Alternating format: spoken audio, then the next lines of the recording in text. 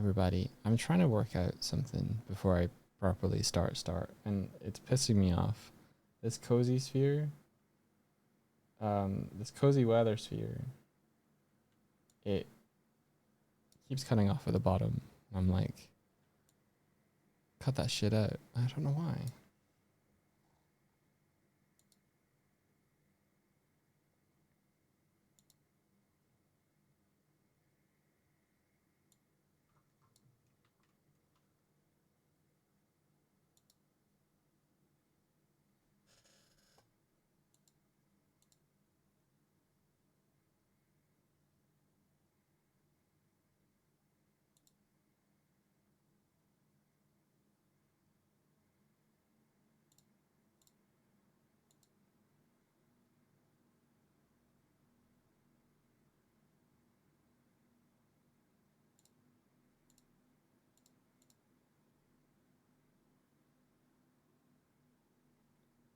Tempted to just restart, like just delete the cozy weather sphere and then project cozy.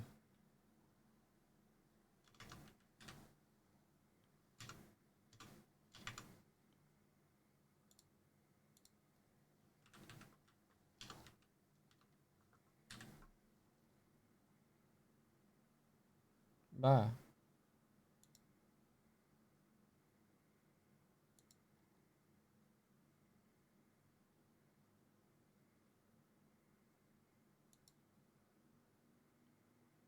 Stylized weather, content resources, cozy weather sphere.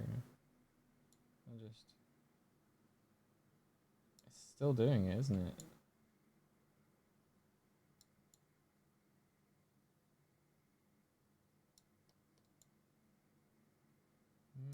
Why?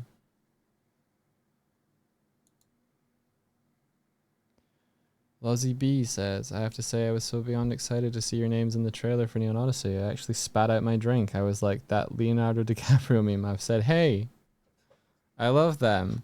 Yeah, that was us. We did that. That's why we disappeared for so long and weren't streaming for a bit. We made another one. I hope I'm not muted. Look at this shit. Look how beautiful this could be. It's got cool ambience and everything. I'm gonna save this. File, save as.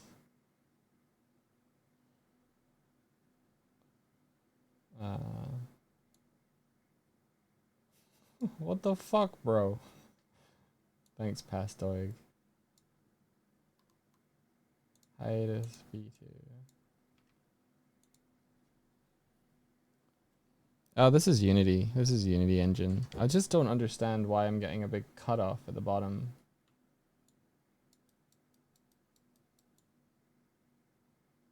It seems fucking arbitrary.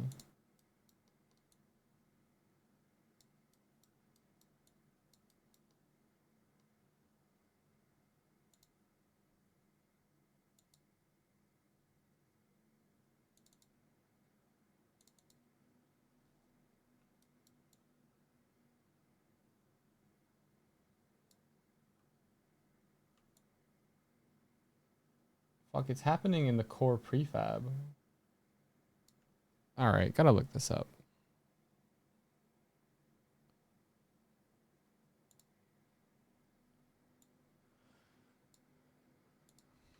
Cozy weather sphere cuts off at bottom of screen.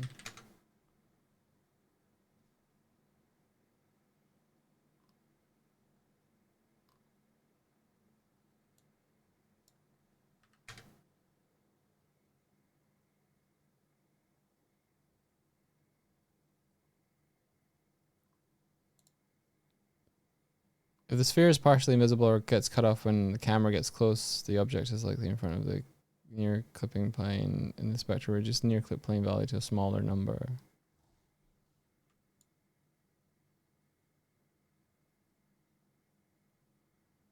Well, my camera's not in here.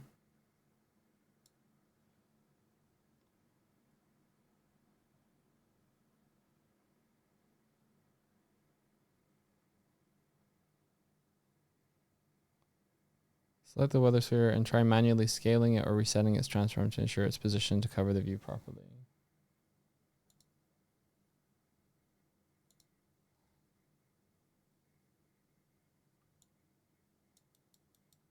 I feel like it is. I feel like...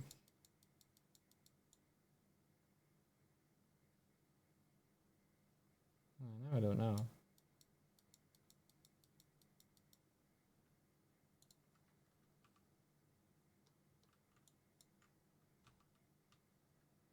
No, I don't know.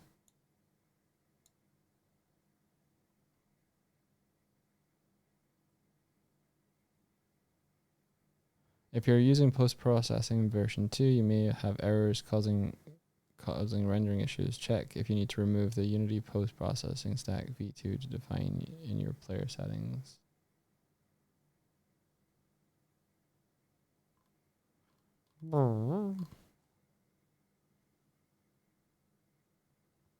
I have an idea. File, new scene,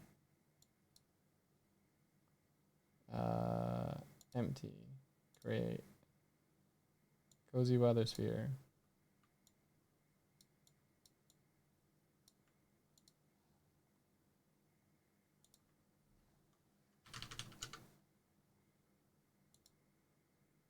Oh, I need a camera.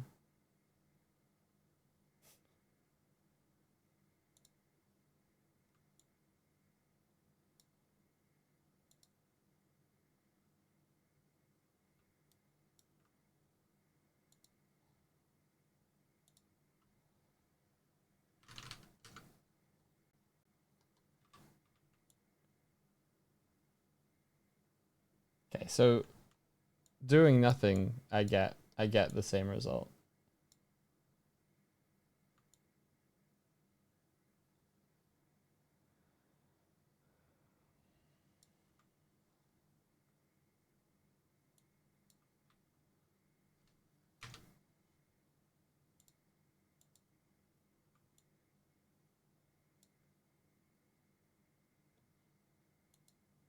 This camera is not even doing anything interesting.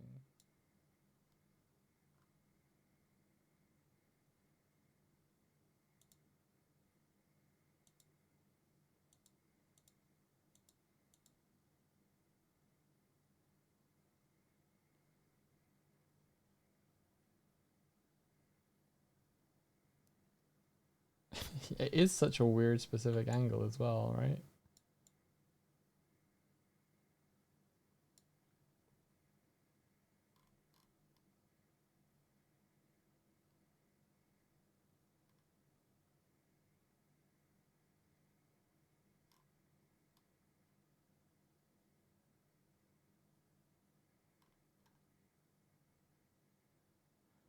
Zero 0.01.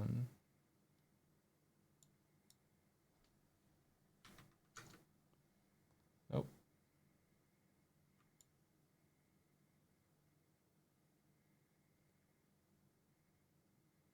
It's such a weird... It's not an aspect ratio thing, because it's doing it no matter what. It's like... File, edit, project settings, player settings, build settings.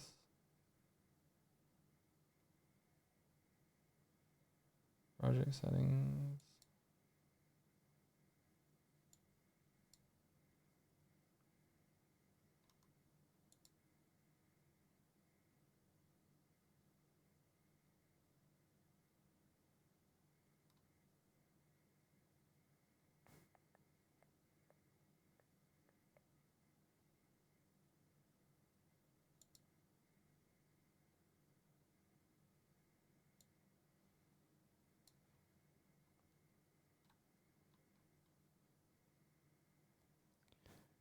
High fidelity.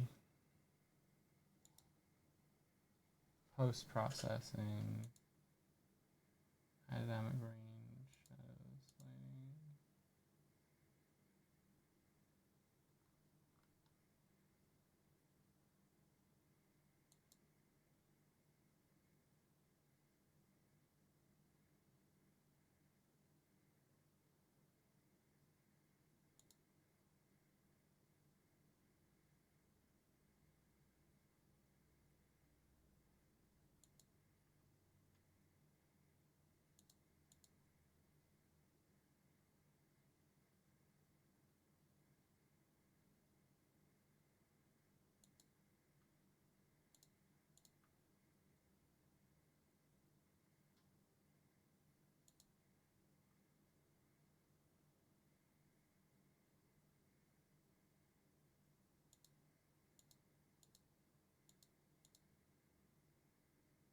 Turning off all of the renderer features isn't doing anything.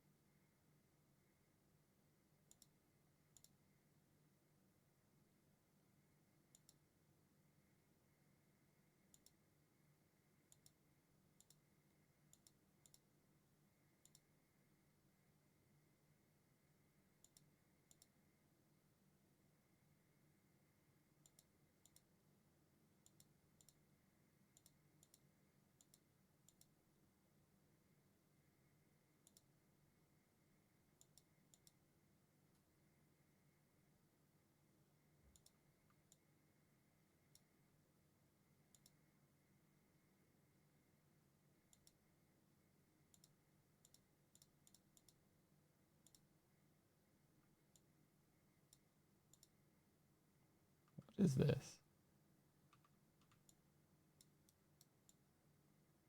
Oh, it's a moon. That's fun.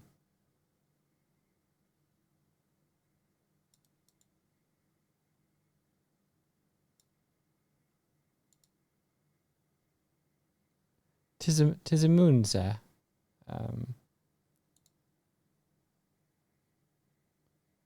Yeah, the sphere seems to go straight into the scene.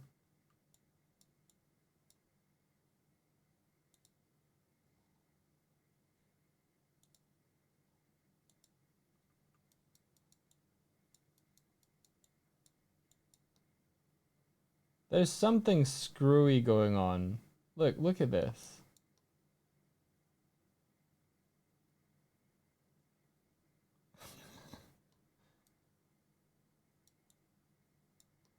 Look at this. What is this? What the fuck is this?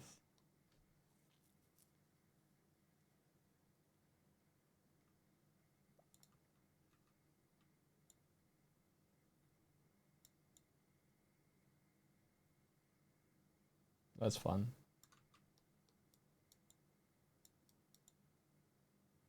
Oh, that's kind of neat. All right, so it's not something. So if I remove the camera, does it still do anything? It's still doing that. What is this? What is this?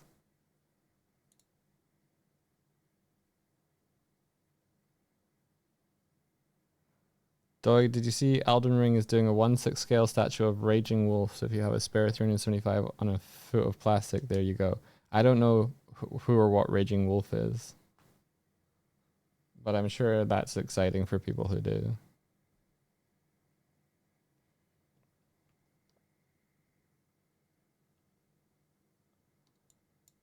It's like there's a transparent stencil or something. Because there's like aliasing. It looks like a really low res texture just cutting off stuff. What is this?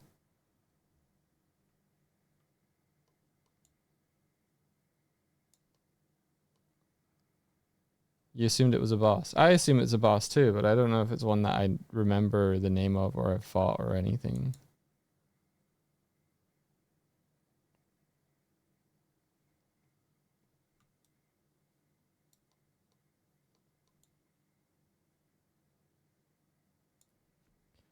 Is that the negative space of the sub-ocean? I don't know.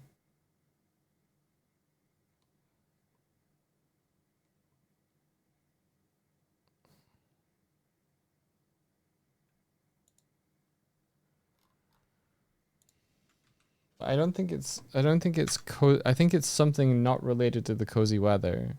It's something I've done.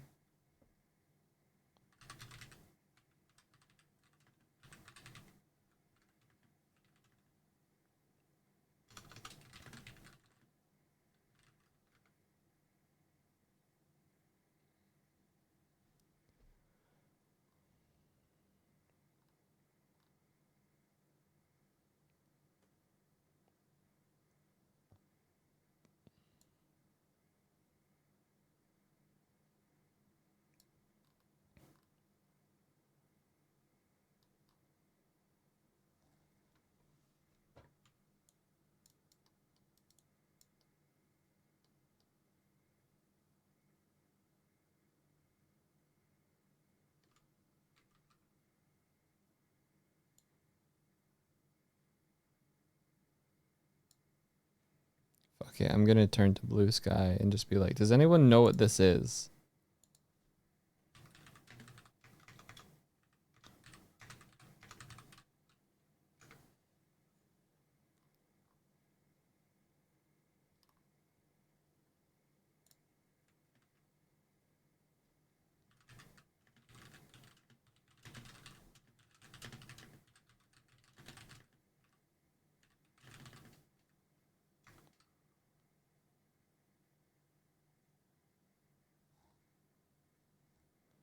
Does anyone know what could be causing this type of, like...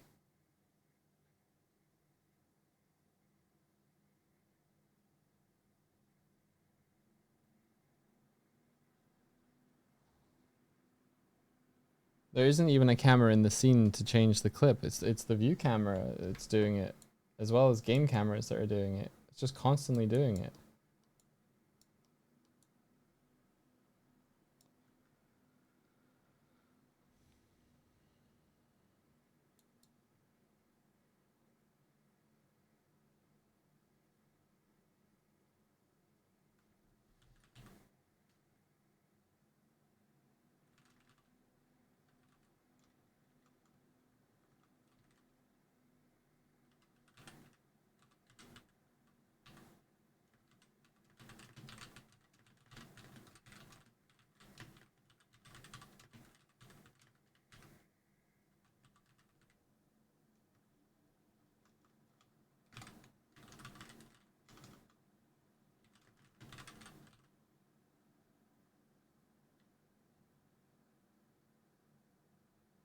Adjust the far clip near in the project settings.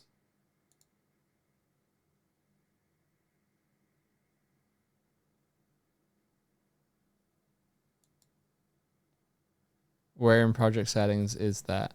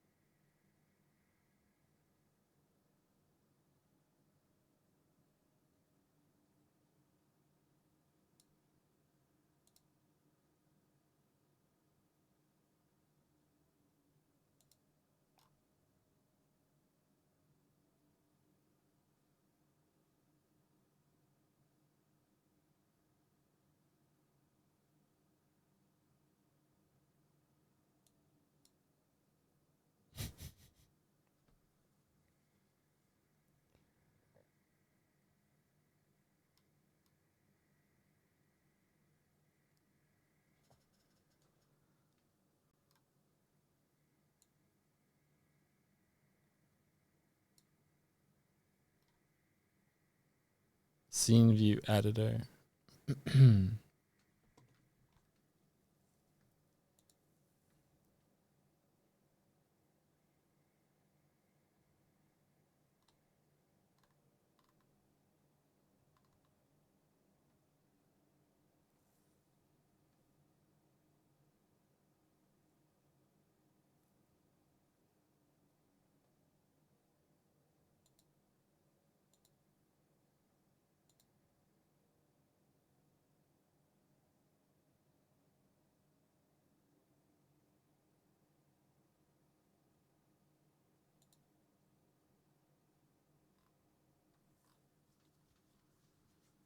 Yeah, I'm not sure. I'm not sure that exists. Well, it has to exist, right?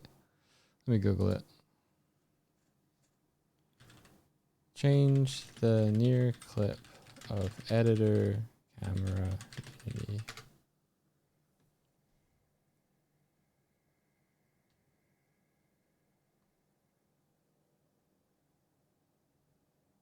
Click the camera icon in the top right corner.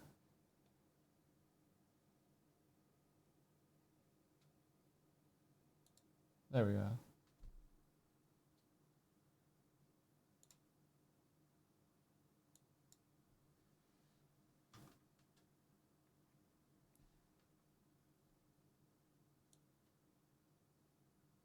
Seems like independent.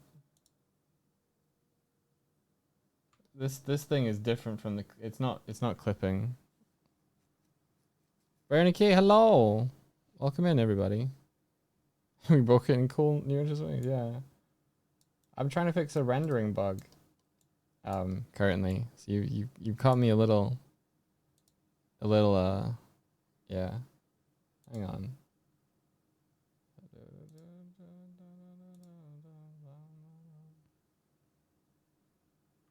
Yeah, it keeps cutting in.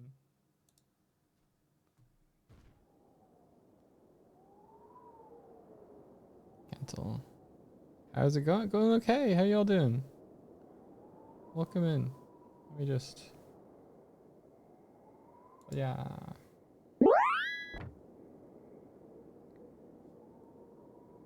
I just reset the weather sphere to try and see if I can get that making any sense. I'm trapped.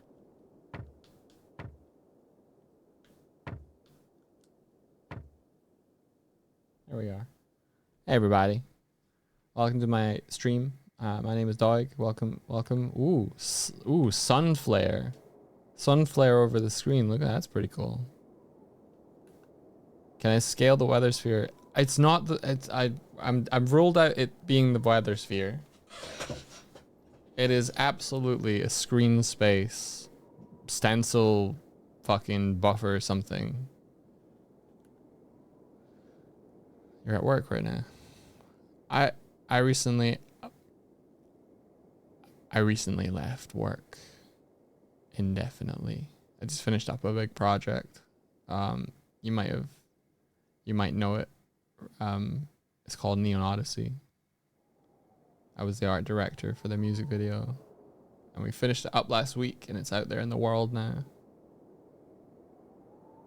It's out there. Check out neonrpg.com to find out more about the cool D&D stuff happening there. Bryony, you might want to check it out if you want. You probably left, but yeah.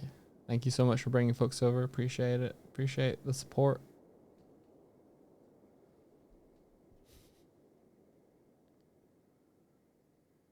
You know, but please remind us. Fair enough.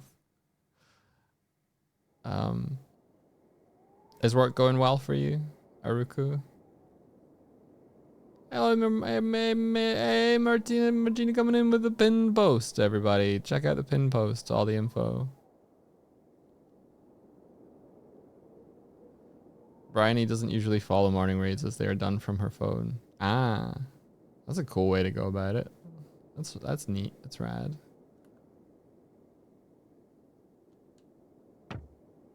Like it. So yeah, welcome to my island.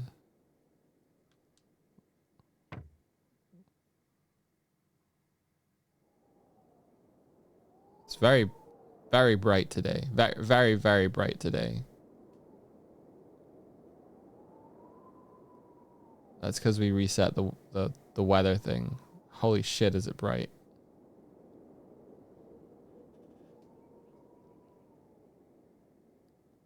Holy brightness levels, dog. Yeah, this. It looks like I turned this shit down when I edited it. I'm gonna go back to that probably because this is. Holy shit, this is too bright. I'm gonna burn. Holy shit, I'm gonna burn. Oh my god. Okay, let's just hide in here.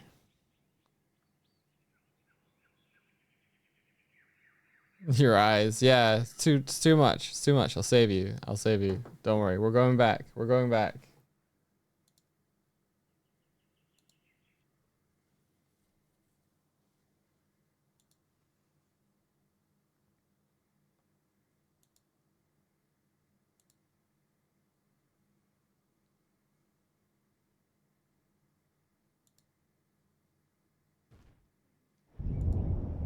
There, it's stormy now. I saved you. I saved all of you. This is more like this is more like it, huh?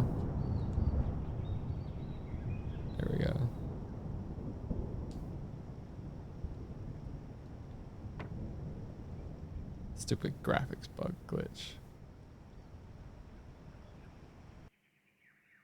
This is better. I still want to make the sand look semi-good and nice. I feel like I don't like this color of yellow. I'd rather it was a little different, but you know, we ball with what we got.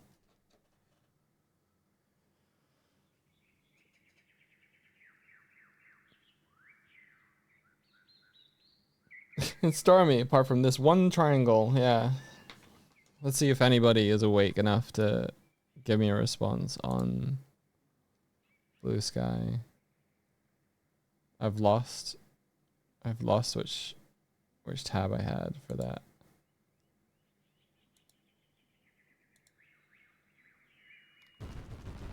Ba-da-da-da-da-da.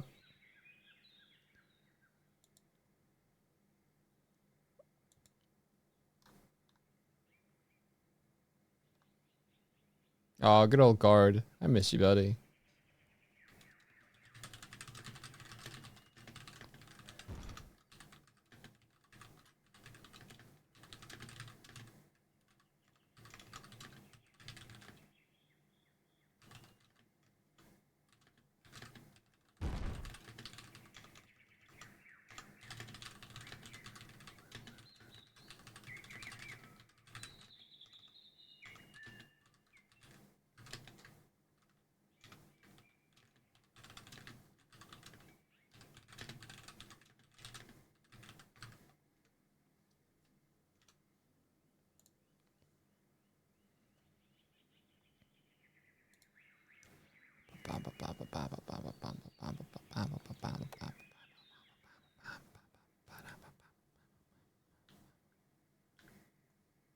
Okay, well we can fix that at some point.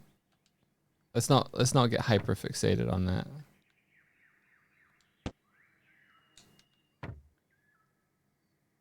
Hey Kaz, how you doing? Are you at work today?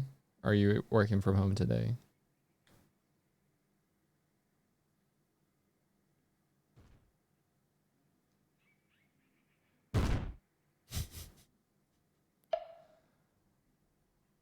Kaz, they've remembered the bombs exist. I'm being bullied.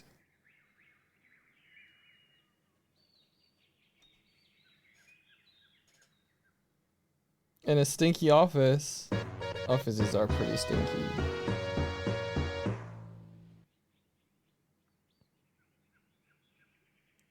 What's with the camera? So it seemed like, look, if you look at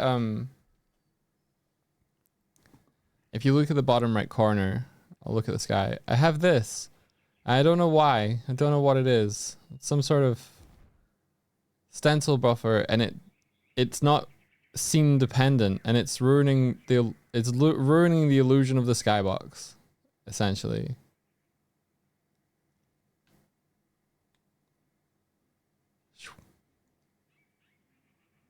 Like it just cuts off.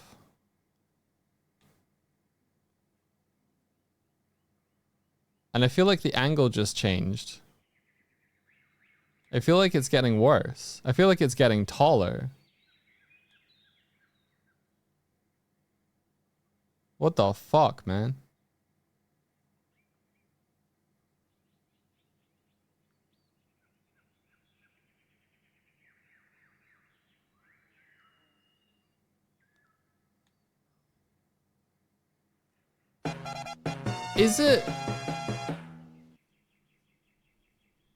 Is it the picture I'm don't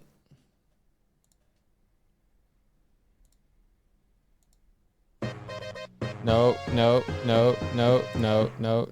This makes people go away. This makes people leave.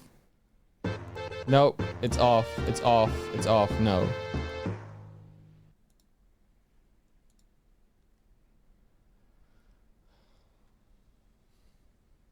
I swear. Maybe it's like picture in picture, but it's happening no matter what. In an empty scene, so it must be something to do with Unity. It must be something to do with Unity.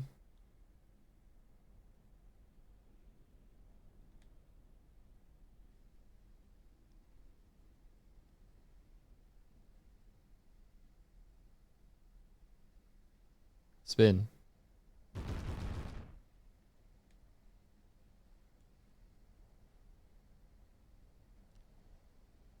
I feel like messing with the free cam has altered it though. I don't know how. It makes me think it's something in a render texture or something like that. Like what if it's...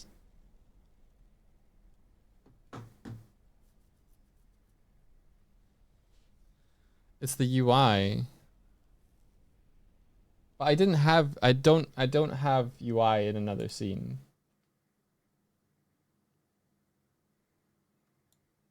It stayed like this. We're fucking losing our weather.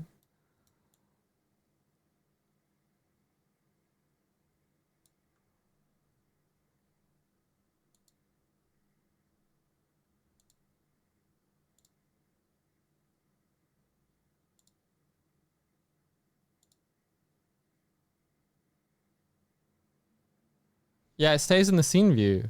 It's fucking weird. It's Debray. It's fucking weird. Okay. So, cozy weather sphere. Drag that into here. Fresh scene. Nothing happening. No camera that I can see. Opaque texture. Use pipeline settings. Off. Use pipeline settings. Off. Calling mask. Nothing. It's doing nothing.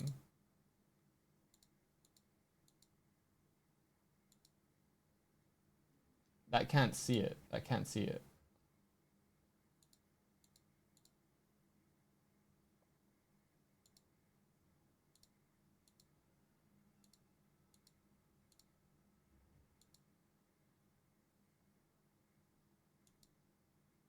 I can see it now. What the hell have you done to Unity? What objects do you have in the cozy? I've done nothing new to this. This is just base. This should be fine.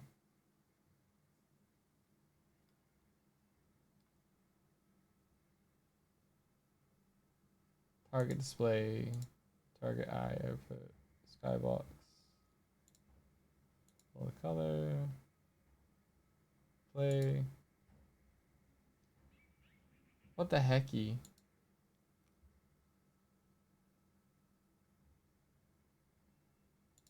Render shadows.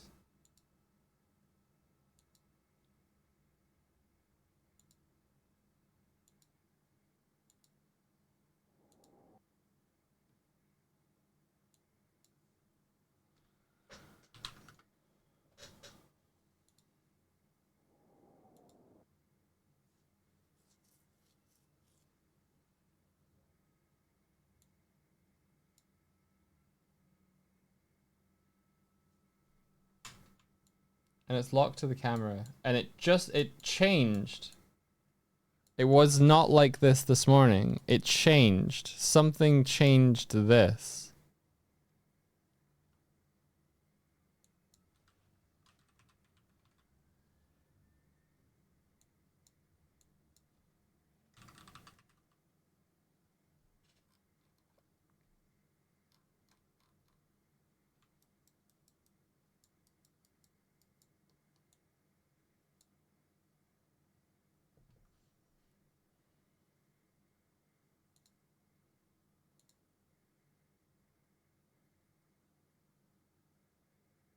It looks like a mask. Yeah, Pikachu. It looks like a mask, but I don't know how that would be applying at all. Like, if I do a UI canvas, and then, you know, UI big image, hit play, like it's displaying that fine.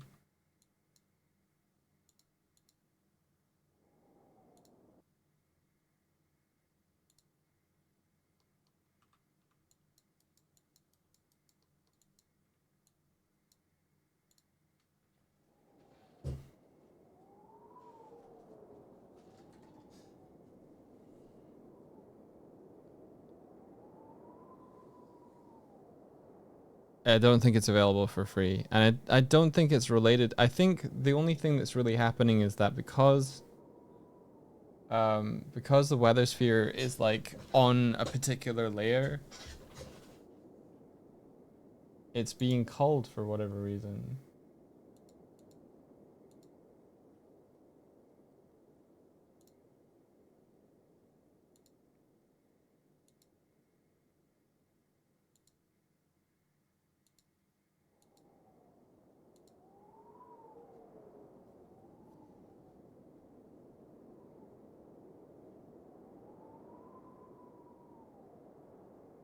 Yeah, it's the same issue, Nico Spud.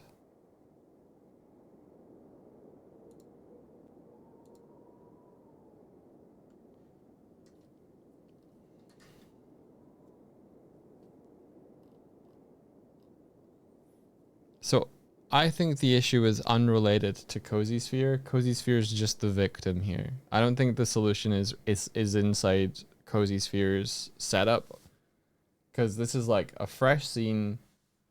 No, I've done nothing to Cozy Sphere. It's base how I would have downloaded it, and it's still getting the same treatment. Like you can see in the scene view, this looks like some sort of 2D sprite shape. Spatula, thank you for bringing folks over. I'm trying to figure a really shitty like bug. Look, I want to have cool skybox, and Unity's like, nope, you get 2/3 of it.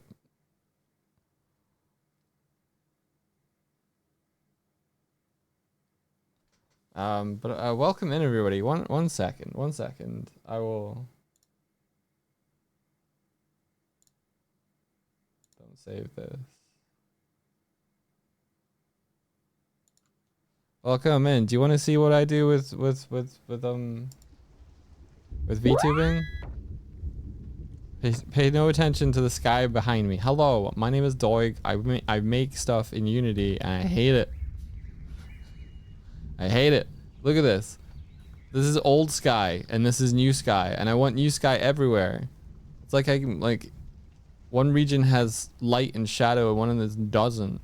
It's weird, and it keeps changing. I keep losing sky. My skybox used to be awesome, and then over the course of 2 days, it's went, nah, man, I'm gonna recede. I have a receding skyline. I'm only in my late 30s. I don't need a receding skyline right now.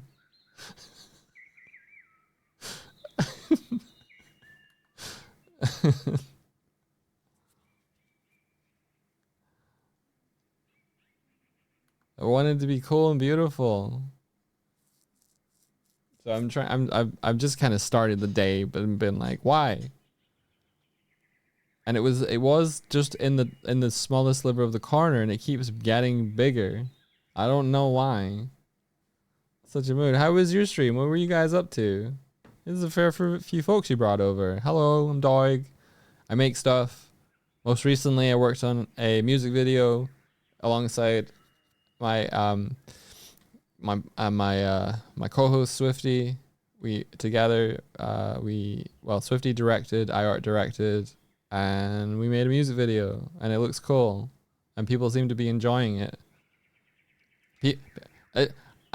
People in the comments are like, it feels like I just watched a whole movie in 5 minutes. That's what people are saying. A whole movie in 5 minutes. Other people are saying, this is the best animation I've seen in a long time. How cool is that? That's not my words. That's some stranger's words on the internet that I didn't bribe. How cool is that? They're like, this is the greatest thing I've ever seen. I'm like, cool. We made a music video, underselling it a bit. We made the greatest music video that launched on May 5th. Of all the music videos that launched on May 5th, we made the best one.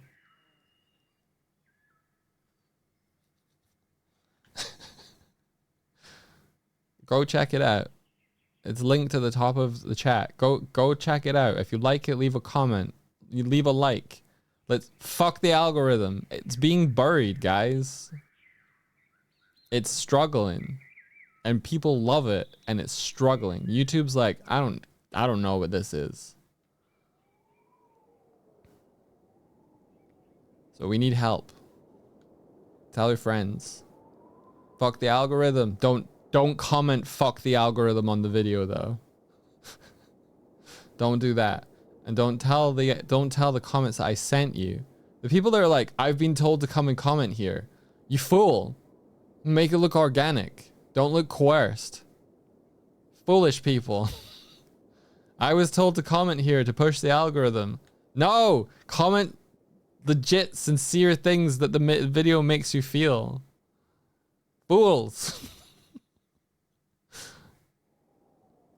Imagine an onlooker comes along and goes, seems like a lot of people were manipulated and coerced into commenting on this video for some reason. No, you want to be, you comment what you feel.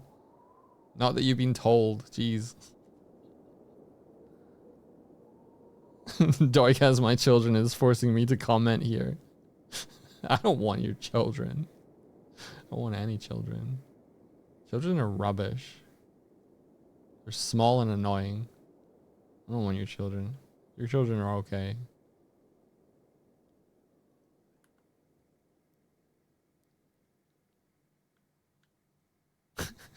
Mikey on the stream last night was like picking battles with Christopher Nolan. He was like, how dare you release your trailer on the same day, call for the Odyssey, on the same day that we release our trailer for Neon Odyssey. Screwing up the SEO, man.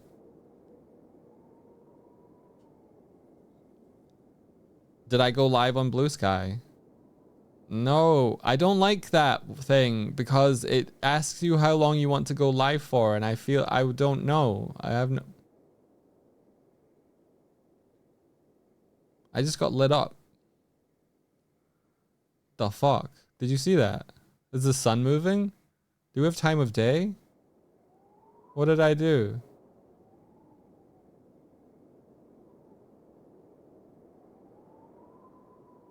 Is my shadow moving? It might be moving. Yeah, some days 2 hours, some days 13. Who can say? I will post that I'm streaming, though. I will post. I'll do that at least.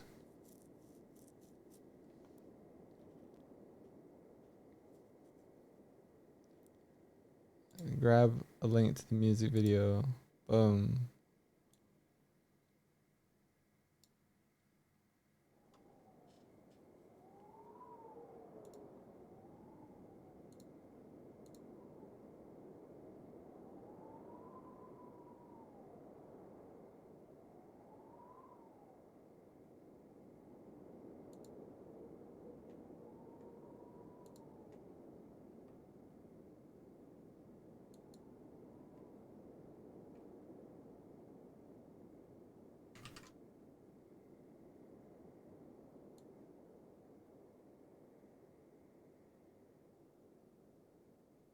Got it.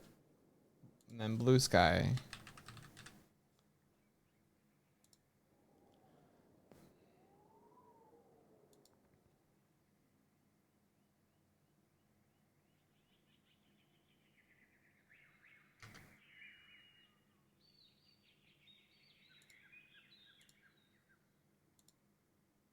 The fact you have to type in your link every time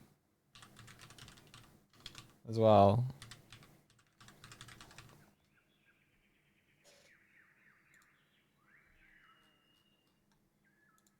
You can only go up to 4 hours. You can set it for 5 minutes. What's the point? All right, I've gone live.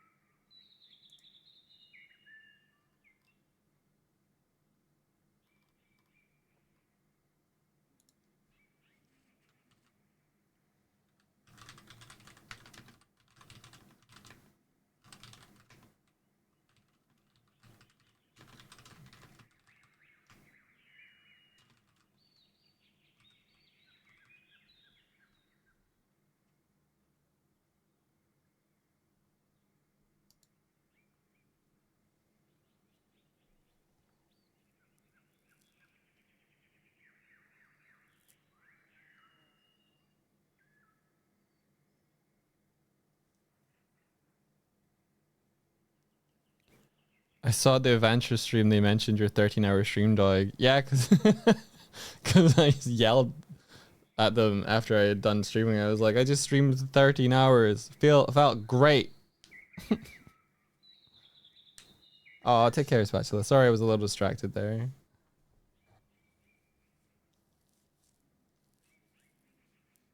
I think it's doing time of day. Yeah, we're getting time of day stuff happening. That's sweet. Look, it's got a sunset. Beautiful.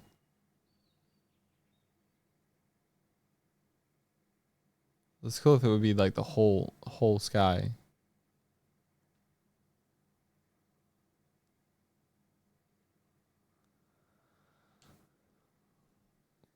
Hang on. Hang on. Is it fixed? Hang on. Hang on.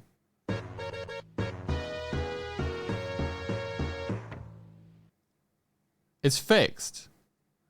What the actual? What the? How is this back on?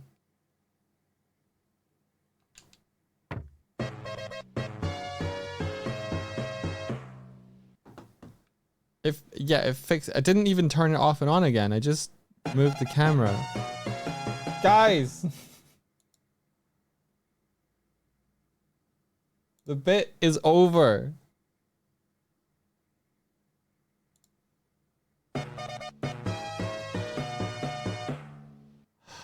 I don't even know where the fucking manage rewards window went. Okay, I'm there.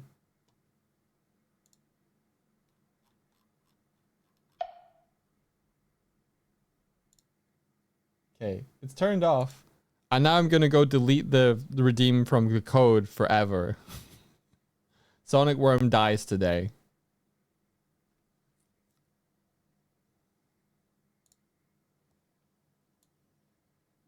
You think I'm kidding when I yell no?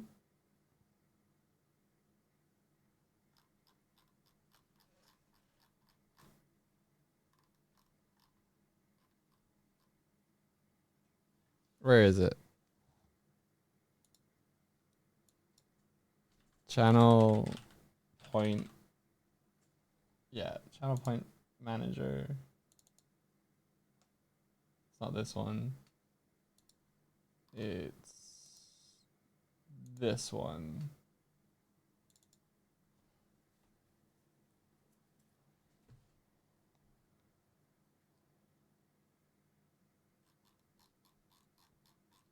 I'm at least gonna make it that it has a cooldown by default now. It's what it should have done every single time.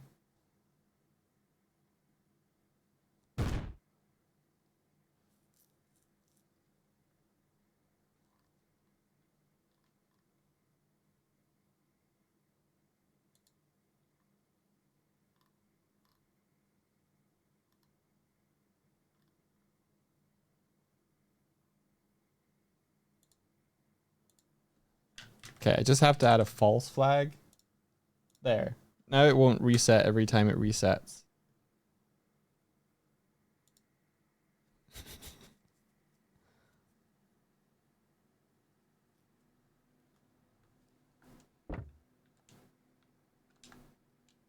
Yeah, time of day is working. It's a little speedy, I guess, but it's working.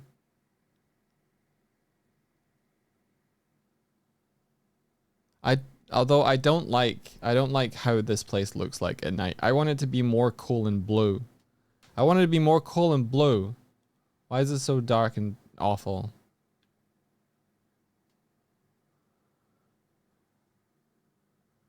Oh.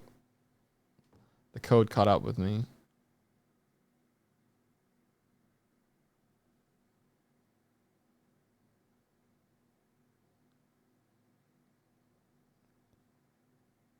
Oh, are there no there definitely are parameters for. Oh, I think Unity just fucking crashed out, dude. Yeah. There's parameters. There's parameters for the sky night colors and stuff. I think I just need to figure out and tweak them.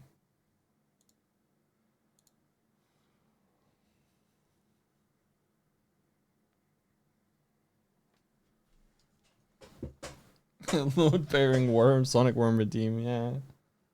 Oh, it figured shit out. We're good.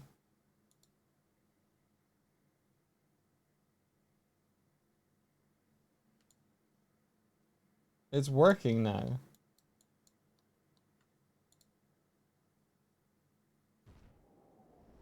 I'm not gonna question it. I'm just gonna enjoy it. I'm not gonna question it. I'm just gonna enjoy it. It's good. It's good, actually. Why does it always start stormy?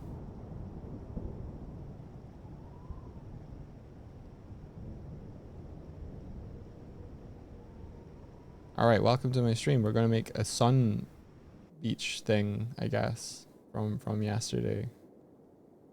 Why does it always rain on me? I haven't seen it rain properly yet. I believe it has the capacity for it though. It worked. The sonic worm did not pop up again. Of course it worked. You doubt my power? You doubt my power? You think I can't code what I want when I want to? No, I get it. No, I just made it so it doesn't automatically turn itself on every time it loads.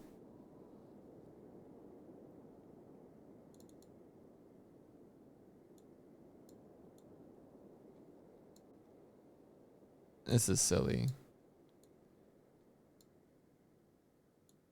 There we go.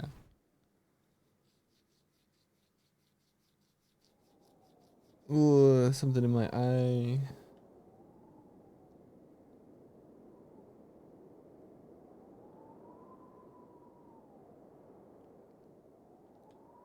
So how you all doing?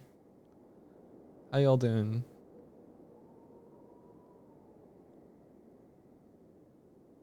Is it a good Thursday for you all so far? Did you have a good Wednesday? How's it going?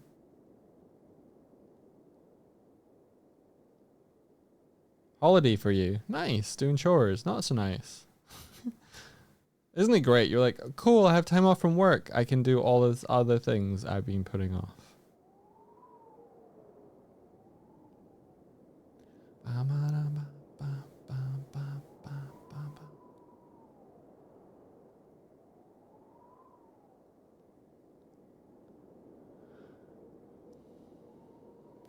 Getting going today. You're at your boyfriend's place for the long weekend. Nice.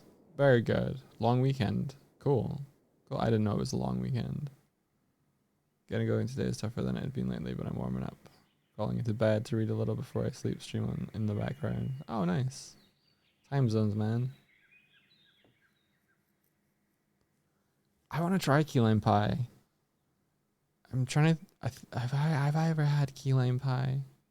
I really like citrus flavors, so I think I would probably like it. I like lemon cheesecake a lot. I used to get lemon cheesecake when I was a student. I would just buy a whole one, and I'd be like, this is for me. This is for me. I would eat it. I would eat the cheesecake. Decadent. But it was great.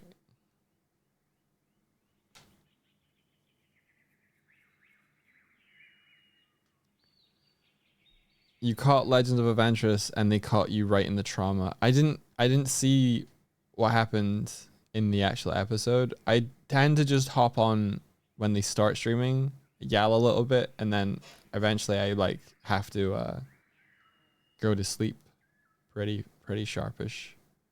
But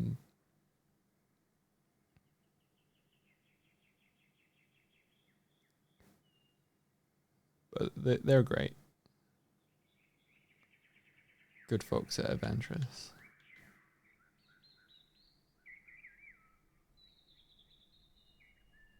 Aruku, I have a question if you don't mind, Doug. Do you have any recommendations for going freelance as a character designer for animation, illustrator, and starting to make comics maybe too? Yeah, I think I do have some advice. Um, Applying to places directly is like it's this the toughest thing, right? Because if there's jobs available and they have an application form and they have an application process, then getting noticed is super difficult. Like, I'll give you an example of the unfairness of going through the application process that way, right? So our friend L Power is an incredible artist and has been for years, and they were doing a struggle to get jobs, right? And you would look at their work and you'd be like, how the hell are they struggle to get work? And they were working with us to animate Starlight Brigade because we'd seen like the small snippets of stuff and like Discord and stuff, and we're like, holy hell, their draftsmanship is off the chain. And they were like, yeah, I want to work with you. So we were working, right? And I think either during working on Starlight Brigade or slightly after, I can't remember the order of events, but essentially they did an art test for Cartoon Saloon, who were animating, I think, Wolfwalkers at the time.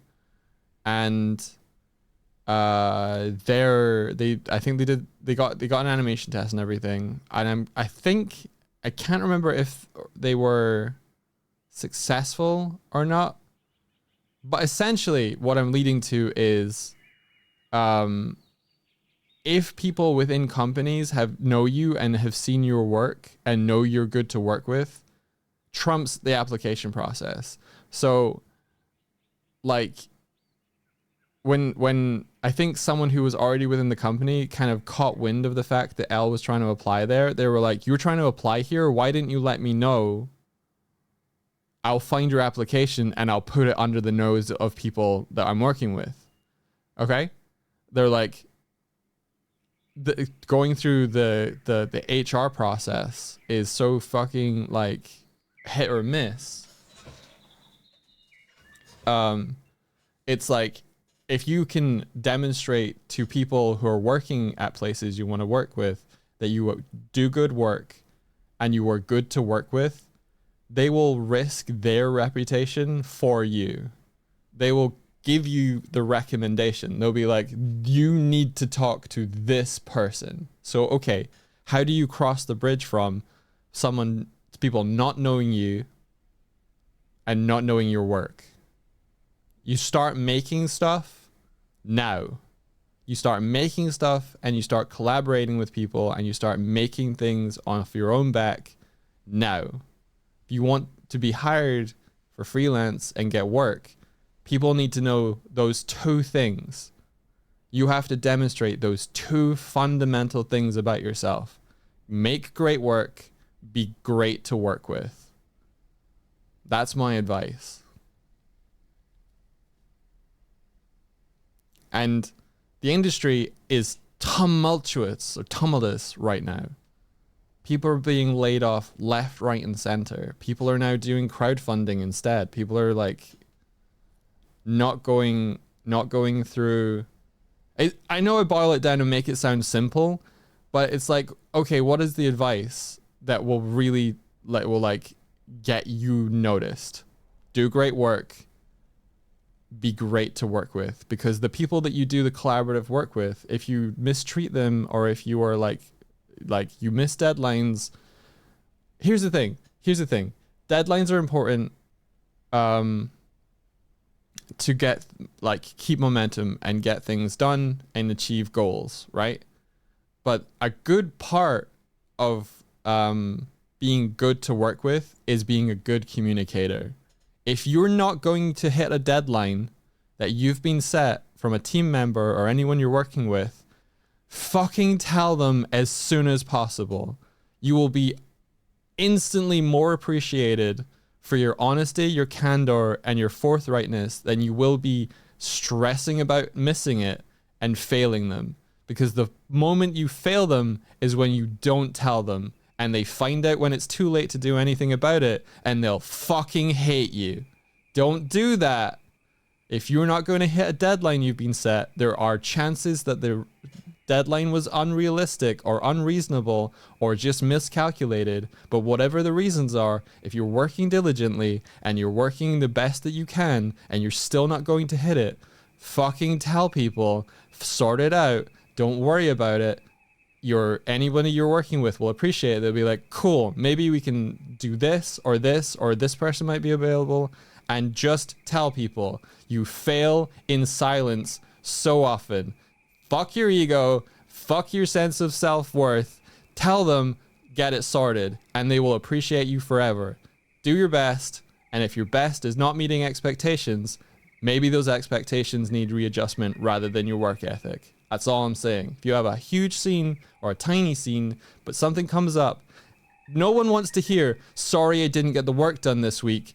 I had trouble with X, Y, and Z. It's like, all right, I get it. But those 4 or 5 days you were having trouble with X, Y, and Z, your work could have been being done by someone else, and the project would not be as rocky as it is. Please tell me when it's happening, before it's happening, so we can do something about it.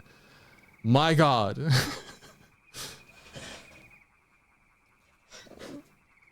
Your supervisor doesn't care whether, like, doesn't care if you're struggling. And I mean that in the best way possible. They don't mind if the thing is a struggle. They mind if you hide it, because they can't help you if they don't know. So being great to work with is not doing everything perfectly. It's being a great communicator, telling them what you plan to do, what you have done, what you aim to do, when you aim to do it. And it can be as super fast, it can be super slow, it can be anything in range between. As long as they know and you're great to work with and you're a great communicator, that's what's important.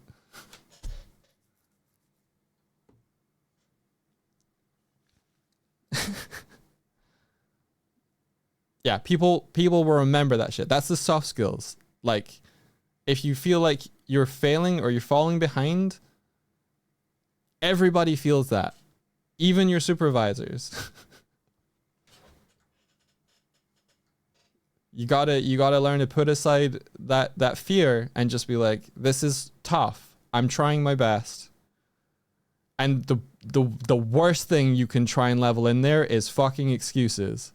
Nobody wants to hear that shit. Don't give excuses. Oh, it was just like, yeah.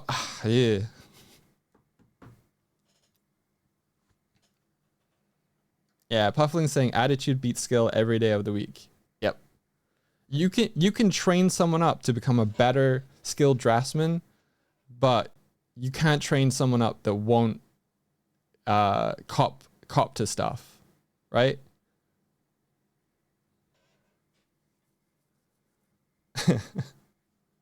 So yeah, how do you find freelance work?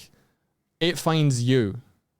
And it finds you by putting out great work and being great to work with. And sometimes being great to work with even trumps great work.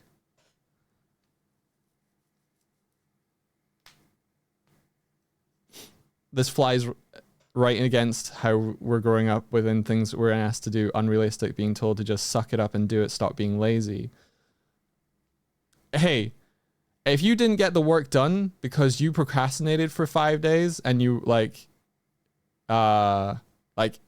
you just weren't doing it, yeah, you can be honest about that. That will also get you that will also, like, people remember that shit. Like, if you gotta have legitimate reasons for the struggle, not excuses. I'm not saying that you can be like, man, I just wasn't feeling it this week, and your supervisor is gonna be like, okay, no worries. They're gonna be like, the fuck do you mean you weren't feeling it this week? I'm depending on you. The struggle has to be real. It has to be sincere. Please, that caveat to what I'm saying. You can't come up to your supervisor and be like, I'm just not planning to do things for the next 2 weeks. Is that cool? Because they'll be like, yeah, that's cool. Hand in your working files as they are, please. I'm going to reassign this.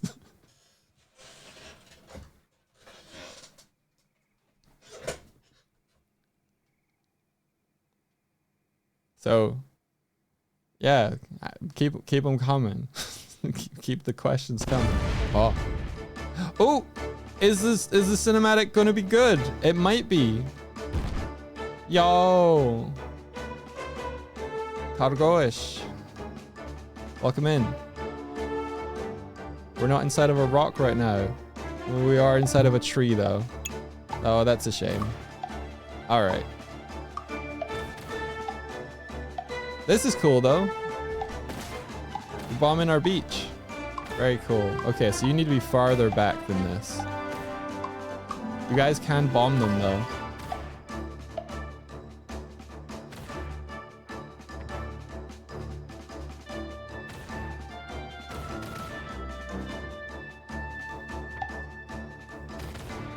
They need to be much farther back. What is happening?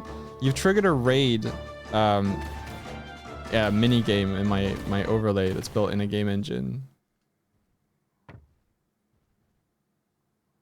There we go. That's way too close. Okay. Okay, we need to fix that.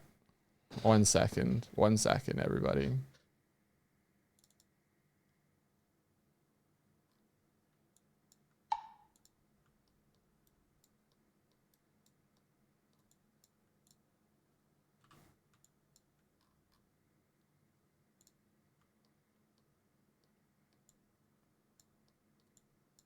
You can go out to here.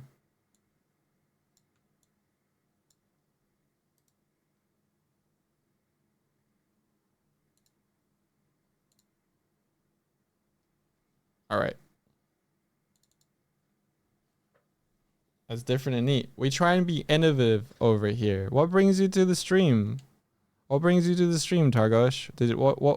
What interested you in because I don't recognize the name, so is this your first time raiding us over here?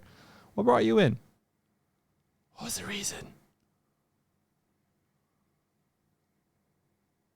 What was the reason?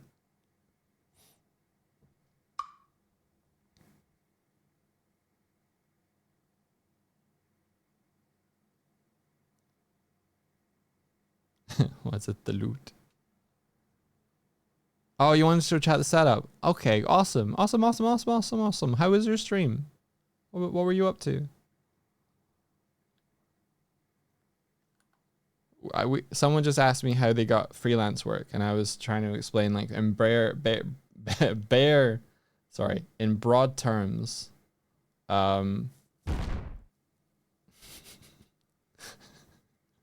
Nice shot, Fusar. In broad terms, the secret to finding work is to make good work, show it to people, and be great to work with. I know that's not very specific because I wasn't talking about any specific industry. So if we're talking comics, make small comics, share them. Whether that be a web comic or like a 2 to 4 pager, or, you know, start small. Like, I would always recommend starting small in any creative endeavor or medium that you are not used to.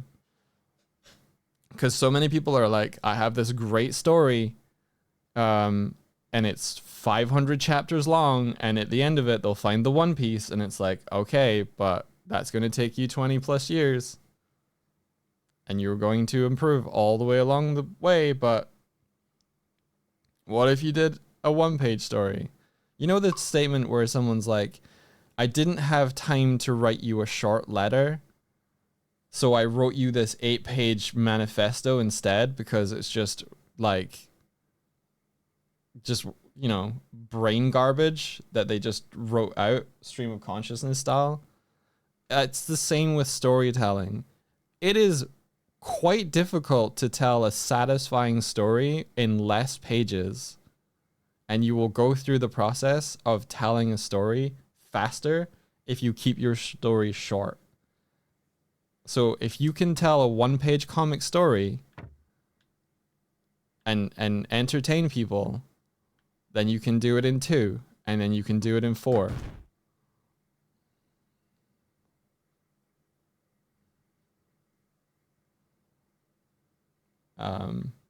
Yeah, that's the thing. If you have to consider, if for like writing a short letter, you have to consider what every word means and how meaningful it is, and you only have 1 page to do it, the amount of thought that you put in for each word that it gets included is infinitely more than if you're like, scroll 8 pages and try and get your meaning across, or 30 pages, or 100 pages.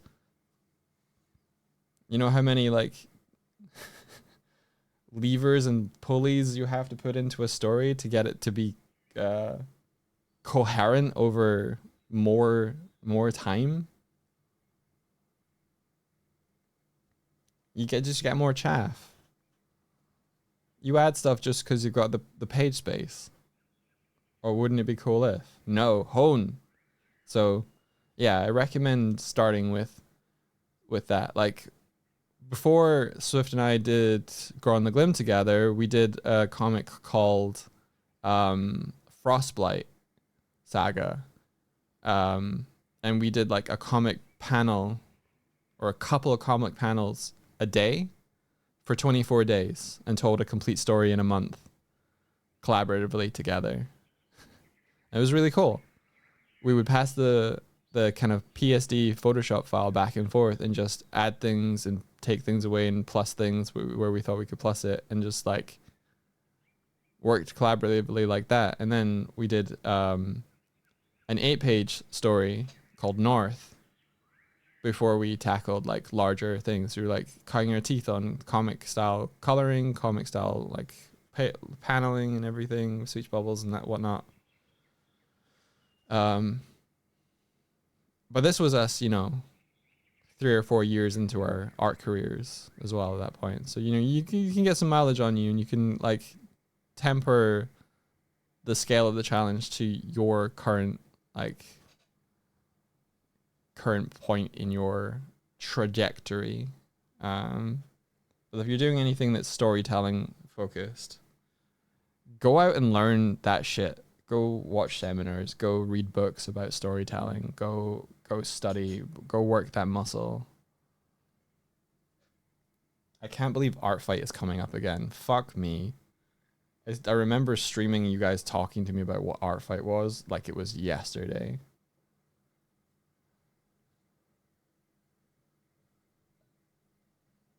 At the course you were doing, Puffling says, the tutors told us to look at adverts and how much info they convey and the ones that tell the story. Absolutely. Storytelling is absolutely king. If you want to inform someone why they should pay attention to something, the answer is absolutely always story. You know, people that come in and they start talking to you and they're like, your brain is just running on like, why are they telling me this? Like, they come up to you and you're like, oh man, I was coming home from work and then I was driving in the left lane and then there was this noise suddenly from the left hand side, and my drink was cold, and I was waiting for a few minutes, and then I heard the sound again, and you're just like, what are you trying to tell me? Get to it. But if someone's like, lock you in, or like, dude, I got so scared on the drive home last night, and you're like, he got scared. What scared him? Question. And then they're like building your anticipation. Where like, I kept hearing a sound I couldn't identify. But just that, like, why are you telling me these words? You have to like hit people instantly with that, where you're like, this is the reason why your attention matters right now, and I am going to pay it off with telling you this. Like, when people tell you a story about something that happened to them, one of the things that interests us in that is learning how to avoid doing the same thing to ourselves. Like, if someone tells you a story where they fell over or like they endangered yourself, You were like listening going, how can I protect myself from being embarrassed like that? Or like, I'm getting a chance to laugh at this, but also this is cool, informative information. Tell people that shit up front. Dude, you never want to do what I did. Oh, dude, I hurt my leg so bad last night. Let me tell you the story.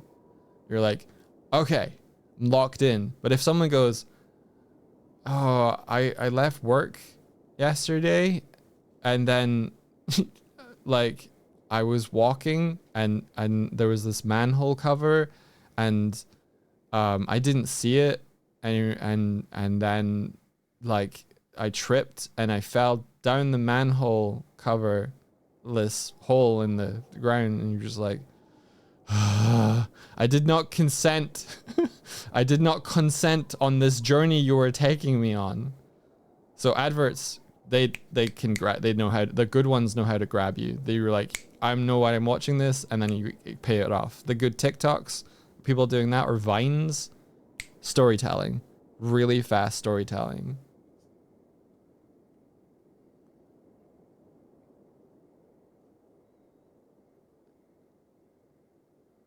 The current TikTok trend I witnessed was making long-winded setups of stories for minutes, and then the video ends with, to watch the rest, wait for part 2. And like, why? You meandered so long with unnecessary things, and now there was not enough time for a conclusion. Yeah. They're just baiting you into following their channel. That's just engagement bait. But that's what I tried to approach with the TikToks that I was doing was, what is the story of this moment? What needs to be included for you to understand the context, and what needs to be there as a payoff? And that is how I approached making the Doig Swift shorts. What was funny about them? What was the moment that I'm trying to encapsulate? What do I need to remove so that it feels punchy? What do I need to include so that if I say something or if Swifty says something, you know why they were saying it? Storytelling, man. It's everything. It's king. It's king for everything. Success in anything, if you're a storyteller or like a good storyteller, that's what people latch onto. They want to be told satisfying stories. You did a great job on those.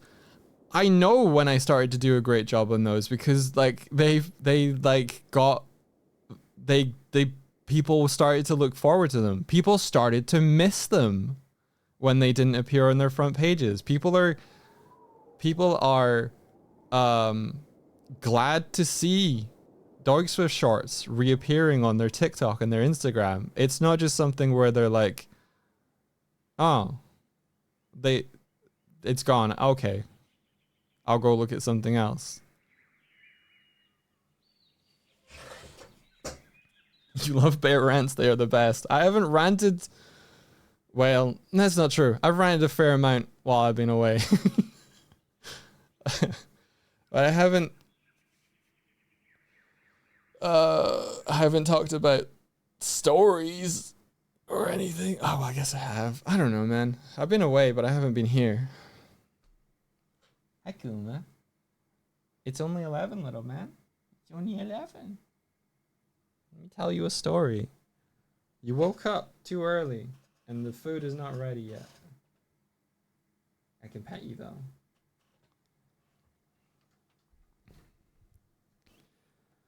You missed them. You're only on Blue Sky.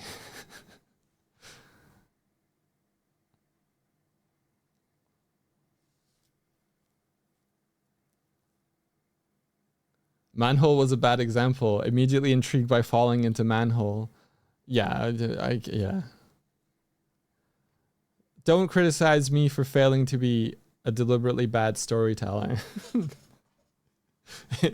It's hard to be a deliberately bad storyteller when you're like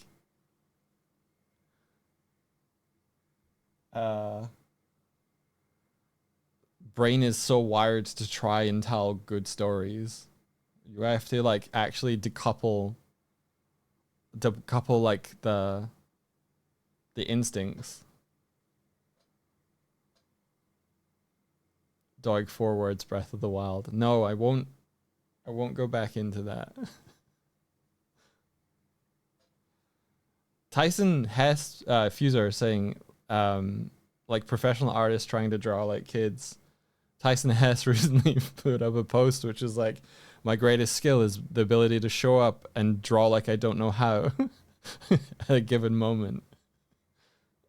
And he gave examples like drawing Knuckles on a sign, and there's a rabbit that gets drawn by Maria in the Sonic 3 movie over Shadow when he's in the glass tube. Tyson was very pleased to tell Swifty that he was the one that drew the bunny on the glass, because it's from her boards. So he was like, and I got to draw the bunny. I hope you like the bunny on the glass.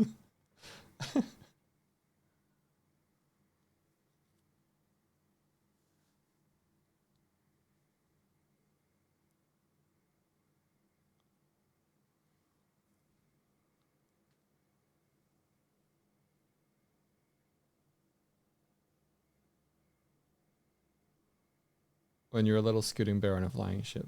We don't have a flying ship anymore. It crashed. It crashed hard. What we do have now is an island to explore, and a weather system. We have inclement weather because we're on an island now. Check it out. It's sunny. And we got water. And we got a bathing sonic worm. And buoyant barrels. And eventually a frame rate. Wait, does this feels fairly static. There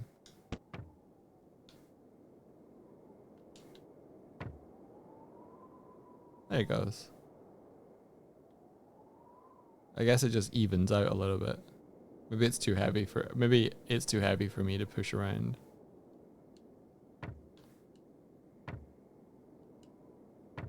Interesting.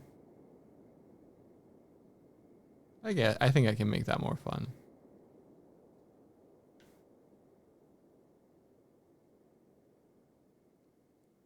Quetzal had a chroma with an art study question. Oh.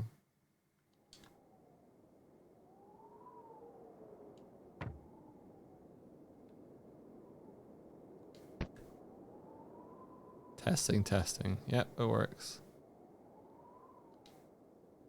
You know what else works?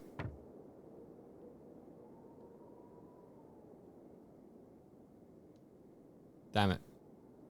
This is harder to do when your camera is locked to your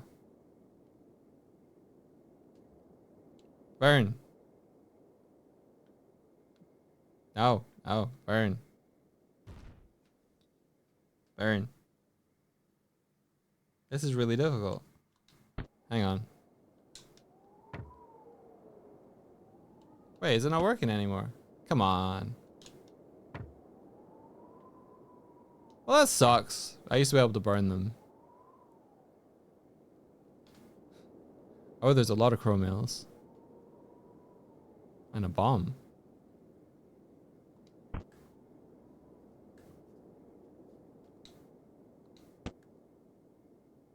There we go.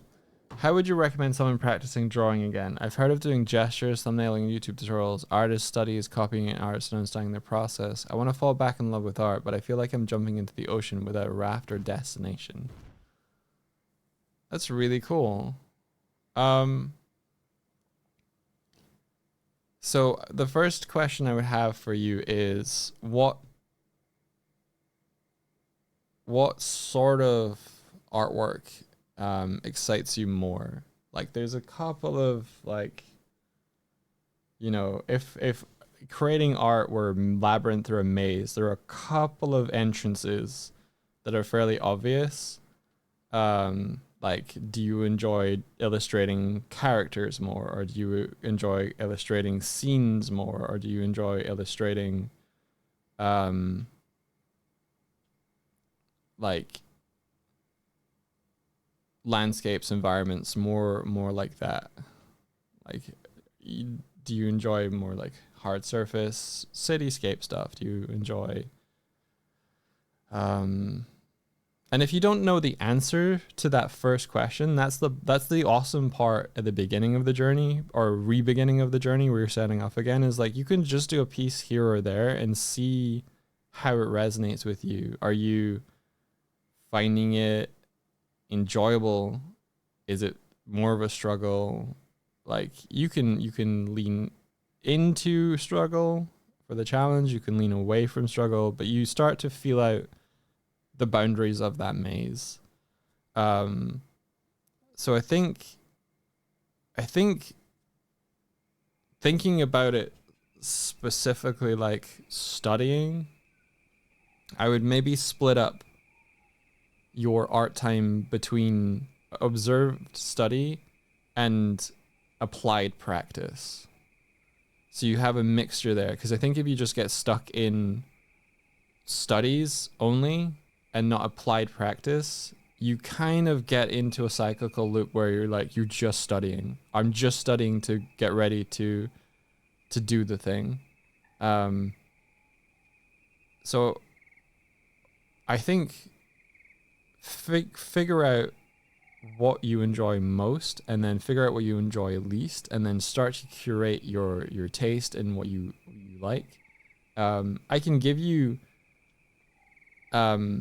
places to look at for inspiration for like stuff to do. Like if you've ever heard of James Gurney, his blog that he's been keeping for years, Gurney's Journey, is just a plethora of different art, different, he like cites different artists, different techniques, different stuff, and it's all categorized on his blog by topic. Start there, click on things that sound interesting to you, start reading about stuff, see what you go, that's cool, I want to try that. Go.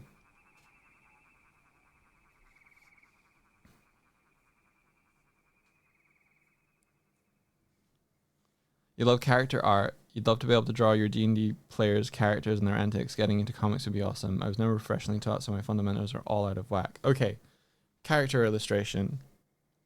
That's your entrance into the labyrinth. That's awesome. If it's character illustration, you're gonna want to have a fundamental basis in observed drawing, like life drawing, coupled with stylization, and marrying the two to kind of create the aesthetic result of a like D&D characters that you want. So I would say studying gestures and stuff and drawing from life should be coupled with studying, like pick maybe 3 artists who make the sort of art that you want to make, not just one, not like make it at least 3, and emulate them for a little bit. Try and figure out what it is about the way that they abstract from life, and at the same time learn to draw from life, because abstraction of observed stuff, you'll start to see where they are pushing and pulling rules. Like you don't want to just go you don't want to just like study the abstract form. You want to study what that abstraction is built on, what that stylization is built from. Like a stylized human head breaks rules and adheres to rules in important ways for form. And so like learn to draw from life drawing, go to classes of like gestural study there. Usually a life drawing class will give you an amount of time for very quick sketches for you to work out how to get like proportion and nuance and gesture, and then you'll have longer poses where you start to like hone in on creating like a nice drawing.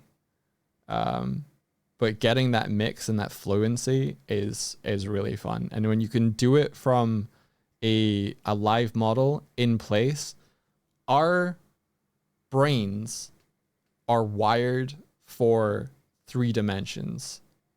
And you can do life drawing from a screen, but that screen is always a projection of 3D to a 2D space. And there is something that develops in your brain if you are in a class in a real life setting where you can move your head from left to right and that 3D form in front of you shifts a little bit. It wires your brain a little differently, where you don't quite get that if you are studying from a screen. Like, I think that's why like doing 3D models and stuff as well can help. But yeah, see if you can get yourself to a life drawing class. 100%.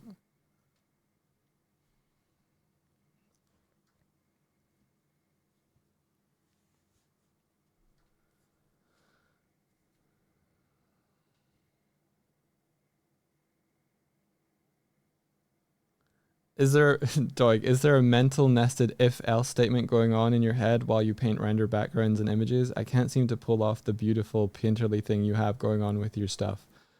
You do develop like a gut check while painting. There's sometimes an unthought process going on when you get fluent, and that is just the result of repetition.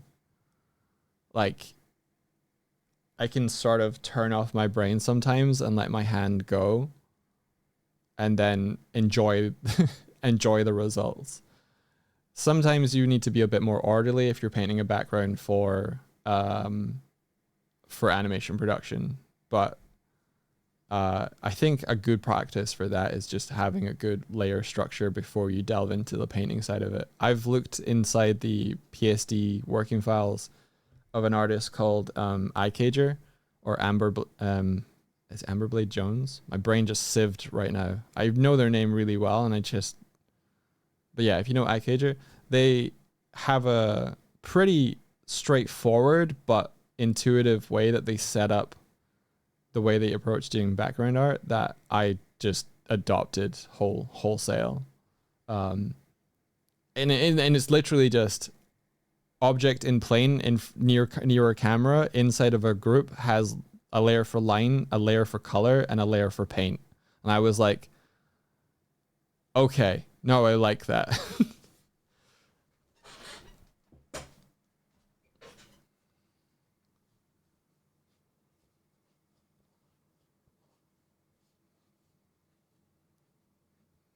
But yeah, I think just starting out, I really appreciated PewDiePie's videos that he was doing where he started drawing and he just draw what he liked, but he made sure he did it every day.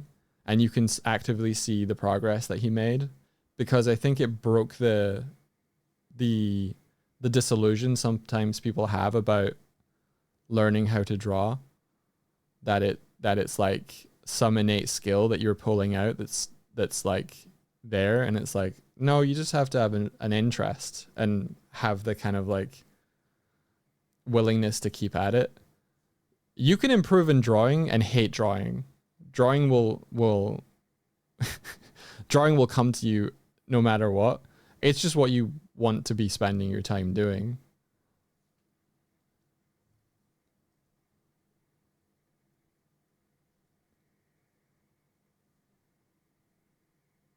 Annie, welcome in. Thanks for joining. I'm just chatting apparently. I might have to go and see what Swifty's doing because it's been 90 minutes since I saw her. So you think of more questions if you want them. I'll be right back.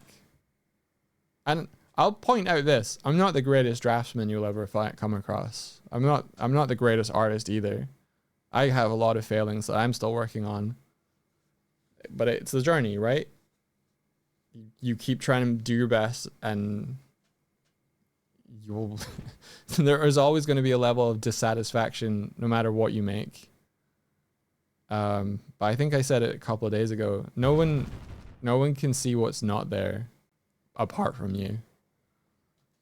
So it's something to remember when you've made a piece of art and you're showing to others. They can only see what you put down on the page. They can't see all the things that you wished you'd done. That's not there for them. and they'll enjoy whatever it is for what it is. I'll be right back.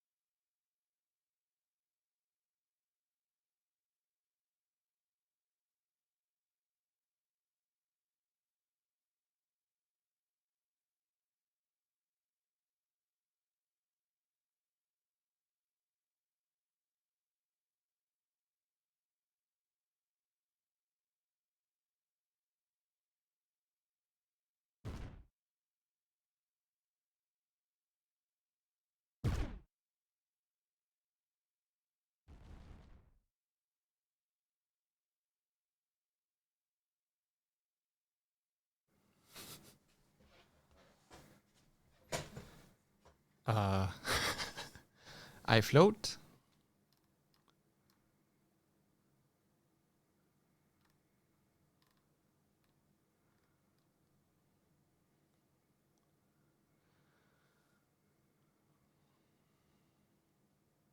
Just catching up on chat a second.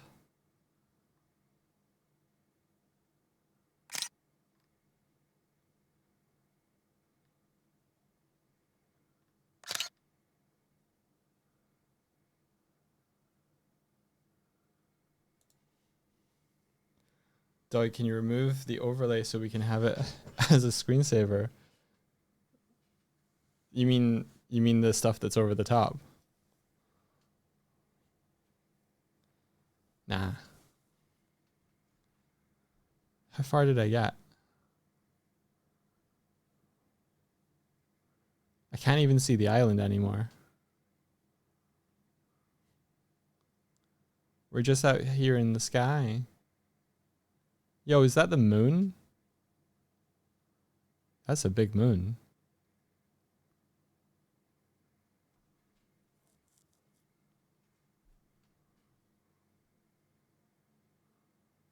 Where's the sun? That's cool.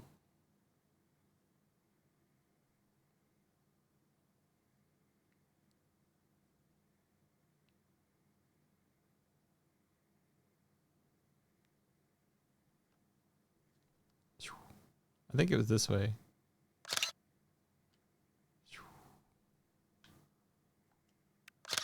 I was right.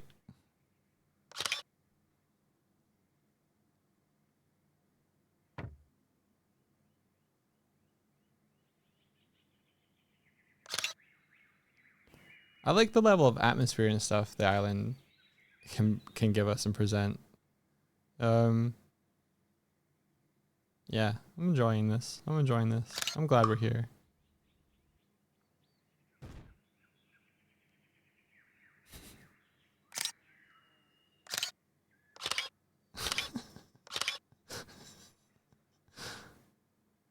We.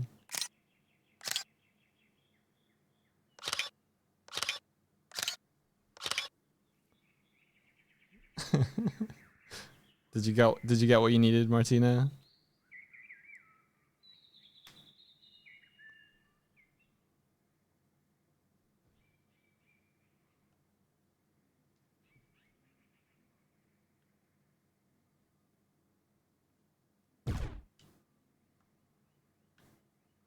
Oh, you got me. You got me. Nice.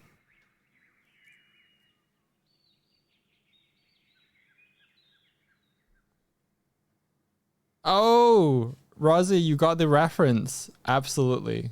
100%. 100% that's what the island is inspired by. I'm trying to remember what it's called, but yeah.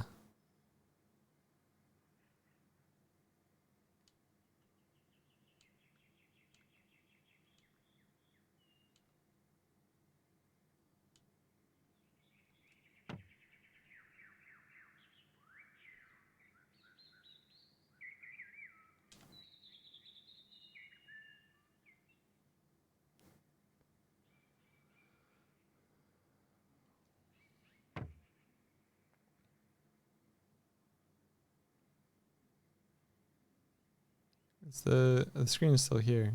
Nice.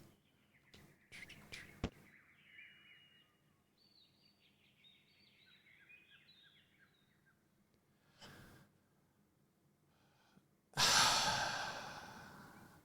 tire.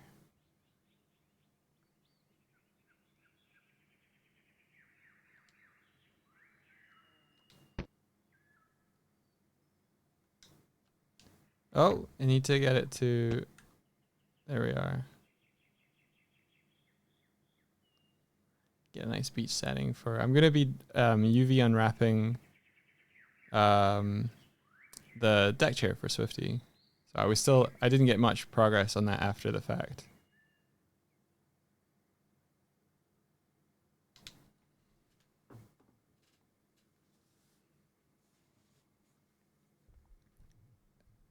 You know what? I think what I said yesterday was I had no interest in seeing Artie in drag. Is what I said.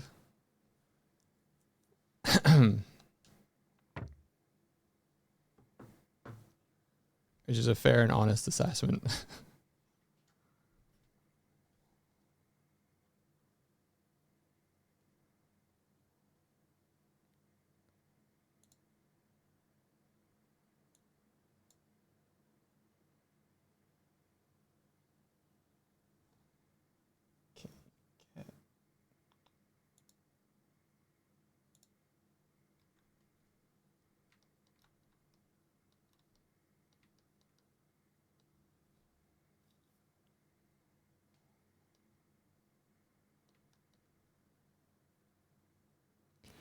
I said I was checking in on India. She is sleeping.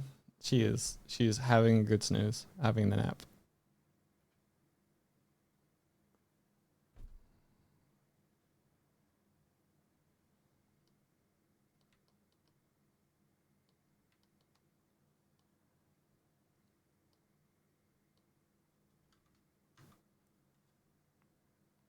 Yeah, I think she's taking it easy. It's nice to see.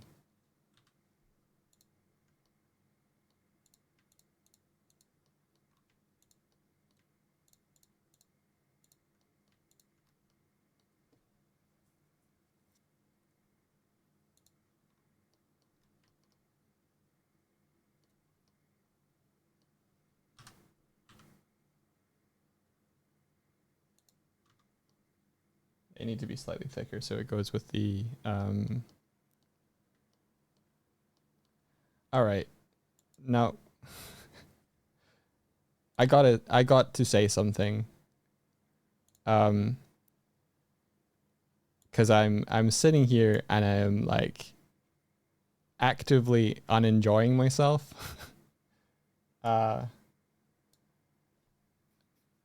you're welcome to watch the stream, Artie, but given what has happened, like, between us, like, and I'm not gonna go into it, I don't actually want you here. And I'd appreciate it if you, like, just kind of go, please.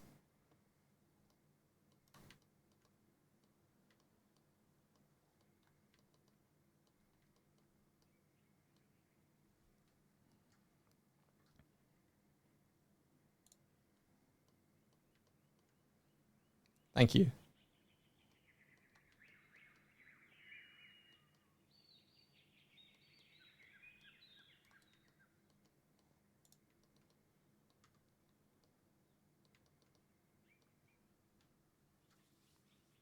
I'm not going to get into it with anyone here because it's a private thing, but I want to have a good time, and I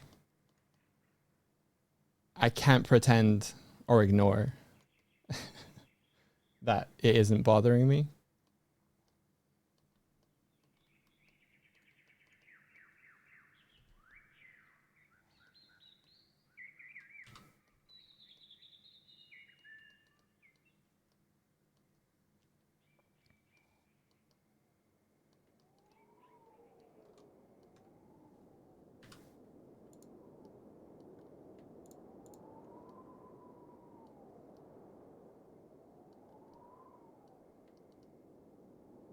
Okay, gonna grab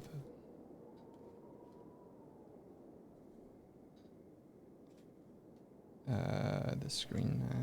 Apologies for that.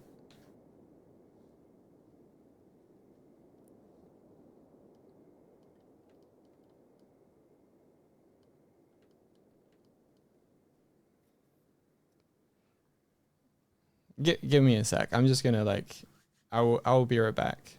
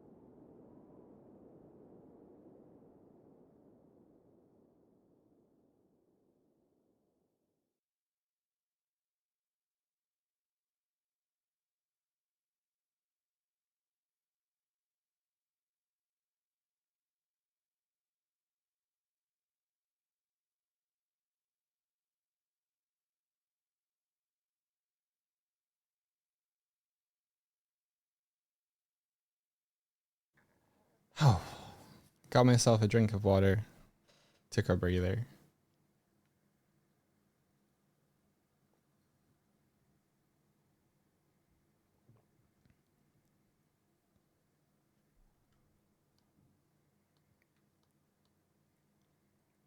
What's being posted in?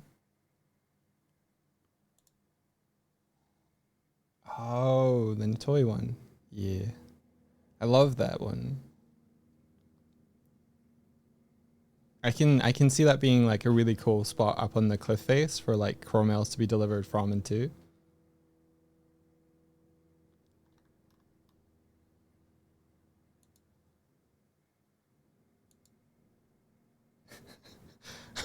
All the bird poop mixing with the letters is very good.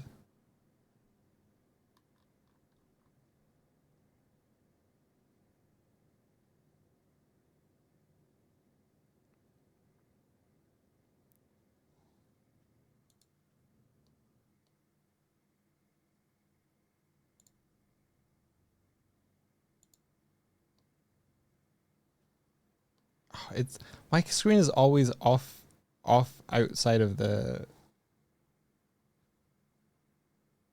out of the bounds. I keep forgetting to I keep fixing it while the game is running and then forgetting to fix it afterwards.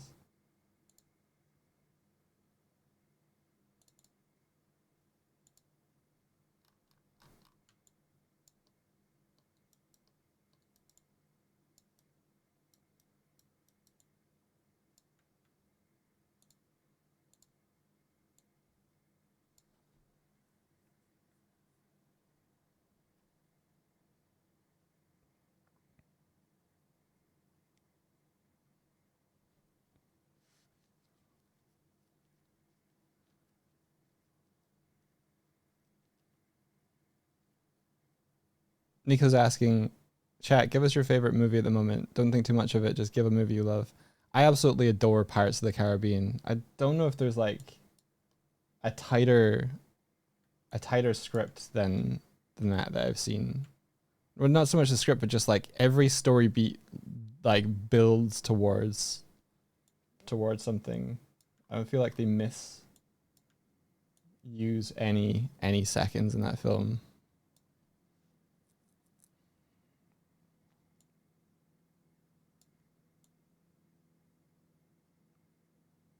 I think one of the interesting things about Pirates of the Caribbean is Jack Sparrow's character not intended to be written that way, I don't think. But like embodying that in the film, giving that kind of fresher take. Like I feel like when Jack gets written to be the Jack that we see from the first film, something is lost. Like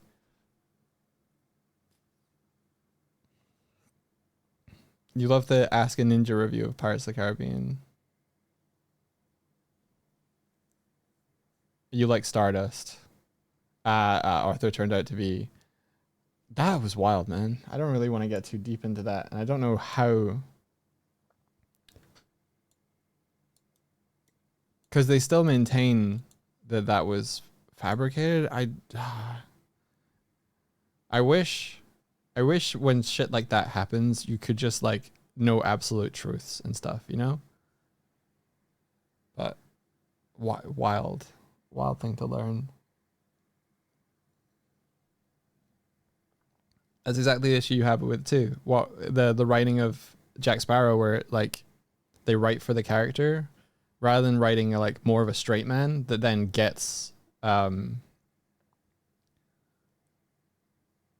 of gets the twist overlaid over more of the like competent.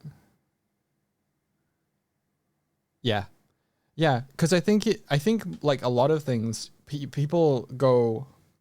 This is why it's important to not think about the audience when you're creating or storytelling, because as soon as they start entering the field of view of what you're trying to make, as soon as you start pandering to what you think an audience likes, I think you start to simplify what you are doing to fill the most amount of your time with the thing that you think will have the maximum payoff.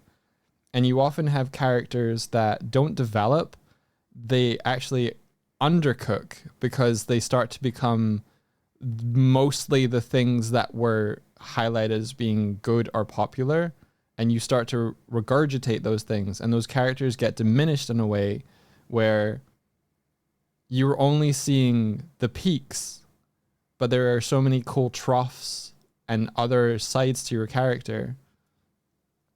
So I think when they like lent into the aspects of Jack's character where he's a little bit more off the wall, it's like it's like it drills too far toward a direction where it's like that's what the audience liked, so we'll give them more of that. It's like, no, they liked how conniving and strategic he was and how clever he was and how he was underestimated and how the veneer of his eccentricity allowed him to operate under the radar of most people. And that while he might have like become a little bit strange, underneath it all, he is a brilliant pirate. And that's what people appreciate about the character. Is it's like, keep that going.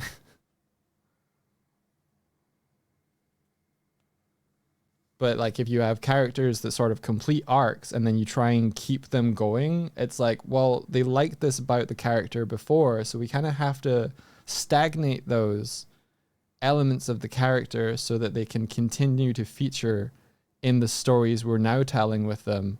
And sometimes characters can just get like pigeonholed into themselves. A great example, or a terrible example of this, is the Stranger Things series, where you have a great cast of characters in the first season who complete arcs and change and develop, and then through seasons 2 through 5 do fuck all. Honestly, just don't do anything. Like, where were the kids that we saw in season 1? They became almost like cartoons of themselves.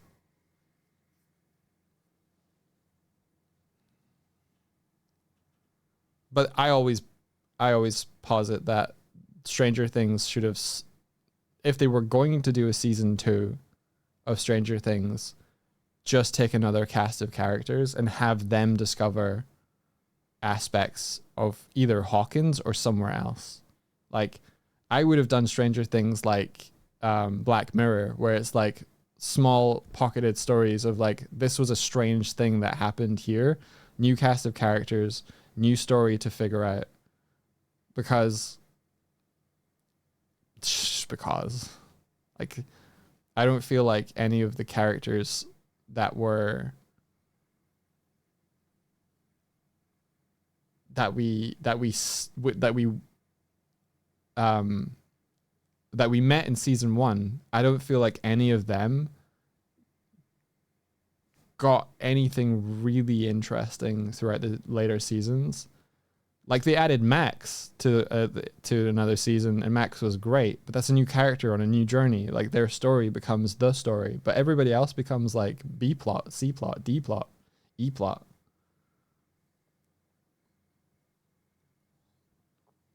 Don't even get me started on the road trip part of season 4. Jesus. Yeah, if you don't allow your characters to grow and learn from their experiences, it's harder to connect with them in a meaningful way. We as humans want to experience characters who have their humanity intact, but like, the more you kind of strip them from reasonable reactions to events going on, like Mike in season 5, like, is he going to react to his parents almost dying at any point in a way where, like, I don't know, felt weird, man.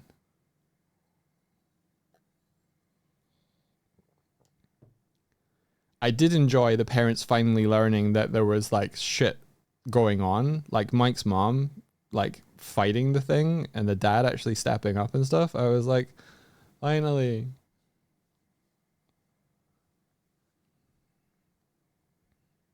It's not anything by any means, but I loathe the, oh, this went well, I want a sequel stuff. Some stuff, sure, there are loose threads and I would like to be more explored, but usually that's written in. Go into a story knowing how long you want it to be and don't backtrack character development. Yeah. I think there are ways to write a season 2 when you didn't intend to do it, but it's really difficult.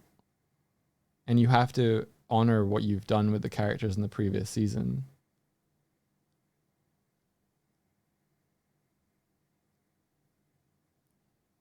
Like, you have to be like, okay, we can't. The thing that Stranger Things really bothers me is that they try and reset up a status quo to have a place to go from and to over the course of the season. But season 4 basically went, the town is fucked. And I was like, cool.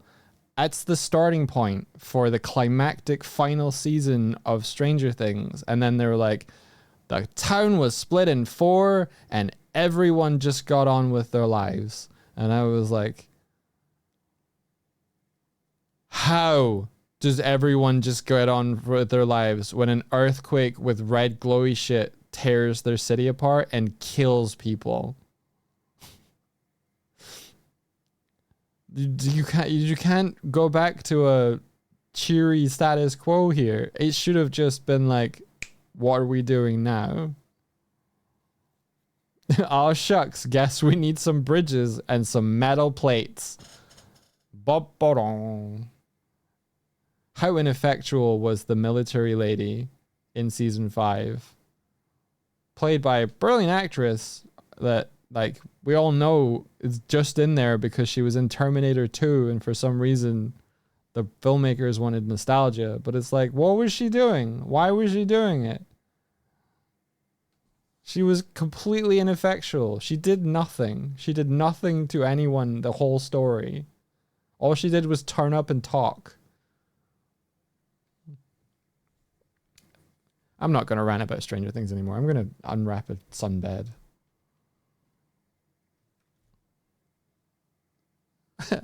When they had the Conan sword in the prison scene, I just went, fuck off.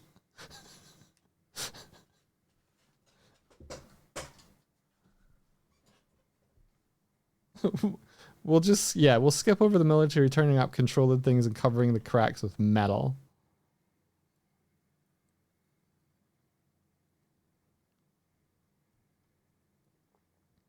The season of Buffy with the Initiative. That, I think, at least had some funny stuff come out of it, though.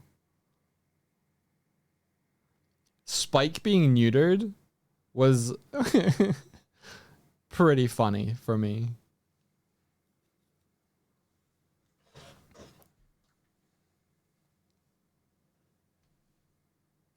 All-time sentences. I'm not going to rant about Stranger Things anymore. I'm going to unwrap a sunbed. Yeah.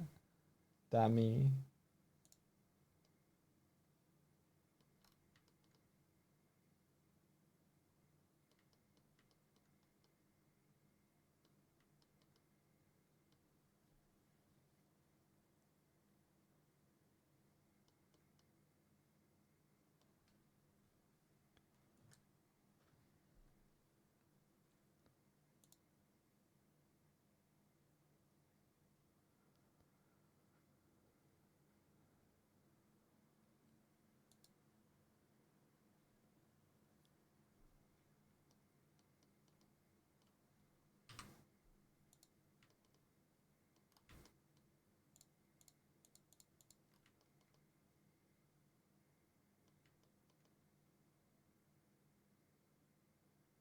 That part's unwrapped.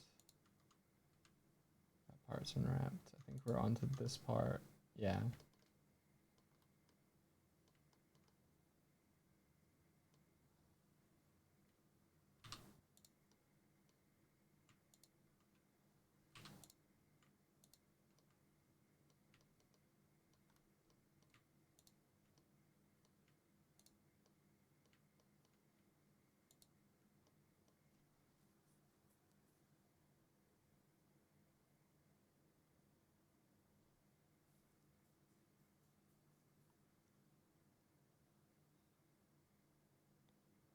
Seems like most writers' rooms aren't planned more than one season at a time at the moment. Then I look at Star Trek, where they were like, if Data ever achieves his goal, his arc is over from the get-go. I think having those things in mind are important. I really liked the exploration of Data. His, like, the episode where he, like, managed to make artificial life and then had to, like, deal with being a parent was very interesting, because no one knew how to respond to what he did. No one was expecting him to do what he did. It was good shit, man.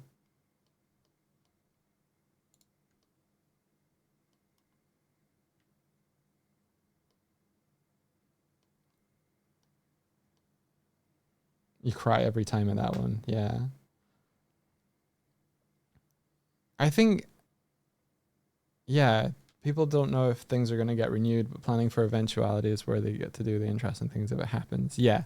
I think you have to write in the assumption that it will continue, because writing in the assumption that it won't makes you pull back.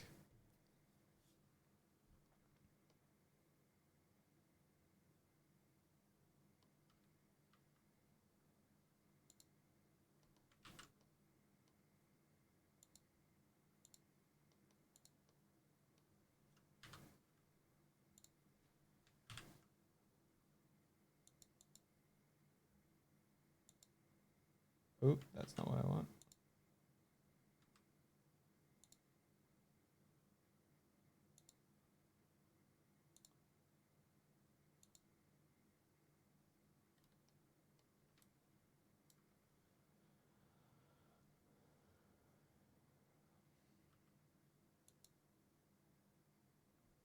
Careful about what you say about Severance, because I know that there are people in chat that haven't seen everything, and that's one of those shows where the mystery is important.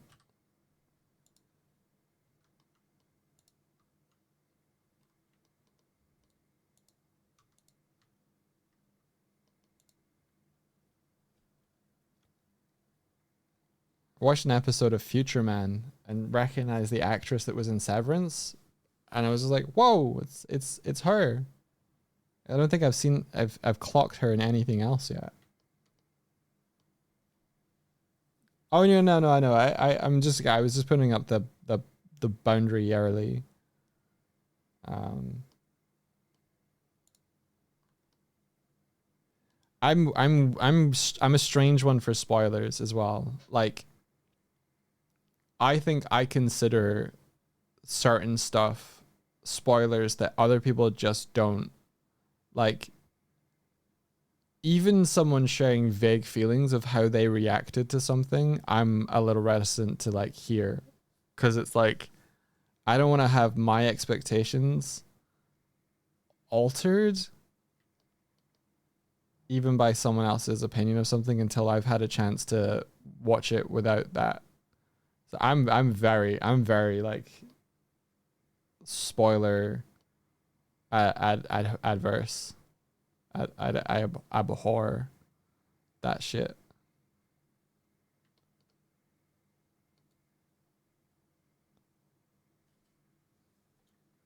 Yeah. I like to experience a movie. If I know I want to watch a movie, I like to not know anything more about it, so that I can experience it like the filmmakers kind of intended. Like, one of the downsides of having to market stuff so heavily now is that like you're often curated in your experience of the thing itself in a way that can undermine it. Like, I put a post together for Neon Odyssey about us directing it, and I tried to pick shots that didn't really, that just sort of set the vibe, but I didn't want to give too much away. And even then it's tricky, like picking a couple of shots from something that only lasts 5 minutes.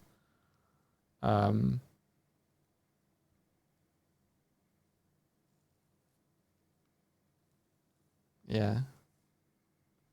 Like, I don't want to see anything about Beyond the Spider-Verse until I'm watching the film. I don't want to know anything about who turns up or anything. Stuff like that. I'm just like, no.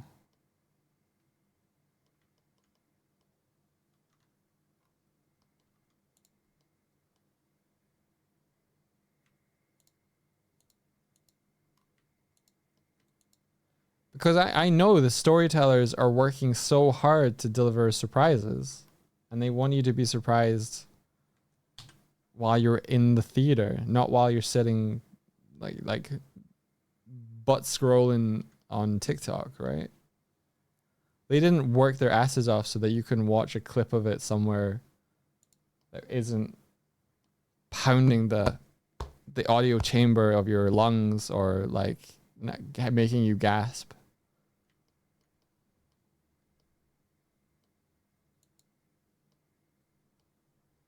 Yeah, filmmakers work too damn hard to have their pacing ruined by a fucking advert. That's how I feel about it. Just go watch movies. Go to the cinema, pick a random one.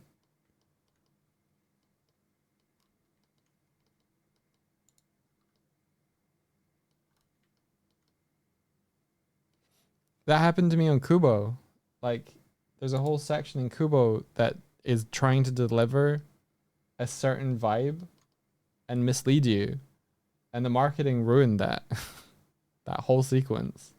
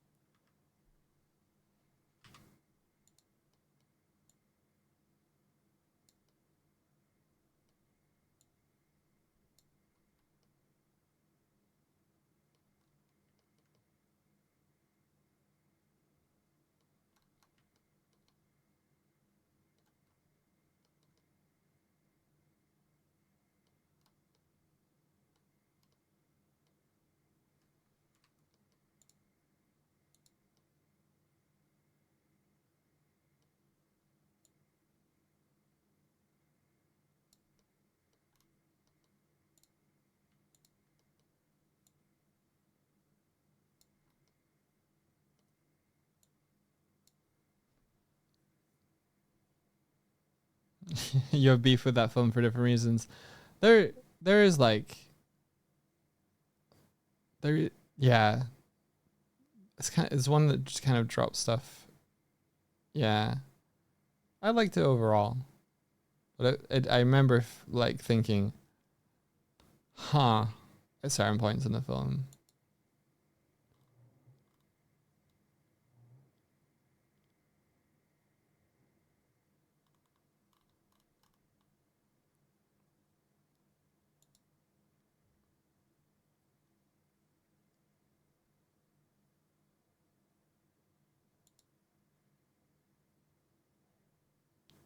Here's one of your I hate this tropes. Gotcha.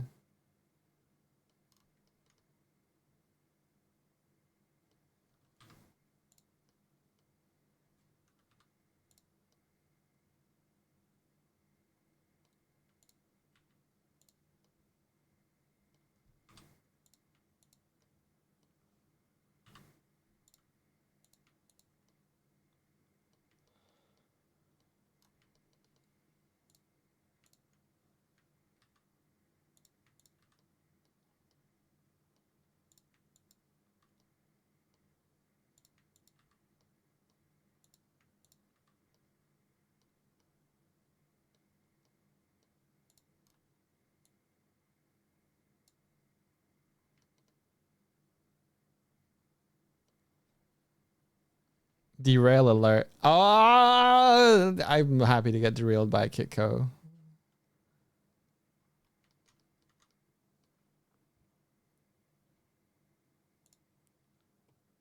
Let's see. Oh. I'm not gonna be able to test this until Swifty's around. So your derail might not be. I'm gonna download it anyway.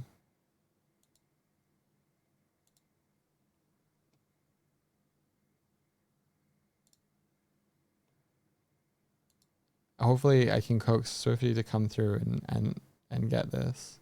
how am I meant to test getting info across across the local area network? If I guess I could. She's not on her computer right now. I guess I could test it. I guess I could. You'll be AFK for a bit anyway. Would you be AFK if I test it now though, or would that coax you to stay?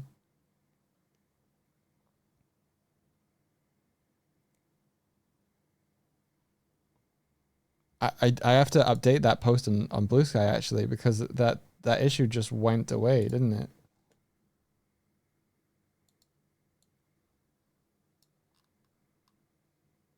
No one helped me. One person tried. Thank you, Gord. I used to work with Gord at Sega Hardlight.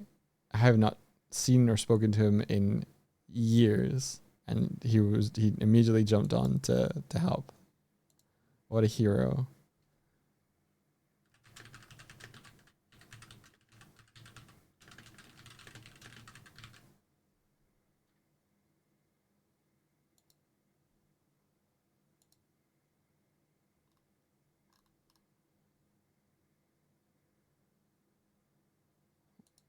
Fair enough.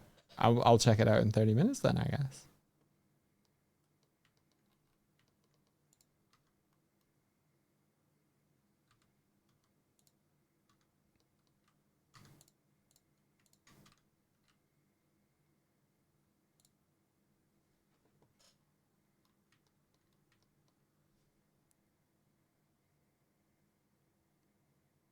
Test it first before declaring the issue fixed.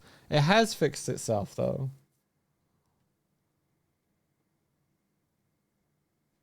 I don't know how to test it now. I don't know what caused it, and I don't know how to cause it again.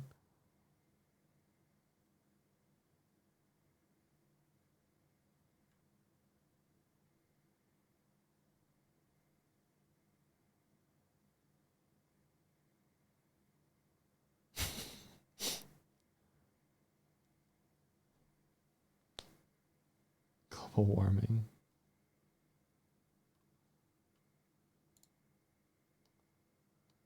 Oh no. Hang on.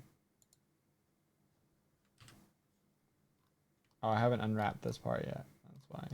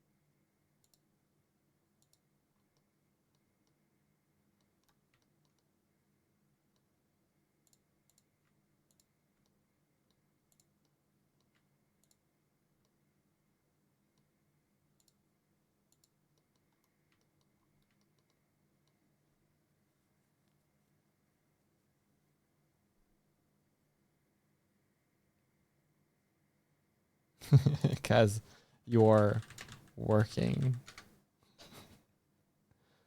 Work lurking.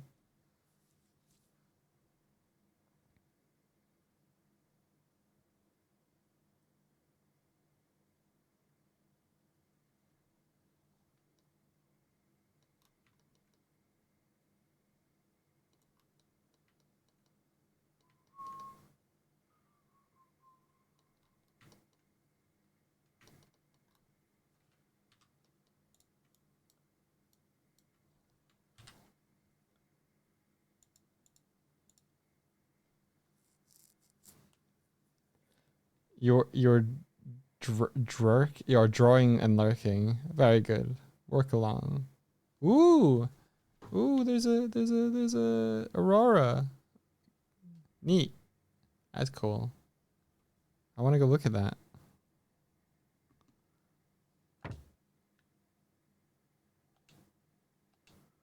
Are we not looking at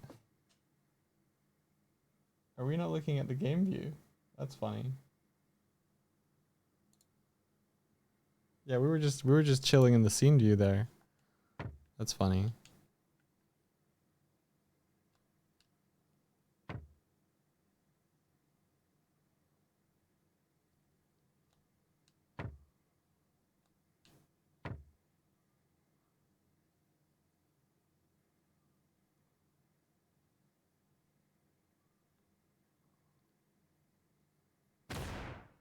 I didn't mean to do that. But oh, very cool.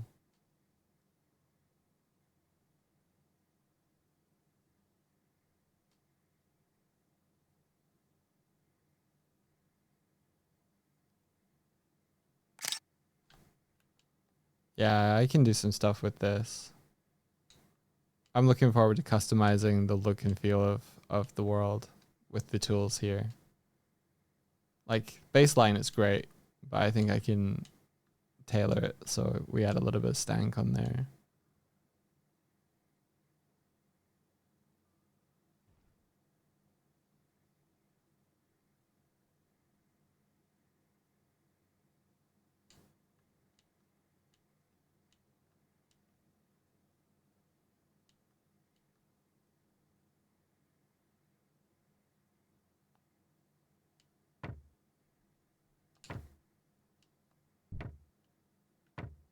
You trying to get whoa whoa whoa whoa whoa whoa whoa whoa whoa whoa whoa whoa whoa whoa.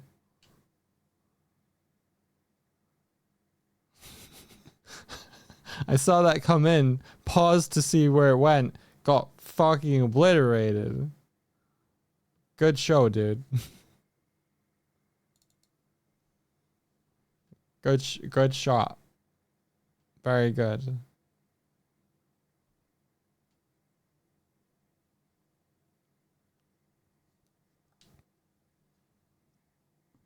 I still need to fix this whole thing where I have to like find my place and then reposition it like this.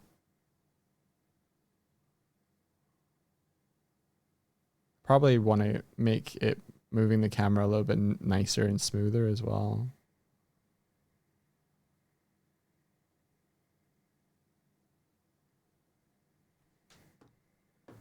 That was better than you could have ever hoped. Nice.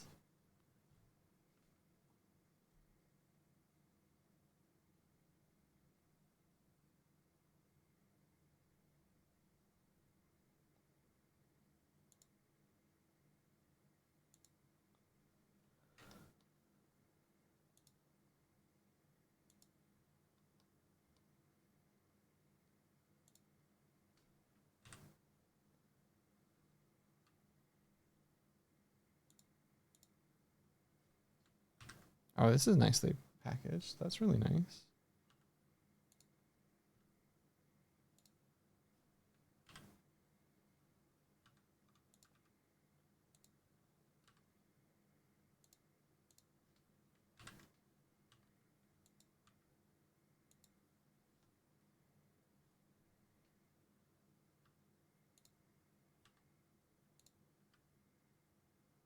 Finally painting it, yeah.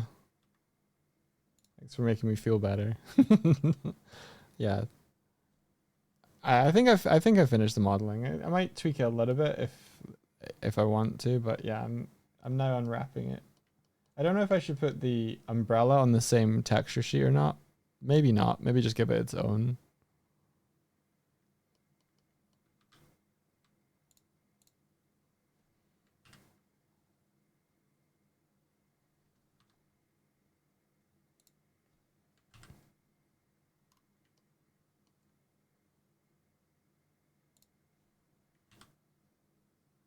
Damn it.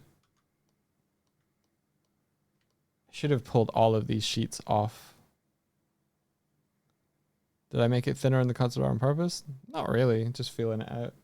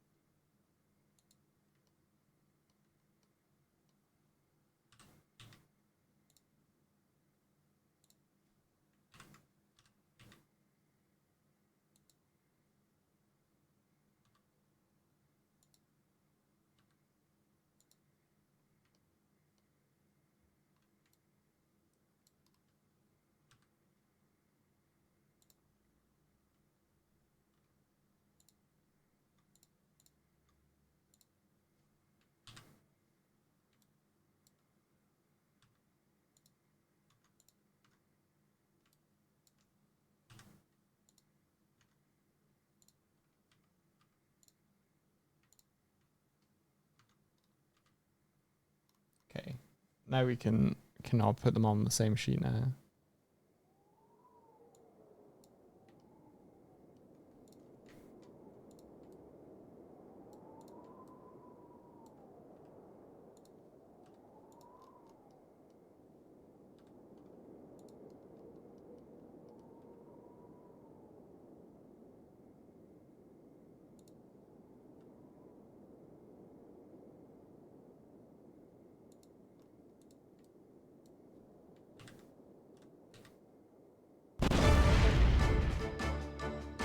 Canny VT, welcome. Thank you for the raid.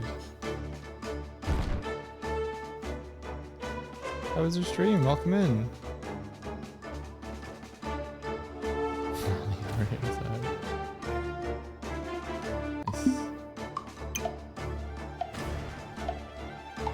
Oh, okay, okay. So they need to be. All right, let's take advantage of this. Pause. So that's our raid game. Thank you for participating, everybody. You are currently too low to be effectual. So we're gonna just raise you up a little bit.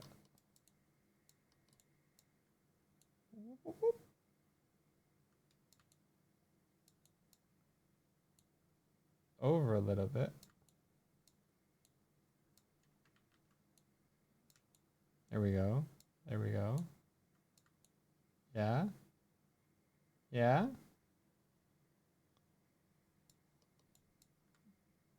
And then we copy that component so that we can do it outside of play mode. Boom.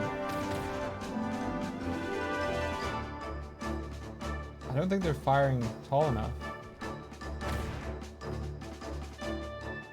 We need to tilt them. Hang on. Do we need to raise them up even more?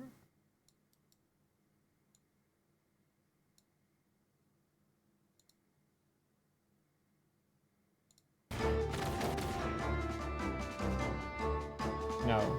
I see what's going on. Because they used to hit the side of the ship, now they need to tilt more. Okay. Does that mean the whole thing could tilt?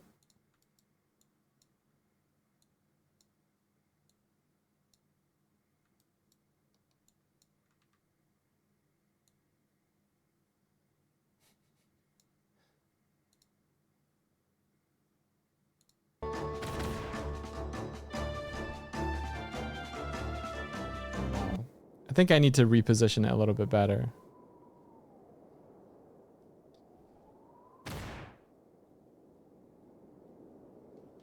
And then this needs to go back to whatever the current camera is.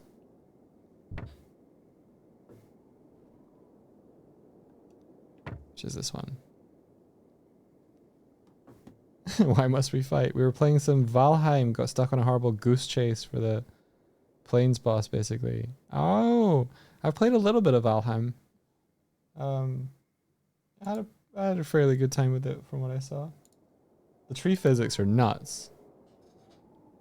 I like the building physics as well.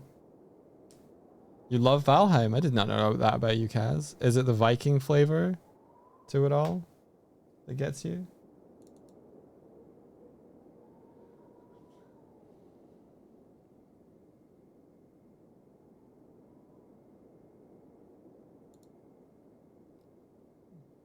You think you're winning.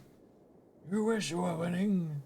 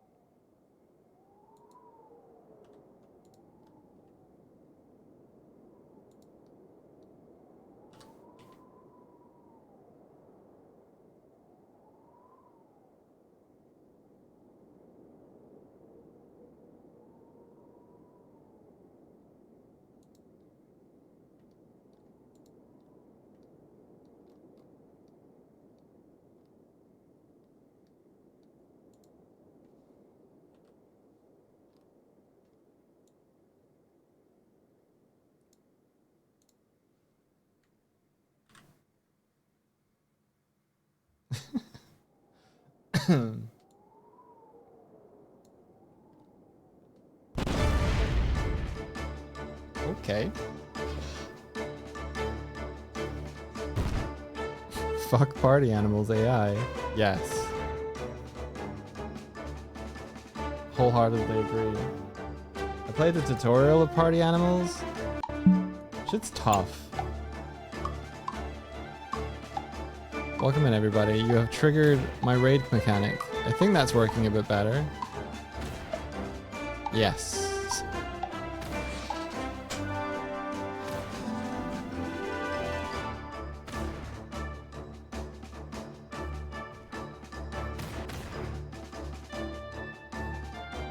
Oh, you're not just talking about the AI controlling the, like, you know, NPC characters that you fight. They've done something. Oh, okay. AI video contest. What the fuck?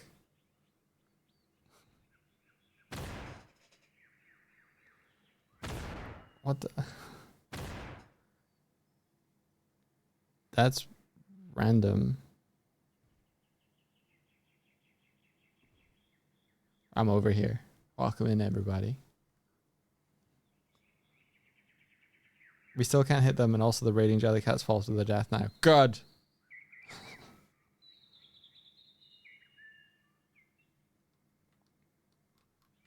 I want to know more, but I also don't really want to know more.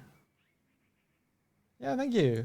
We took a break from streaming. We directed another music video. So that took up a lot of our brain space and time. If you haven't seen it yet, please watch it.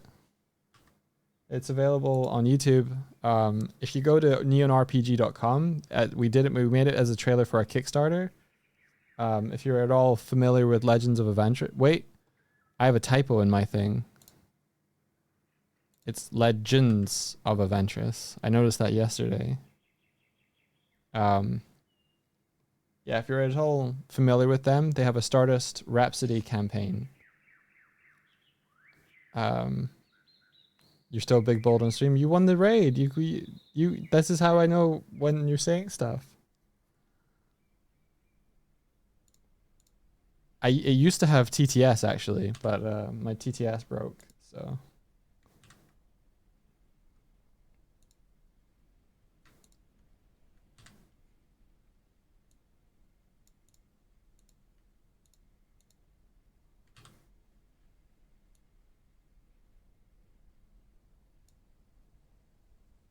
Let the voice of victory echo across the island. Yep.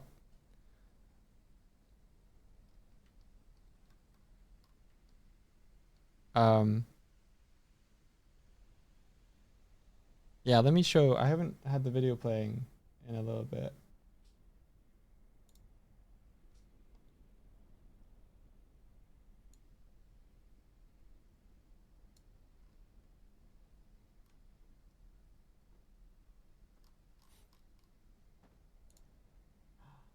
It's a Swifty! Hello! Hello! Hi! Hi! You're gonna have a cup of tea? Cup of tea! Swifty's arisen, everybody.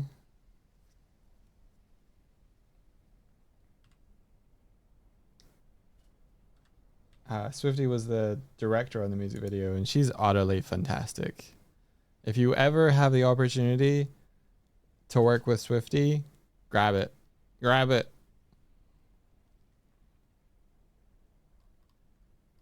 Don't let go.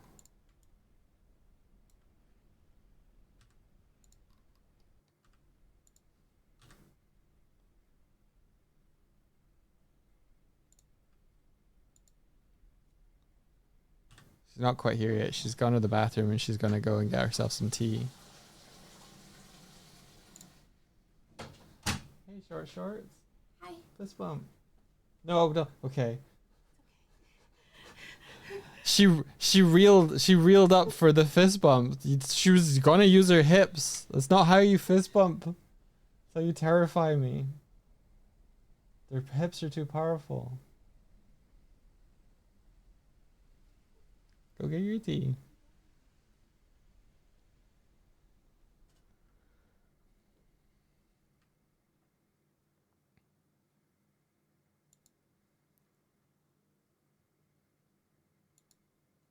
My sleep schedule is so borked, you guys. I fell asleep in my chair listening to Evantris last night.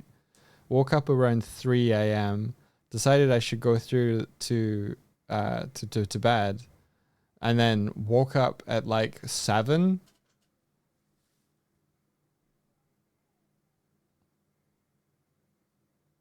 And then I was just awake from 7 today. No, I didn't unfix it. I'm still rising early. I just don't really. I want to get more sleep than that.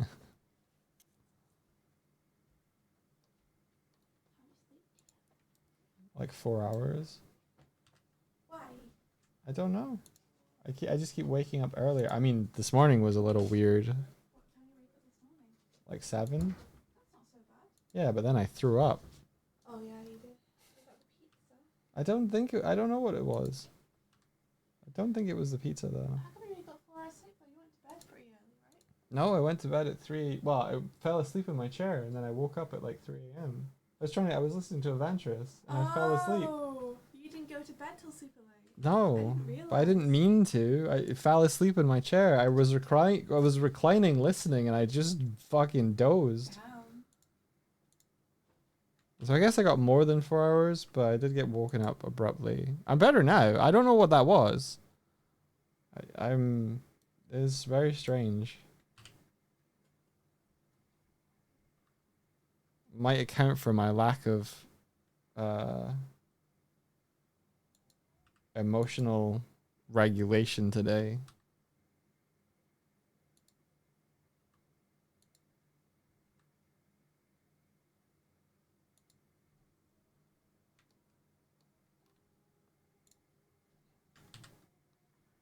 Did not have the patience that I probably should have done today.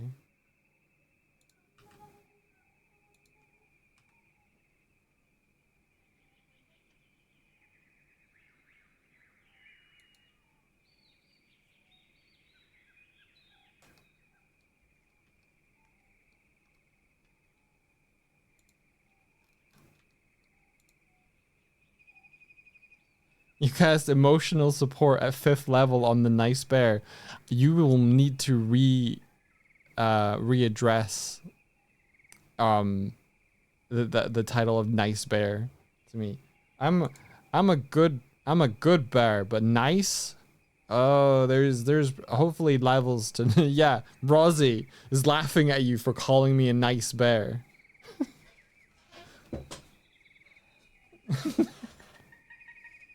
the neutral what was it that what was my alignment that was decided?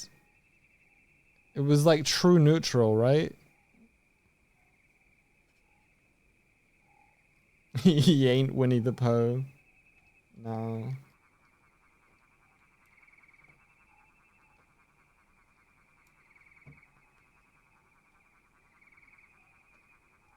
Is my engine struggling? I think it is a little bit. Hang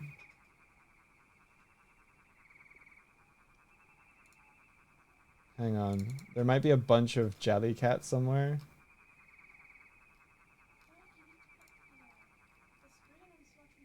Yeah, there's a bunch of jelly cats with AI pathing somewhere. That should hopefully fix it. And here's your screen. Your controller should be on because I did that before I did anything. Yeah. Yeah. But I've yet to fix the whole thing to be able to make a build. So I've just been running out of the editor. I should really fix that today.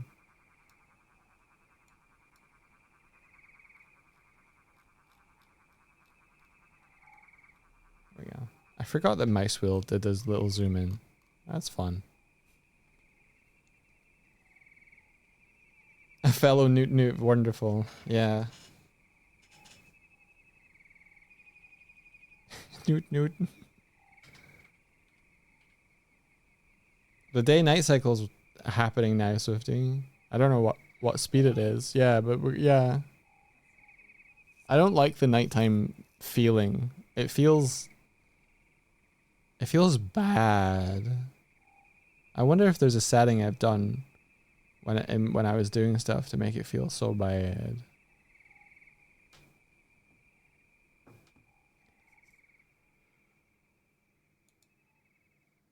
Where are you at? I'm not in yet. You're not in yet. Give me a sec, I'll tell you when I'm in.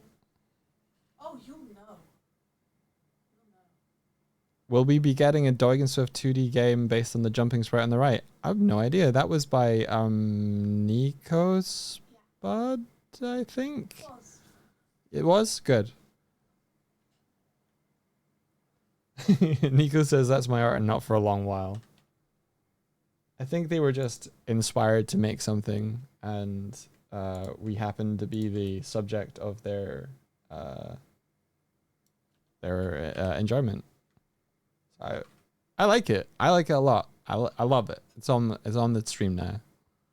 And the top right is by Helios, who is doing a fan art of Pike and Strive from Starlight Brigade and Neon Odyssey together.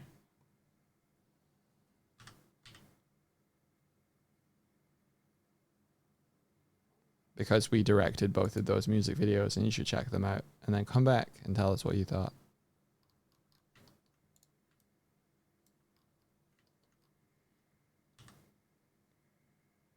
Avantris did a huge push on their socials yesterday, basically just being like, please, please. Yeah, they were like, please watch the video, please tell people about it. We're doing it now too. We're talking about chat. Please, please.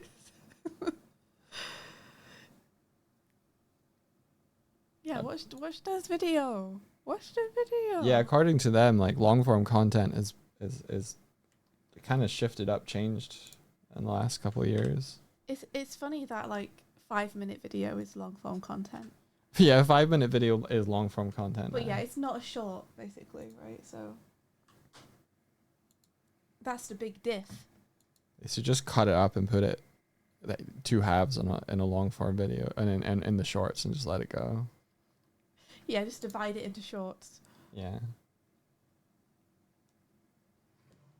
You love seeing artists advertising themselves. You've got to. Mm-hmm. You've got to tell people about what you've done. Yup. What do you mean, yup? I mean, yup. Post your fucking storyboards. Oh, I was going to ask you if you would help me with the thumbnail for it a little bit. Yeah, I can help you with Because the now that thumbnail. I've done it in in the animation software. Are you See, now that I've are you done fucking kidding me? Now that I've done it in the animation software, She says. I was like, ooh. I was like, oh, I could send this over to Doig. You could send it over to me. Comp. Yeah. I could do that. You want me to comp your thumbnail? Hello. Hi. I mean, you don't have to, but I was looking at it there in the program and I was like, I could do all the colour stuff in here. Yeah. No, I'm up for But that. I can help you. Doig would do a better job doing all the colour stuff. I can't do it while we're streaming. Is the caveat. Well, then I can't post my animation. That's not my fault. Yeah, it is. No, it's not. I mean, it is, because you could, I don't know, blow your PC up. That would be awesome, though. Look, I've done it. It's on my screen right now. Tis done. You want me to show them? I mean, you don't have to show them. I mean, you can if you want. That's I not. suppose it's not. That's not It's it. not private, is it, anymore? It doesn't matter. I can show people things. I don't know. I don't think you've turned NDI on. I haven't. Give me a second. I need to get other things off my screen because there are actually some things that I don't want people to see just because. Simply because they're meant to be a surprise. And if I show you, they won't be a surprise anymore. Very good. Yeah. La la la la la la la la la la. Okay, I've turned it on now. Happy. Yeah. Yeah. Yeah? Yeah. Is it on now? Yeah. Yeah.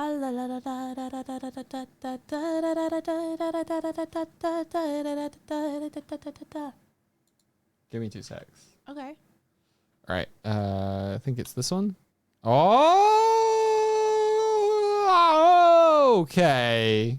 See? That's rad. I've done it. You've done it. But it needs a little something. What do you want? I don't know. What do you want? Do you want it to look like I mean, it a Neon looks like it Odyssey needs- frame, or do you want it to look like something else? It does feel like it needs VHS. You want to give it VHS. And bloom. And for you to do cool things with the colours. That's what it feels like. Okay. Come closer. Come closer. Come closer. Come closer. I just took a frame from the video, like you said, Yeah. and just inked over it. Juno is freaking out. Yeah, Juno! Yeah! Them! I miss them. I'm probably not going to get to have any Ash time on Friday, but sometime. Can you sit on the left of the screen? Because I've got GIFs on the right of the screen. Yeah, I can. That's fine. Is that reasonable? Yeah, I mean, but I don't need to even be on screen. You do. You do need to be on screen. Here, what if I... You're my marketable plush. Whoa. There you go.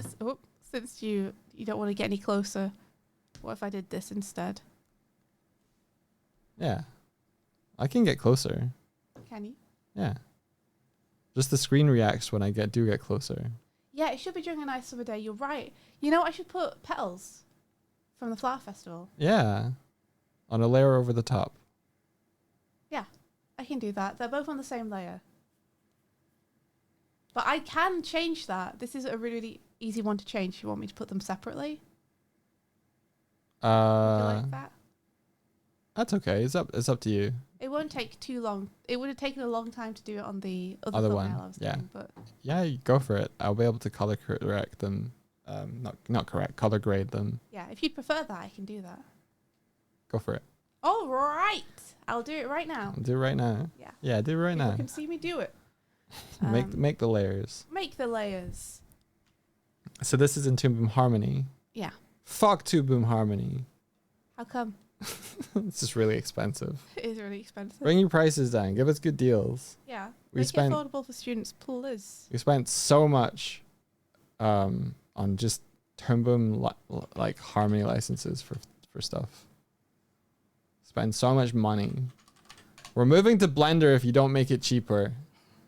We make cool shit in your software and it's really expensive and not cost effective for us. So give us it for free. Break your business model. We won't recommend it to anyone anymore. It's too expensive. The price keeps going up. The price never come down. Yeah, look, Rosie wants to try it, but it's too expensive. And don't give me that shit that there's tiers of like basic, advanced, and premium. I mean, to be fair, Just make everything premium and let everybody use all the features all the time. their customer team is really nice. Like, they are up for, like, if you're an artist and you can't quite afford it, or you're a student, like, if you talk to them, they will give you good deals and like bring the price down, which is really, really cool of them. However, I think the price should just be lower to start with. I think it should just be a lower barrier for entry. You'll have way more uptake. Yeah. You're losing everyone to Blender. Yeah, you're losing everyone to everything. People just like can't afford to pay. Like, a subscription is over £100 a month at the minute, I think, or something. $130 for premium. Like, that's crazy.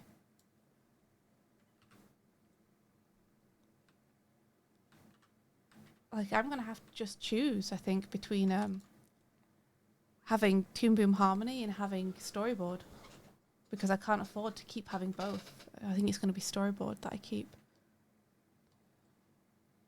If you do an interview with them or some sort of stream thing, they give you licenses, because that's happened to Swift and I in the past. We just haven't done that in a while. And I probably just shot myself in the foot forever doing that again, but That's okay.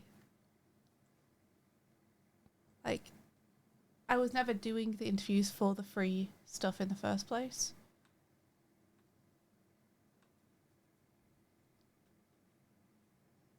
genuinely think the price cap needs to come down. Yeah, it's way too high. Don't worry, dog. We aren't Stitches. This is how I'm on Twitch. Enterprise tier that you have to use if you're a company. So yeah, as Swifty said, when we worked on Starlight Brigade, we said, hey, we have a project upcoming. We want to use your software. Is there anything that you can do? And what they ended up doing was giving us monthly codes for the software at a huge discount, so that we could give those to artists.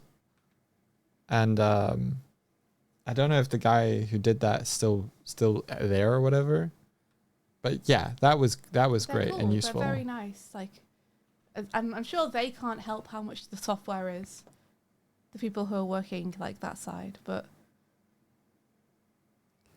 You heard a tale where a studio approached them for a license and asked the price to amass what the project budget was and asked for a percentage of it. Interesting. that is interesting. I guess if it's a smaller percentage of the budget than it would have cost to just have Toon Boom the way that it currently was, and it was worth it.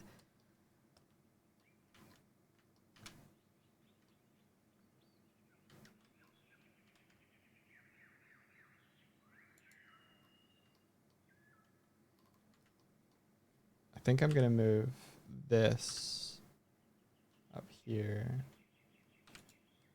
and this up here as well.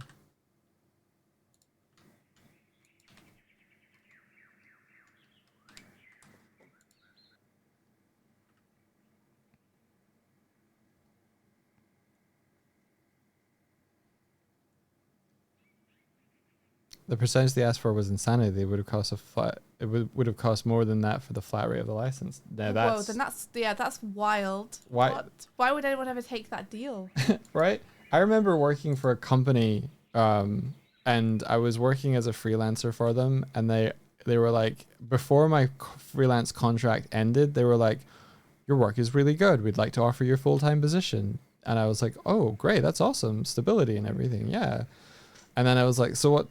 And then I was like, what's the rate? You know, and it was lower than I was currently earning on the project I was on. So it was effectively a pay cut for the next 2 months. And I was like, can you come and ask me in 2 months? Interesting tactic. Right? What if we demoted you? Right? You're so viable to us that we're going to demote you. It was like 100 or 200 less for the weather. 200 less for the month or something, and I was like, I could really do with 400. I'd rather not. Wild behavior. Yeah, what if more work but less money? Yeah.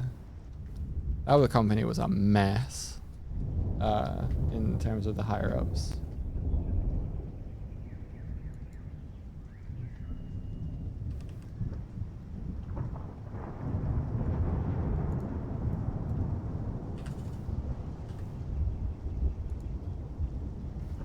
Yeah, I don't tolerate mistreatment very well. Good. Yeah. I think. Yeah.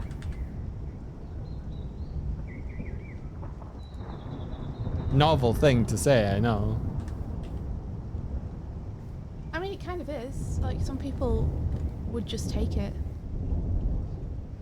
Yeah, I ended up just walking from that company because my contract expired, and I was trying to negotiate a new contract with them, and the boss guy literally put the contract down on my desk as he was walking out the door, going on holiday. He was like, here you go. I've been asking for this thing for like a couple of weeks by that point, and he dropped it on my desk as he was walking out the door. So I'm proofreading the contract as he's leaving, and he got the rate of the payment they would pay me wrong because he got the job title that he was hiring me for wrong. And I was like, I can't sign this. This is for like a QA position for a vastly smaller rate. If I sign this, all you would have to pay me is this, and I would have to do this job responsibility. That's what contract is. So he was like, oh, yeah, I'll sort that when I get back. And I'm like, no, like, okay, you are going on holiday break.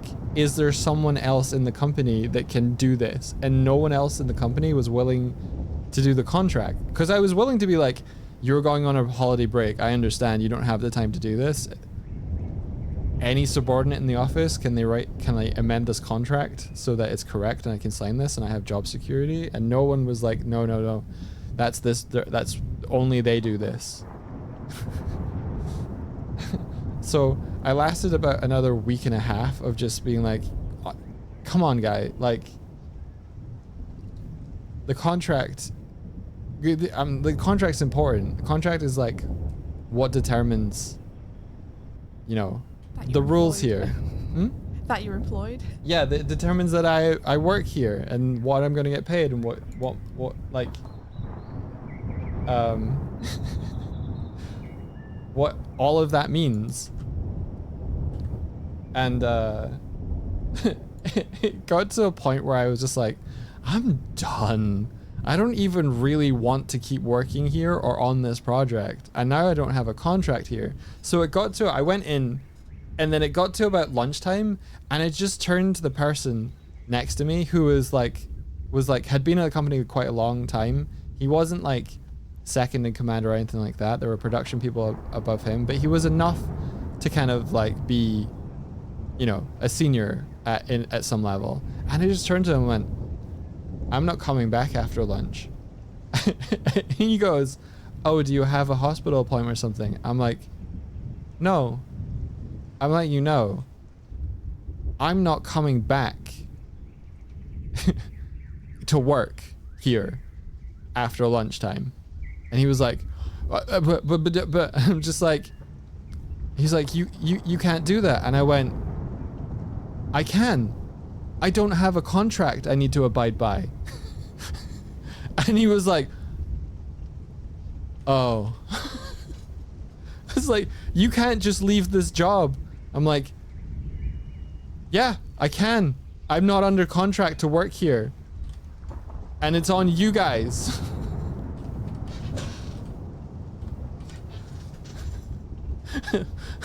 What job? Like the realization of like, oh, that's why it's important, because that's what keeps, like, that's what determines, you know, his salary and why he can't just walk on us. Yeah, like he doesn't have to be here.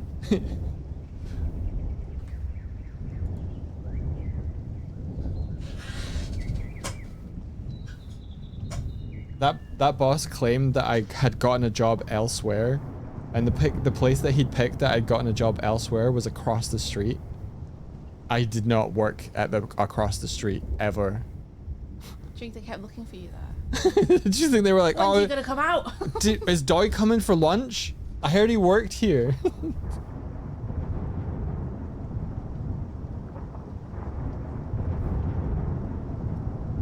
Yeah.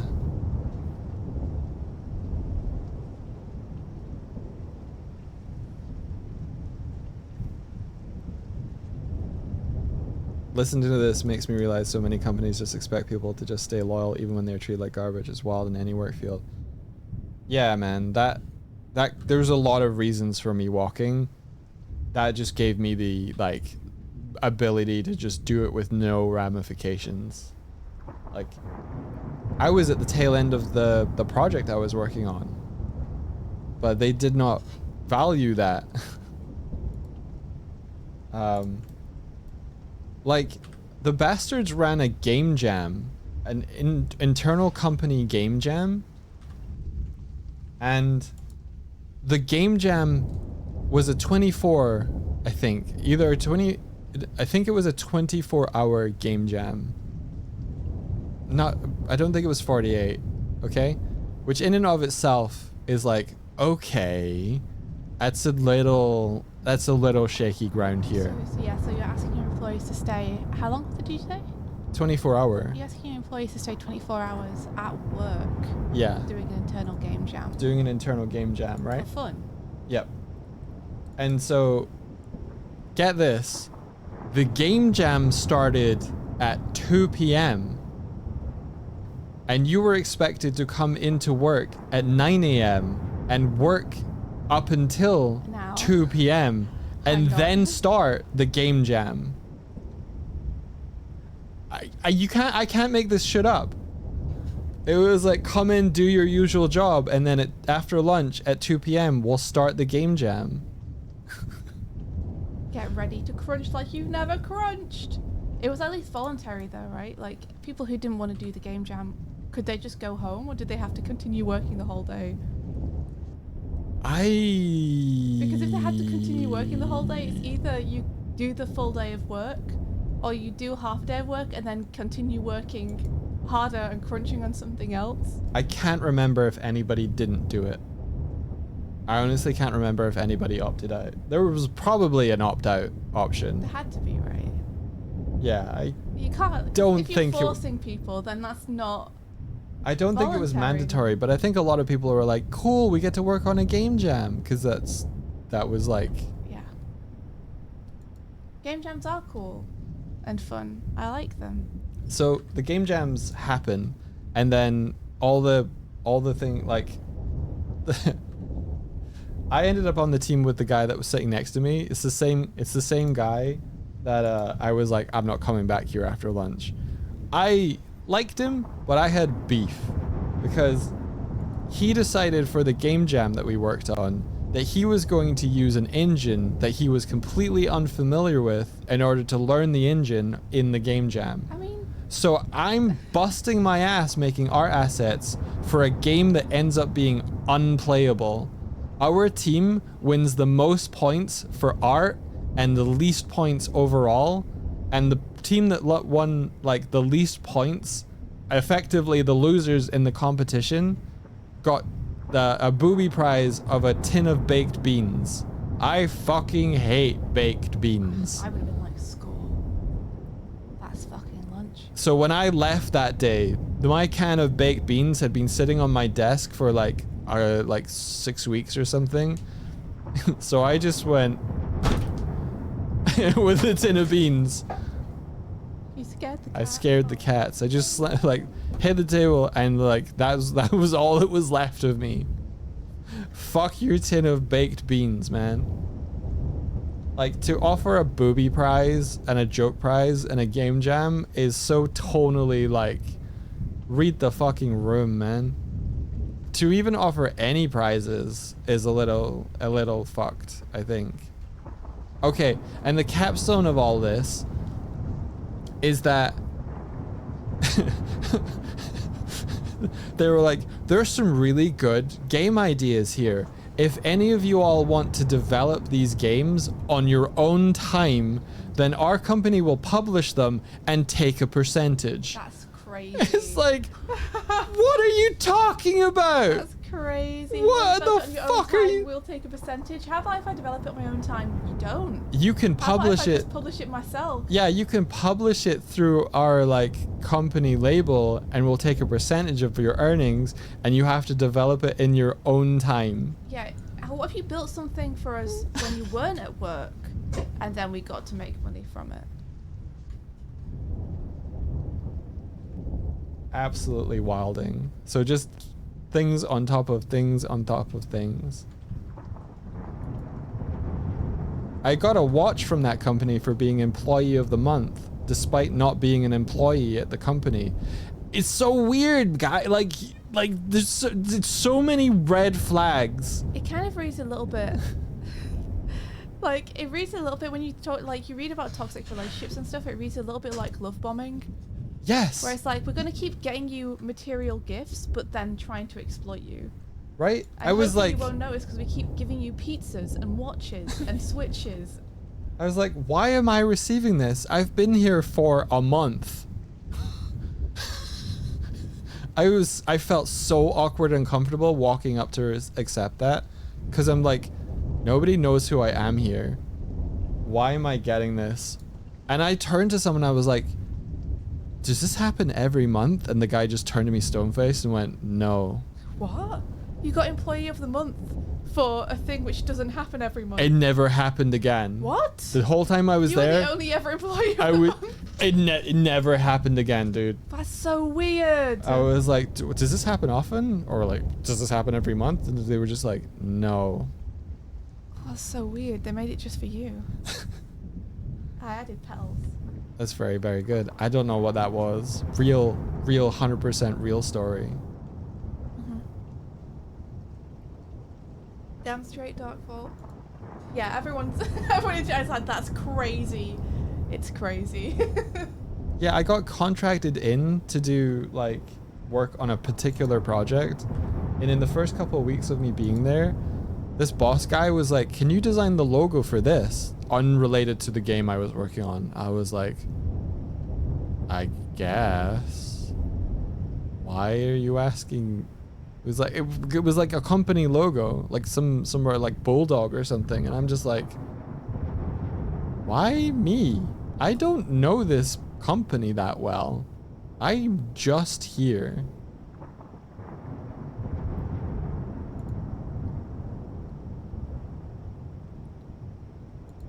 I realized that I have done this, but what I haven't done is decide where to save it in a way which would make it easy for you to get the different components of it. Scene 174. No, I'm not putting D&D stuff in our scene folders. No way. Okay. So what's the easiest way? Should I put it somewhere on Doig Swift? Yeah, go for it. It doesn't matter where I put it on Doig Swift. Do you want me to bury it folders deep or whatever? There's not that many layers, so I can just export the right layers manually. It's fine. Oh, you want to do it manually? Yeah. Okay. So you can save it on Doig anywhere. Swift. Okay, that sounds fine. Do you wanna hide my screen just so that people aren't seeing all the Doig Swift files? The copious amounts of It's just questionable a mess. things. I don't even know what people might see there. I don't know, but I don't want to risk anything. Okay, cool. There we go. Thank you. People can see that I was lining stuff up while I was ranting. Na na na na na na na na na na na na na na na na na na na. I think people think that I don't like conflict. But I think people think I'm more of a soft touch than I am. That they were like when I was like quiet and diminutive in those companies, like, you'll just take this. It's like, no, I won't. Know what you're worth. Yeah. Just because you're quiet doesn't mean that you're a doormat. You can be a quiet, simmering pot of rage, like Doig. Yep. I've saved it. Yay! And now you say you can't do it on stream. Did so I I'll put do Swifty something butt on the else. chair to check sizing? I did not. Hmm? And now watch as your head falls off. We've got storms and snow and lightning right now. Pretty cool. Pretty cool.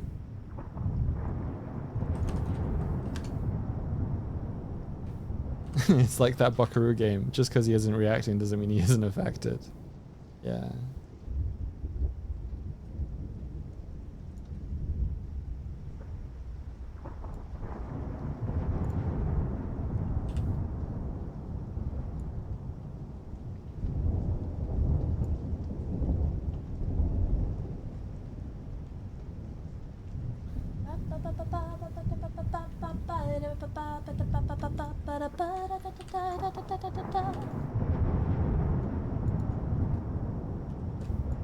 Do you want to play this video on stream so people can see? What video? The one you did. The Flower Festival one? Yeah. I mean, we could, but I'm not currently uploading it because I'm waiting on the thumbnail. Okay. We can play it when it goes live, yeah? Yeah. Okay. I think that makes more sense. I guess. I think so. I guess.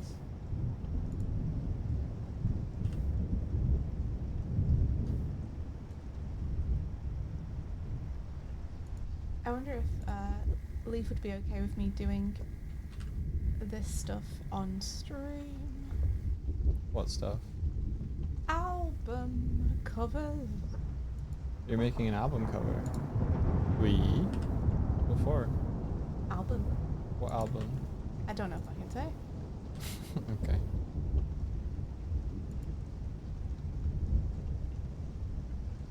Shoo! Bless me.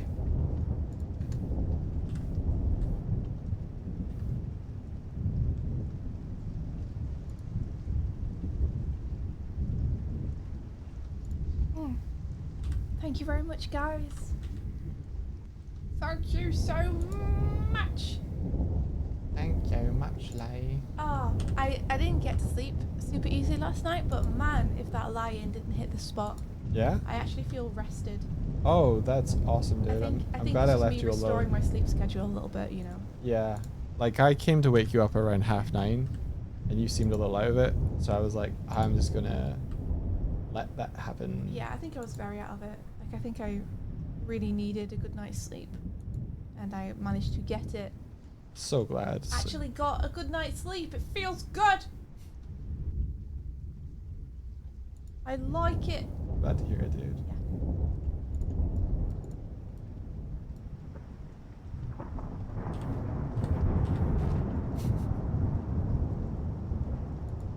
Sorry if I woke you by calling Ralph. You started reading Dungeon Crawler Call and you highly recommend. I started reading. Oh my god, this is what I'm like on a full night's sleep. I'm doomed. I started reading that book too.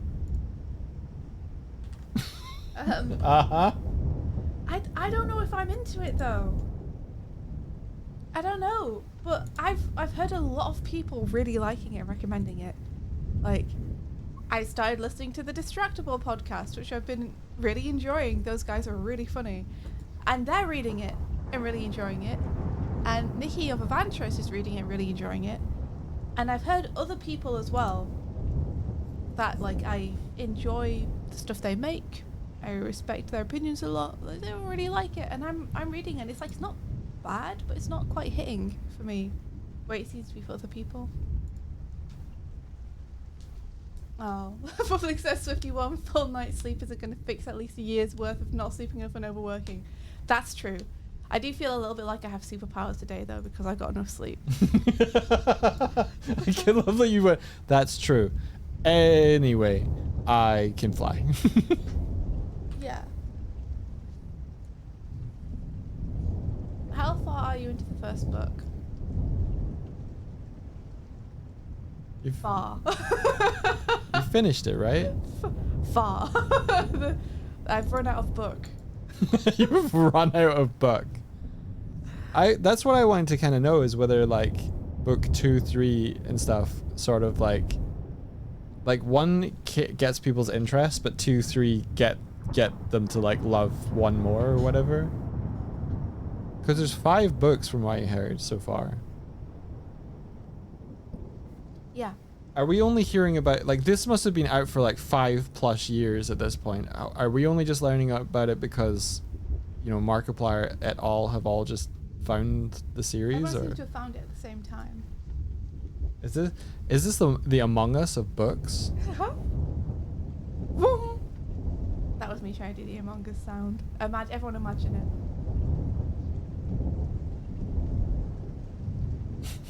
Oh, Elinari's, their Budgie just checked out the stream and liked it.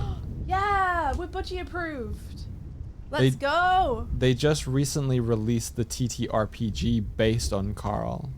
So that might be it. That's interesting because Dungeon Crawler Carl is very obviously, and like, it's not shy about it, based on Dungeons and Dragons. Mm-hmm. So you think that if there was a TTRPG based on Dungeon Crawler Carl, it would just be Dungeons and Dragons? Maybe they couldn't do that? I guess they've added a bunch of the mechanics that are in the books. It popped off a year or 2 ago. You didn't know it was resurging. Oh. You've heard book 3 is great. Talking about a show for it. Holy shit. You see, okay. I'll keep reading, I think. I think I'll get book 2 at some point. I'm gonna read a few more books in between, but I think I'm gonna get book 2 and keep going. It's Rennie. Hello, Rennie. Renee, you're here.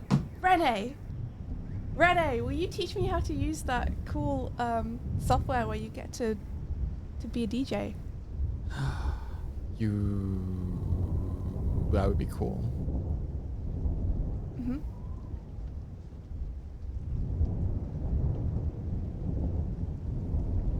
Sorry to put you on the spot. I'm bad about that. Hit you up? I will. Amazing. Thank you.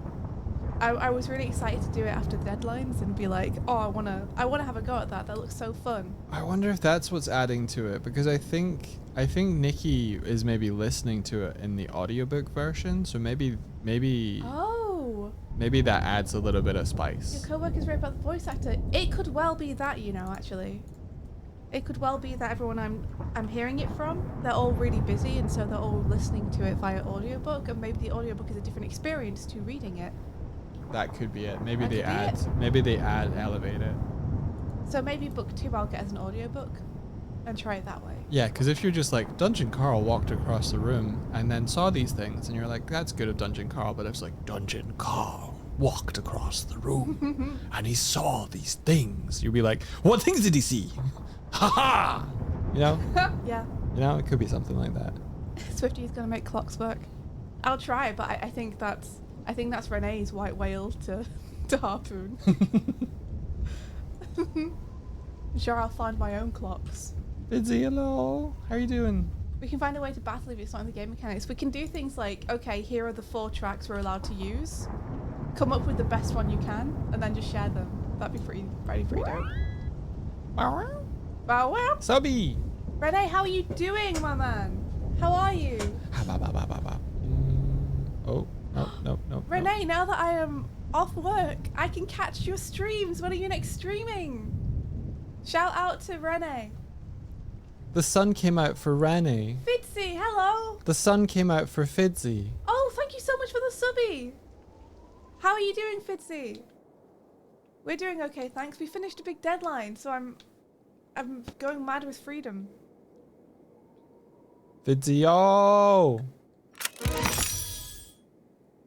Thank you. I love it. Oh, you said goodbye to last visitors, Weeb, Savina, and Kurzek, and now you're sad. I hope you had a blast together, though. Do you want more? Was it fun? Yeah. Do you want more? Did you guys have a good time? What did you do? Do you want more? And I watch as your head turns full circle.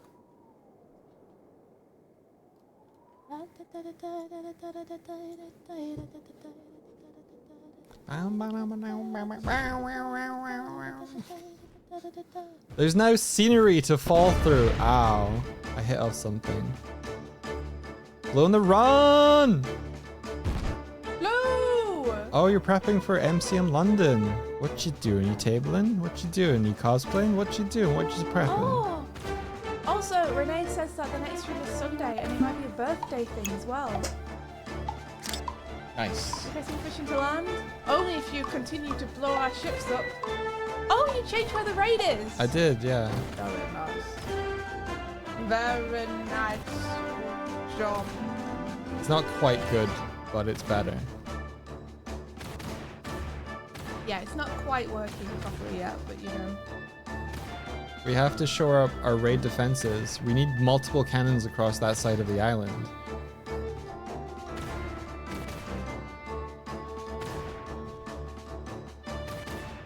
Right now we're just getting bombarded, huh? Yeah. Yeah.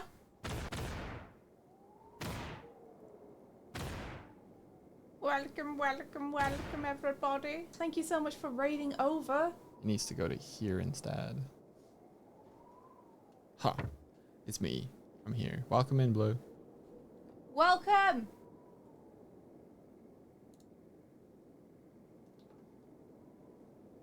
Welcome to the stream. I've made my UV layout. I didn't include the side table. I should have, but I didn't.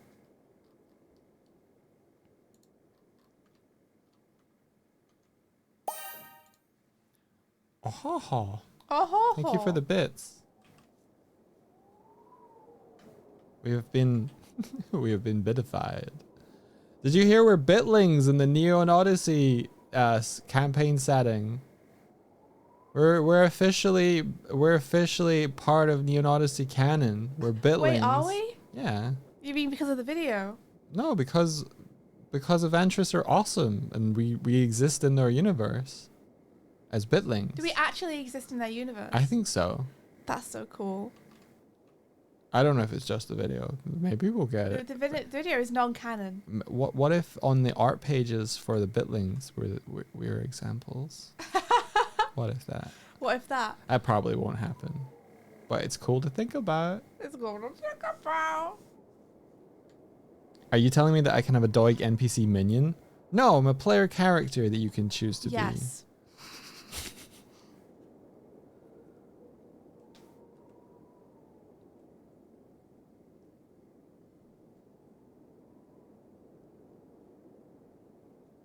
Kylo says, and congrats on the Neo Odyssey stuff. Incredible work on the video. Thank you very much. You. Welcome in.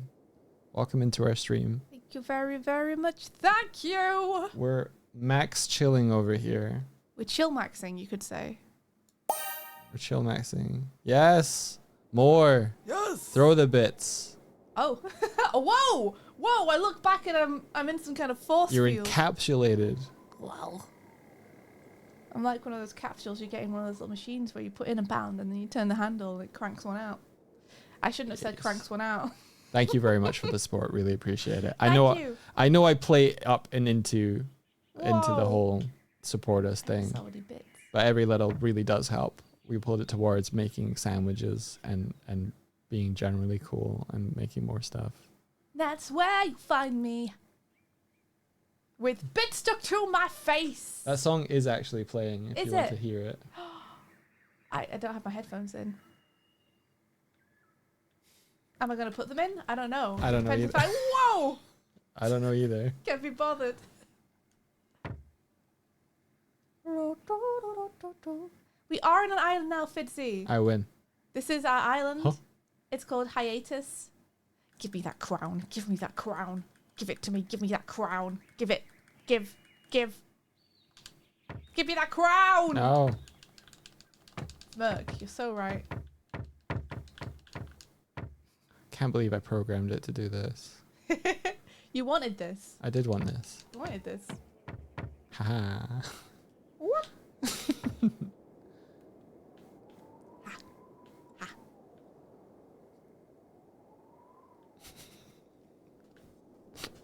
Yarp. Every time we get a raid, I have to delete out the cats that come in. They're too heavy, dude. These cats too heavy. Too heavy.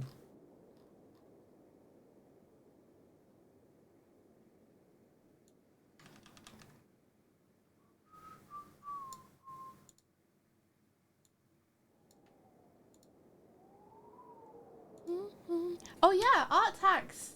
Please do. Please do, Blue. Thank you. I forgot to ask. Artax? Art tax. Is that the horse that died in the swamp? It is. Is that his name? I think it is. It's close to it, right? Does the music mess with your ability to make shorts, like copyright-wise? No, it doesn't appear on the VODs. Yeah, because it is copyright, so it gets muted.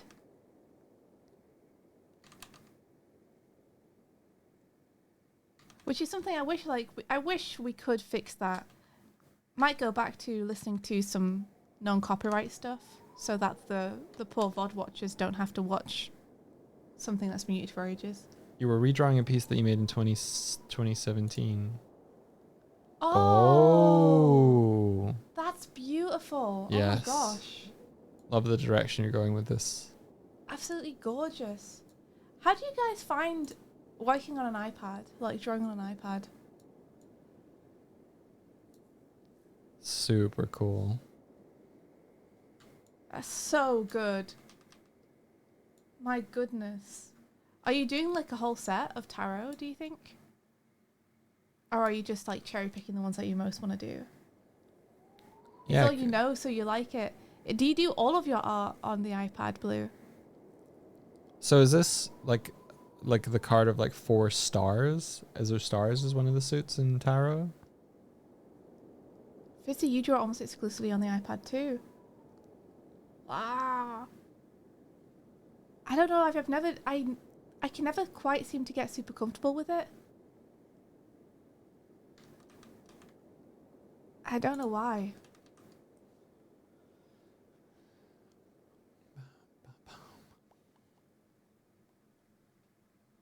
It's day 2 on the Big Brother Island.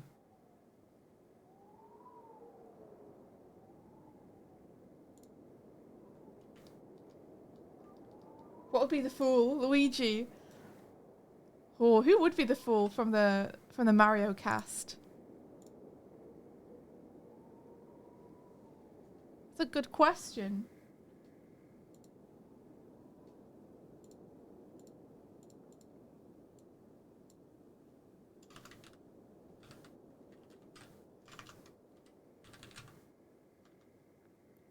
It's time to paint the texture. Heck yeah, Fitzy. I think I'm also like... I think mine might be as old as that too. Because I know I definitely got it when I was in Ireland. I wonder... So Swifty, Yeah? I'm wondering, should I... So, texturing stuff takes a long time. Yes. And I just spent a bunch of time UV unwrapping this to paint this texture. Yeah. But I wonder if I should try and do an art style that is like... more modular. Like, use gradients or something instead of like hand paint and texturing everything. Does that sound like it would be more fun for you? It sounds like it will be more time cost effective and be able to make more stuff faster. Because I think you should do whatever feels more fun for you. Like, if you think it would be fun to do it as gradients, then do it as gradients. But if it's just like, I can make more stuff faster, then you don't need to worry about that. You can chill, bud. I can chill. You don't have a deadline. I know. But if it's like, oh, I don't really want to do this, it feels like a pain to do this. I like painting textures, but maybe it can be a mix of like specific things get painterly textures and others. I don't want to have an art style that feels mismatched. But I did see a cool tool for doing this sort of texture stuff. That I just remembered exists. Mm. So I might I think I would have fun with that tool. I need to find it though. Yeah, do that then. That sounds like, if that's what makes you excited, then do that.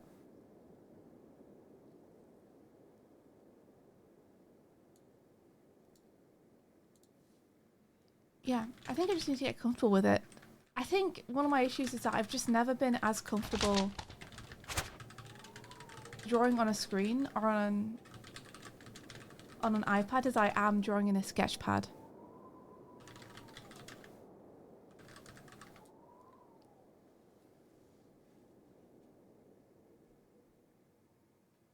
Rennie's offering to help me optimize. That's fine. That's nice of him. I think it might be the texture, you know? I think I'm uncomfortable with how much it feels like I'm drawing on glass. Right. My favourite thing to draw on was one of the first tablets I ever had, the Bamboo Fun. And I think it's because the surface wasn't super smooth. There are either tablets or there are tablet covers that can mimic paper. Maybe I should get one of those. Yeah. But isn't that how it feels when you're drawing the Cintiq as well? Yeah. And I'm similarly, like... You prefer drawing on paper? Yeah, I think I prefer the Cintiq a little bit because the pen is a little bit more comfortable to hold because it's got a soft pad on it. Whereas the pencil is like really heavy, really made of metal or plastic or something with like hard edges and it's super straight. Tantalus, Eric, others in chat are using the screen protectors that feel like paper. Oh yeah? Yeah. Okay, I'll look into those. And do paper like make it for the iPad, Martina? It's called paper-like. I think everybody just gets paper-like. It's literally everybody using Paperlike. A bunch of people, yeah. Is this the secret? Will this change my life? Sounds like a.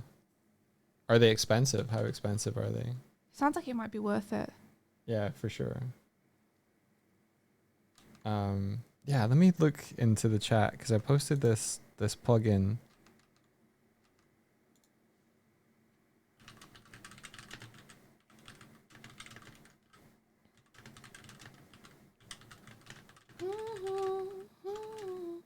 Oh, Fitzy, you prefer the glass. That's so interesting, huh?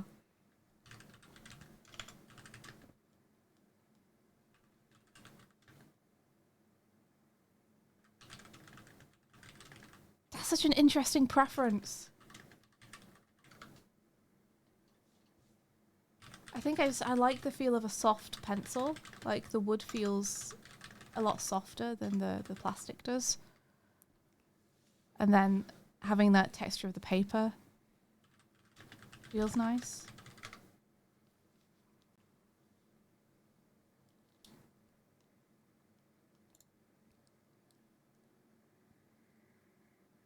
How's the day going so far? I literally only woke up a little bit ago.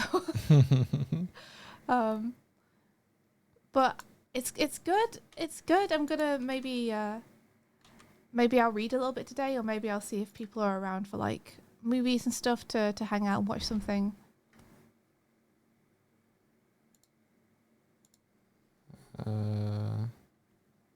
Gradient.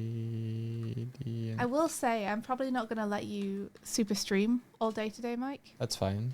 If that's cool. That's cool. So yeah, there's a tool called palette grid. I'm gonna try it. Ooh. Let's go.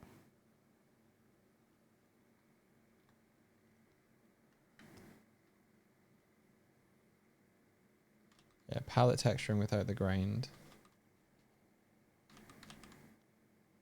Name a fair price. Oh, it's $40. I think it's worth it. Okay. Like, if you look at my screen up here, this is the sort of look and feel it would have. Mm-hmm. Which I think... Can you not already do this? I can already do this, but if you look at this GIF here, like, in order to get that texture, to do that gradient along that mesh would take ages. But this tool just lets you draw a curve, and then it does the gradient like that and maps the UVs to it like that. Oh. So okay. it's achieving the same look, and then you can just in Blender change the colors of the gradient, and then it's done. Okay.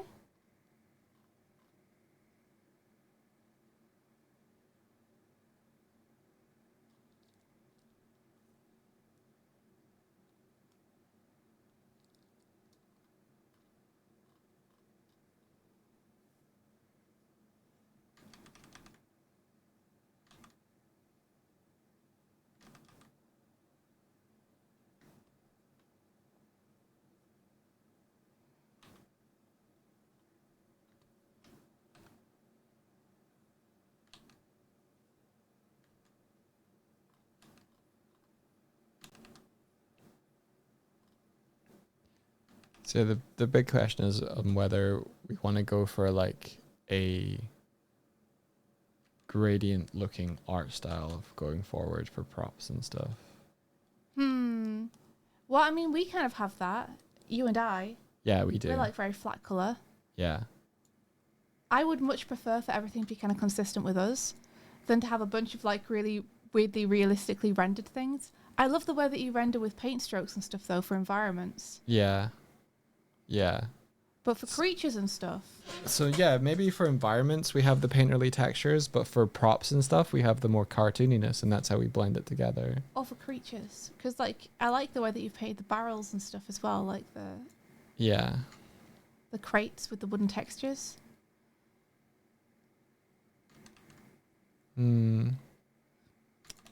Yeah, actually, you know, that's a problem. Is I like the kind of the way you paint, Yeah, me too. like the kind of arcane-y look of getting to see your brushstrokes on the textures and stuff. Yeah.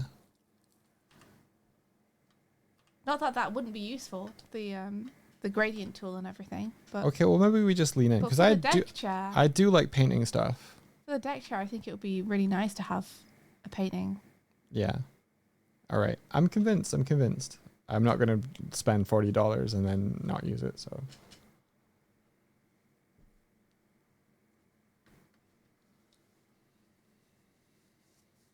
Thanks, everybody. I do need to change the texture of the screen thing because it still has the UV lines on it. Holy shit. When did that happen? When did that happen? Oh yeah, I didn't even notice that before. That's so funny. Right? Just stuff that I just didn't fix, but will now. But yeah, I think what I might be aiming for is like a style of stuff that looks like we're like building things out of this, like if our ship exploded, building stuff out of what looks like bits of ship. I think that's the aesthetic I'm going for, but it also has a little bit of an element of art and animation equipment. So your little side table, I put the little like rostrum camera little thing that you have as part of that, like so it can raise up and lower and I'm gonna put like peg bars on things and stuff like that, just to add in the little animated cameos and nods and stuff. And I am talking to you, Swifty. Yeah. Do you think that would be nice and cool? Yeah, sure, okay. Cameos and nods to Animation, like if I made something that looks like a light box, or make something that looks like it's an animator's desk and stuff like that. yeah. Yeah? I mean, sure. But also made out of like ship parts, and it looks like reuse of our ship that blew up and stuff like that. Yeah. Scavenged. Yeah.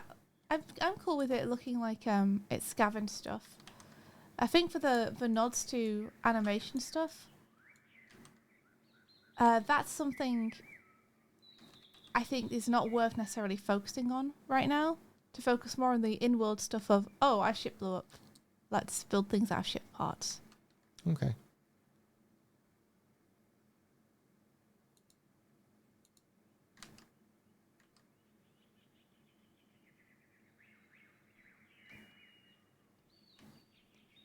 When the hope of new beginnings burned our feet, now we need it.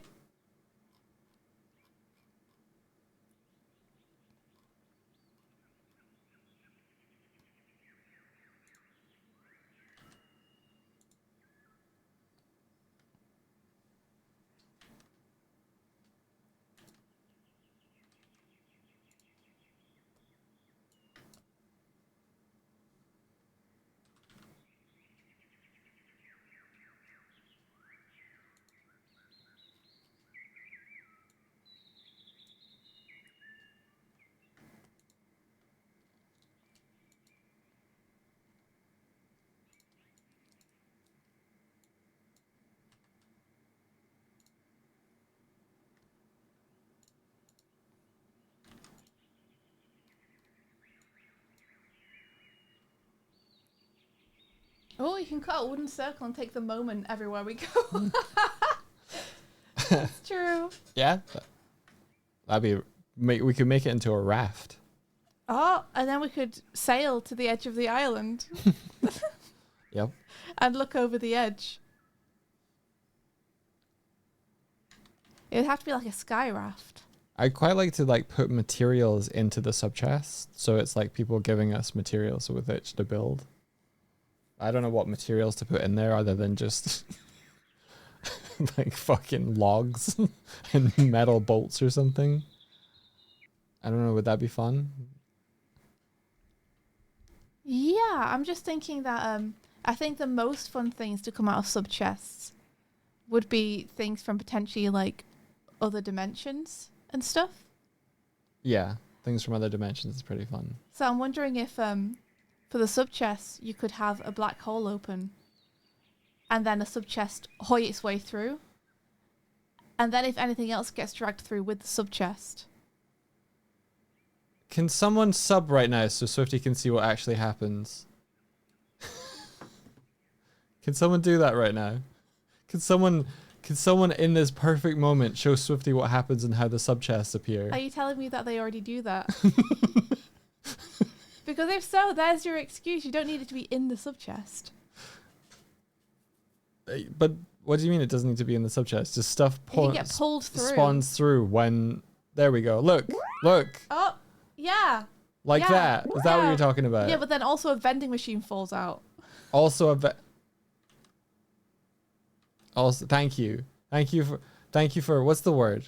Vindicating. That was very kind of you to Vindication. give a sub just for that. Just to prove Doig right. Fucking black hole appears and the chest comes out.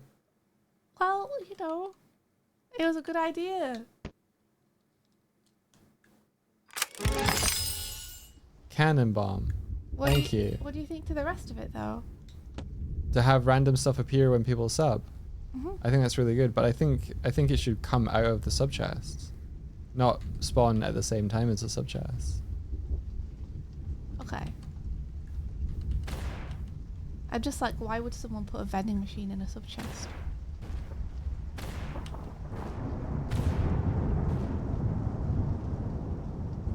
What happens when I throw this into the ocean?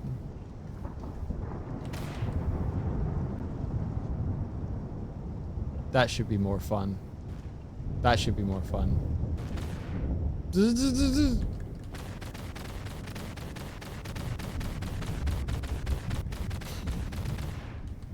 God damn it. I've been sent. I've been utterly sent into the void, Swifty. Sail away, sail away. Every time that comes into my head. Sail away, sail away, sail away. Cool thing about this is if I power up the cannon, it makes me go even faster.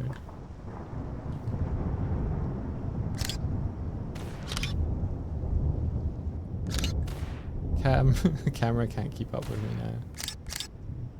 These aren't good snappies. Can't stop me Martina. now. This is just a big gray box.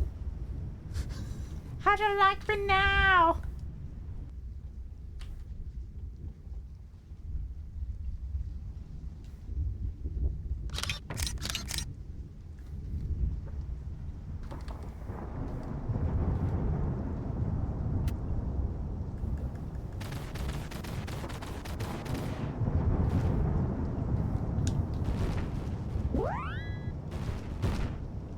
Get appreciated, nerds. Thank you, applesauce.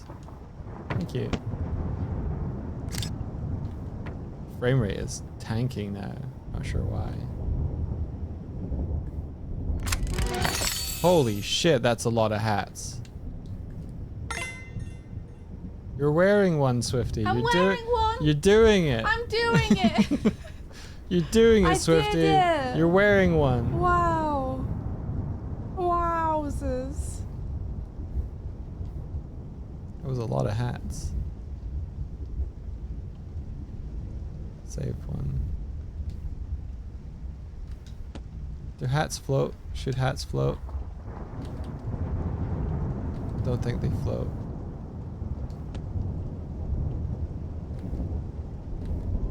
I think, yeah, they should float. I think most everything should float, to be honest. Like, unless we get a really nice underwater shader, where it feels really nice to go underwater. If it's going to continue to sort of feel a bit murky and stuff, it's not so much fun to go down there and see all the furniture and stuff that's ended up down there. Blue's wearing the girl in the glim hoodie. Really? Yeah. Yes, sir! Yes, sir! I hope it's nice and cozy. I don't like it down here. I need to make sure I wash yours so I can start wearing it because it's so flompy.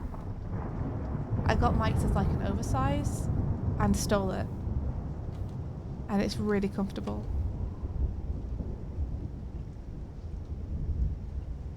Is fullback is there or there? There. There's so much trash under the water. Yeah. We've immediately polluted the island.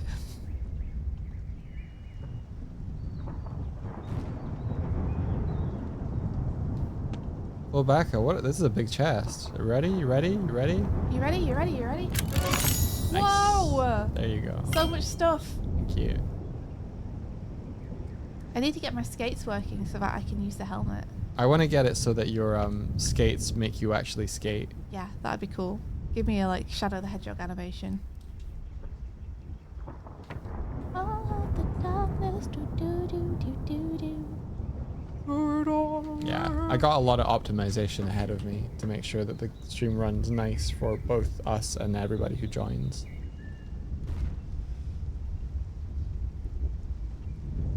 You live an endless life forever. All of the darkness.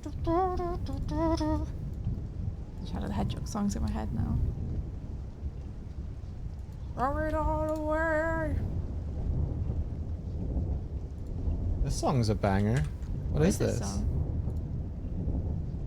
Stunning by Lau. How do you spell Lao? L-A-W. No, sorry, L-A-U. Okay. I will look that up later.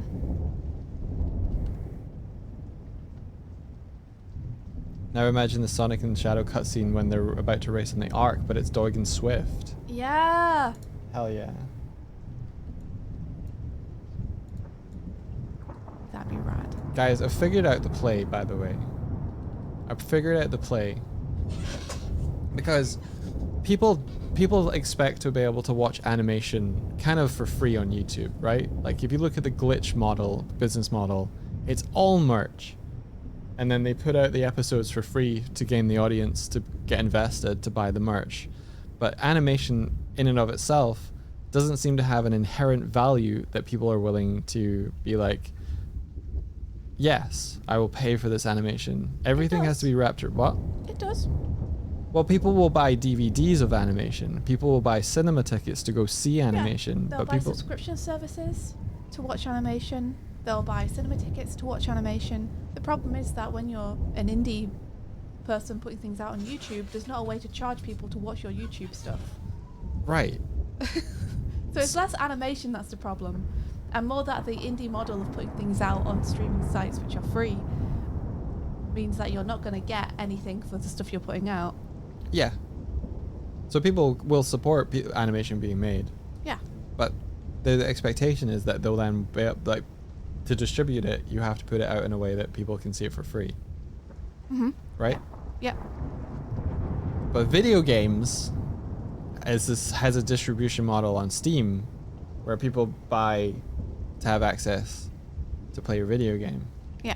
So before an animation distribution platform like Steam exists for animation, my play is animators learn how to make video games. Yeah, okay. And fund your animation by making video game first, and then use the proceeds to make animation, and then make another video game, and then use the proceeds to make an animation. It would be cool to have like a Steam for animation where Mm-hmm. you pay like, you know, $3 or something and subscribe to someone's animation feed, and that lets you see the animation they put out.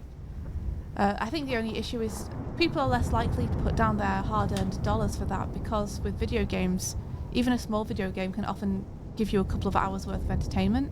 Yeah. Whereas an animation will give you 5 minutes. Not if you rewatch it. Yeah, but then it will be over, you know? So I understand why there's reticence to pay the same amount you might pay for a video game or something.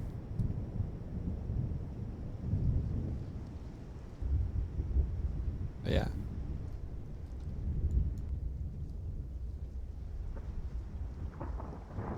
The Steam not support videos. Do they? Martina, did Steam release a couple of films? Do they? That's pretty rad. Mm-hmm. That is pretty rad. I hadn't heard of that. I like that.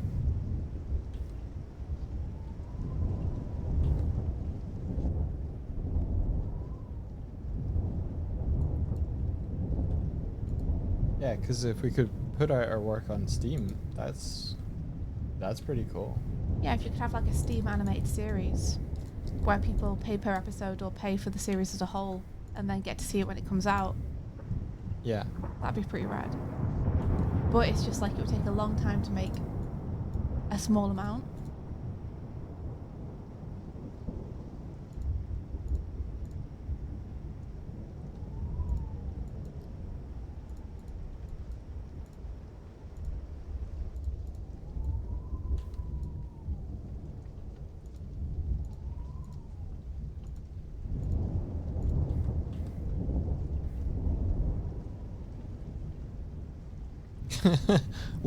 What if you just put out a game on Steam, but the only thing the game did was play a DVD menu and played the thing that you made?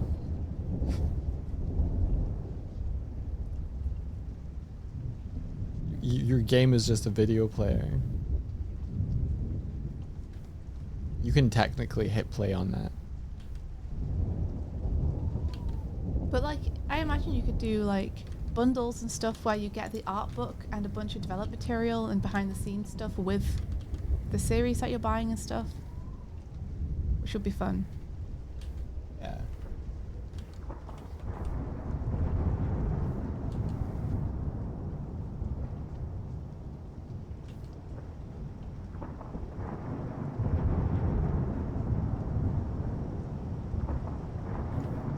I don't know, like honestly, I don't know how to make money from releasing animated videos or storyboards. I think it's something to do, like to have something which earns you money, like you said, in a different way, and then to do that because you therefore are funded to do it by something else.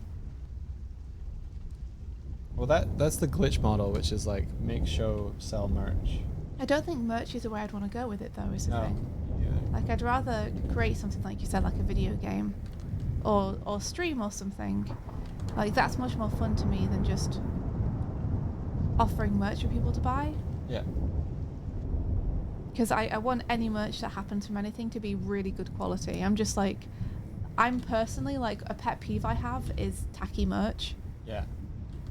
Like, I like any merch I buy of something to be like really nice quality. That's important to me.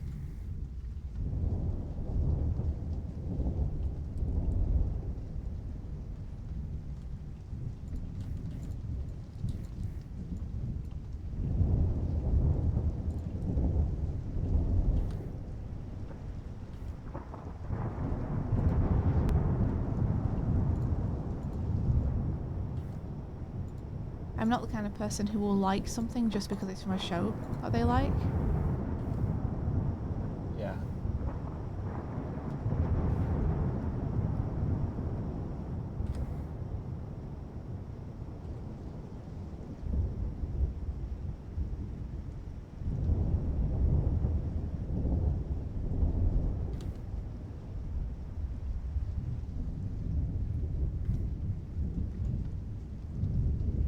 Darkful says, yeah, that'd be neat. Art book, soundtrack, and director's commentary. What about having a director's commentary as a game where you switch between the scenes, have the commentary to play for that scene, and switch between stages of the production, storyboard, and roughs cleanup?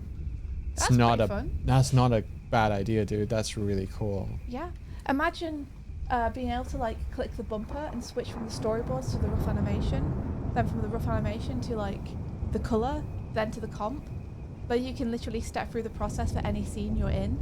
Yeah. Either paused or literally playing. You can just switch between which one you're watching.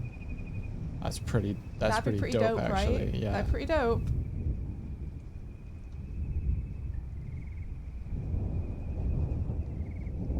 Yeah, that's a really cool idea.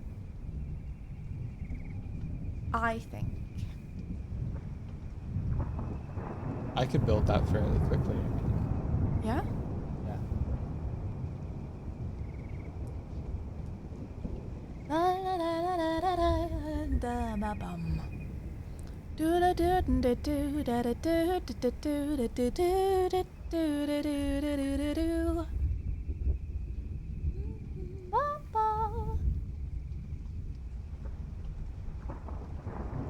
could be something that happens after the Kickstarter, so there's not a an avenue elsewhere. But during the Kickstarter would be insane too. Oh, you mean for the Evantris stuff? Yeah. Oh, I see.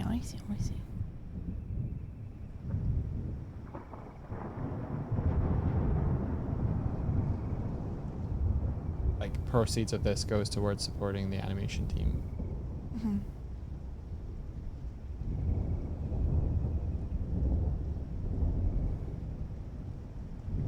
If you don't mind, Darkville, I might pitch this. Would you be okay with that? Credit Darkvault. I feel like this is Darkvault's idea.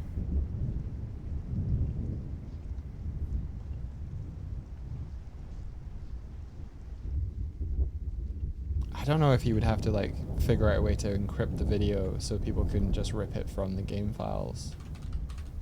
But people can just download that shit from YouTube, so it's kind of out there anyway. Mm-hmm. It would have to be like not a it would have to be like a lower quality version of the video, like not the HD. not the not the ProRes one.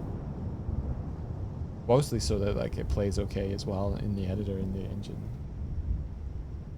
I see Rab. Hello, Rab. Oh, hello, Rab. How you doing? Hello. Good morning. How you doing? Rab, I had such a long sleepover. It was so good. Sleepover? Sleep in? You know what I mean. Lie in? One of those. Darkville says, I don't mind taking credit, but I will not gatekeep the idea. That's very fair. Aw, that's really nice. Yes, we can tell them that it was your idea. But I think that's a really good idea.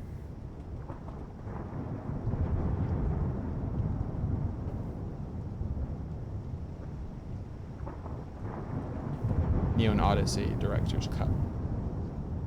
Oh, we just put in all the fixes. Oh, don't tempt me. I have to let it go. At some point, I have to be satisfied.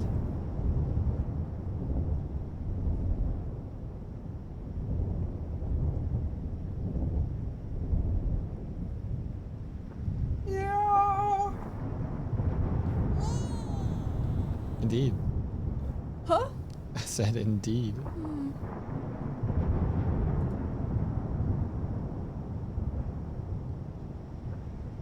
Okay, so if I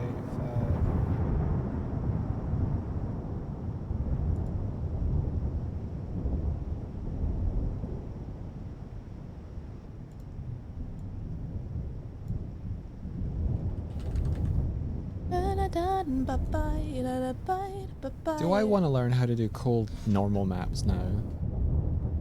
Don't know. Maybe specular maps or something. You woke up too early. Swifty, you slept in and you woke up too early. Oh no, we offset one another. Wait, yeah, okay. Let's Oh, look. no. Let's look at the time. I don't know which coast or part of the place that Rab is in, but it's either between 5 to 8 hours difference from us. Big America. Big America. America's so big.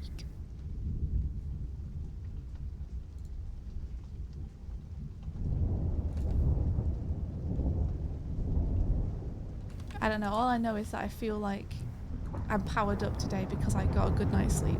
And it's cool and I like it.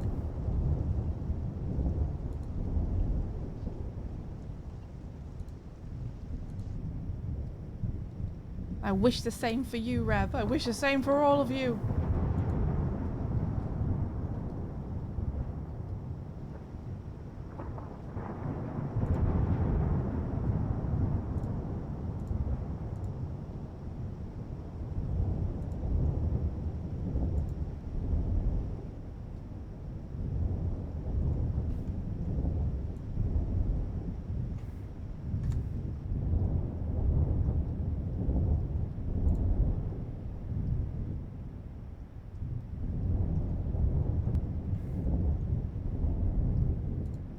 I'm drawing things on the wrong layers and being a dumbass about it. I'm super powered, I say, immediately make 17 mistakes in a row. How's our recovery? I think we're still just going through the motions of it. Yeah, definitely. I'm definitely gonna take more than a few days to come back to full power, I think. After so long working super hard. But it's been so nice. It's been so nice to just like read or like have a nap if I want to, or go for a walk if I want to. I love it. I love it. It's incredible. Coming out of my cage and I've been feeling just fine.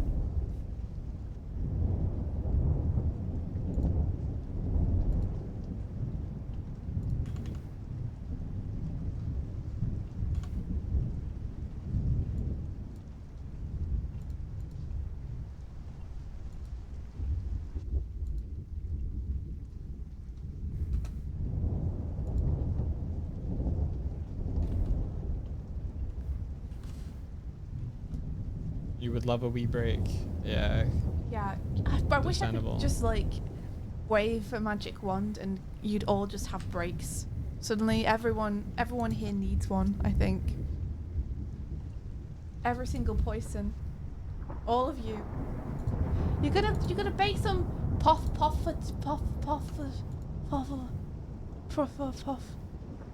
What are they?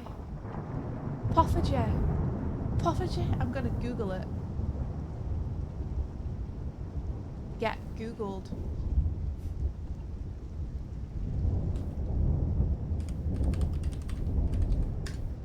Oh my gosh. They're like tiny pancakes, guys. Important, everyone, alert, alert. Emergency, they're like tiny pancakes.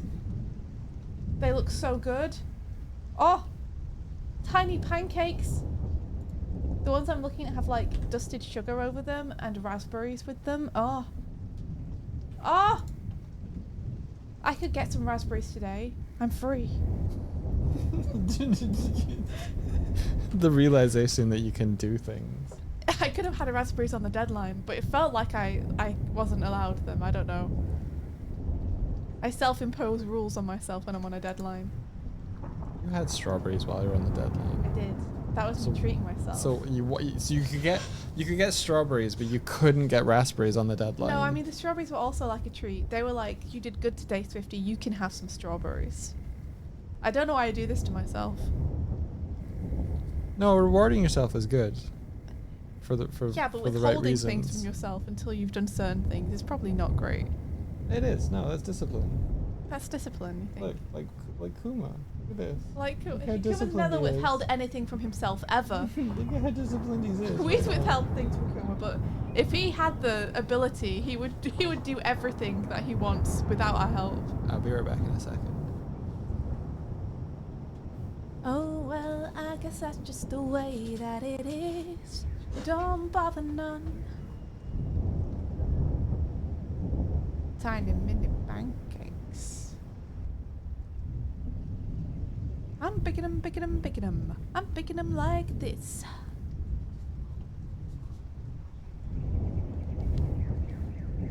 I managed to get down to him to pet him. You need to stop signing up for stuff your breaks turn into conventions. Yeah, it's easy to forget, right? Conventions are still work. They still take a lot of brain power, especially if you're presenting something. If you have a table, like what? What? It's a lot of work. Look, I've added color to your thing. Whoa! Whoa! Do you like the stripes? I love it. Cool. However, Yeah. the stripes, I will be wearing yellow. What's that? I will be wearing yellow. You'll be wearing yellow. So what Yeah. color do you want it to be? I don't know. Something like maybe a blue. You want a blue? Yeah. Okay. You might not always be wearing yellow. Aruki says, but strawberries are such a healthy. Aren't you allowed to have healthy stuff on a deadline? I think that's why it's a treat for me. It's because it's like, it's sweet and delicious and dessert-like, but also healthy. So it's like I'm taking care of myself, you know? That's self-care.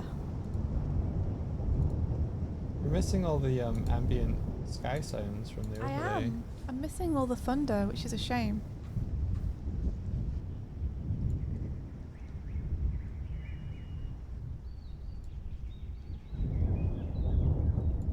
He's back.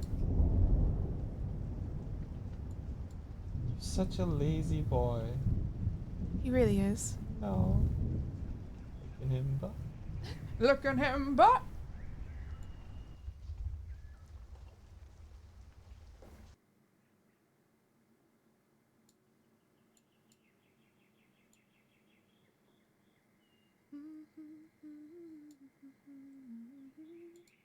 Don't bother none.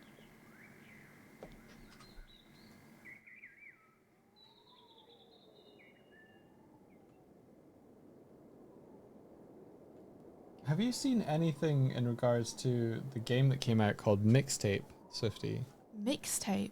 That sounds like a no. Yeah, no, I've never heard of that. It's been quite divisive, but for really Divisive? weird reasons. Yeah, like What's it about?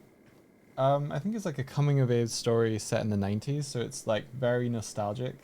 Oh, But like it's gotten like rave reviews, but because the reviews are like 10 out of 10 across the board, people are like, how is this possible from like a slightly unknown indie? I think it was something like that. It looks really beautiful, I mean, it's definitely possible. but it looks like an animated film in a lot of ways. Oh, And I think the complaints around it are mostly around like the gameplay is like you don't really have agency in places where you should. oh. Yeah, Like that'd someone be was interesting. showcasing that when they were like, you know, in Heavy Rain, where if Yeah. you don't do the QTEs, he Nothing messes up. happens. Yeah. Imagine having Rain, but like there's no consequences to not pressing the buttons, and you succeed the cutscene anyway. Well, that does happen sometimes in Heavy Rain. So it's kind of like that Heavy Rain-esque, but with a veneer of 90s nostalgia. I'll look it up because that sounds interesting to me. I might enjoy it. Yeah. Because I know I hadn't heard of it before at all. Mostly unknown indies, but published by Annapurna. Gotcha. Is Annapurna good or bad? I'm behind on controversies, but I feel like I think good. I think Annapurna were the people who published Nimona, weren't they? they publish a lot of indie stuff, right? They like rescue a lot of indie projects. Yeah. I think Annapurna was Outer Wilds as well. Pretty awesome. So I don't know. Maybe it's like they pick up good ones.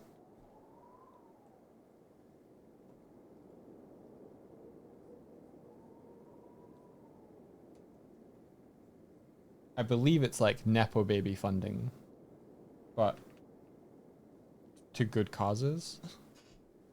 Oh, well, that's I You know, love like I love like a nepo baby who uses her powers for good. yeah, yeah. That's great.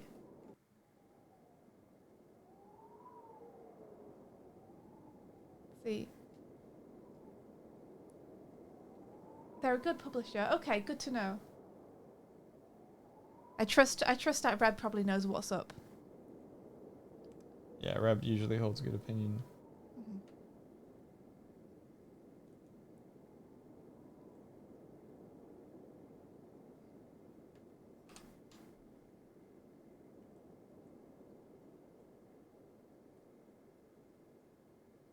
Haha!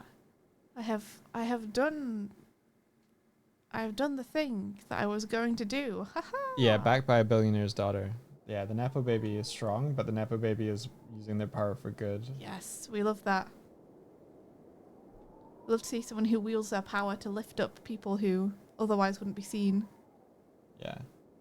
I got no issue with Nepo babies who try and do something like acknowledge their place and try and make the world better because of it.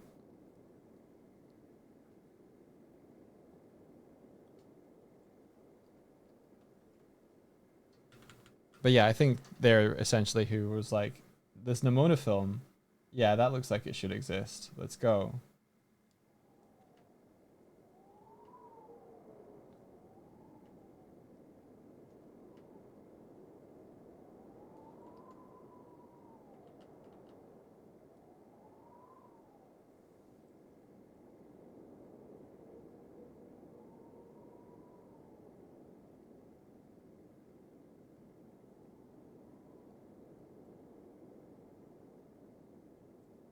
All right. I might What? go and grab some food from town in a sec as well, Mike, by the way. Okay. Would you like me to pick you up anything? I could come with. You're very welcome to. You were saying that you don't want me to stream all day. Yeah, I'm probably going to kick you off stream at some point. At some point, what are you thinking? Well, if you were going to come with me, probably just before we go. Gotcha. And then if you're not going to come with me, probably like 40 minutes or something after I get back. Okay. I've been That's streaming for cute. 4 hours. I've Mhm. not done very much. I talked more than I should have, but You had a good time, right? You got to hang out. yeah, I think I'm gonna come with you, and come and grab lunch with you. Yeehaw! Yahoo! Whoopee! This is probably more the normal length of streams, if Wahoo! if more than usual. I don't know.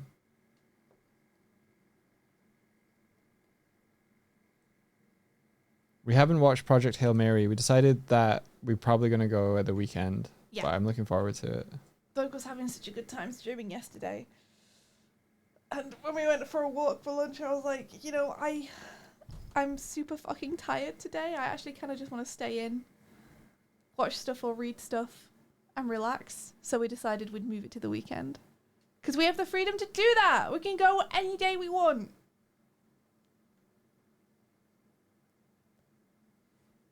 Yeah, we Yeah. will enjoy our food. Thank you. Yeah, I'm gonna come with. I'm gonna go grab some nice stuff for myself. Yee, I might get one of those really nice bagels from that really nice place. Ooh. A nice little falafel bagel with halloumi. Is that because it's Thursday? No, Okay. I forgot it was Thursday. Because I'm thinking from the place we used to go all the time, but don't go super often anymore. Yeah.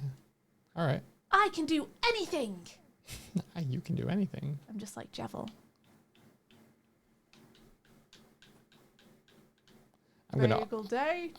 figure out how to get this to build so we can get frame rate back. That's what I'm gonna do. That sounds good. All right, everybody. All right. We will catch you all probably tomorrow. Until then, May hopefully, the rest. of your day. Wait, are we raiding someone? Oh, We should raid we somebody. should raid someone. Whoa. So many bombs. Bombadums. So bene. So bene. Portobello. Smilky is on. Yeah, do you guys have any recommendations? I think we've raided Smilky in the last week, so let's see if there's Have anybody we? else. Yeah. Hoomst. Ah! Ow! Hey! We will have a great pal. Thank you. I'm gonna find my phone at some point. Some point soon.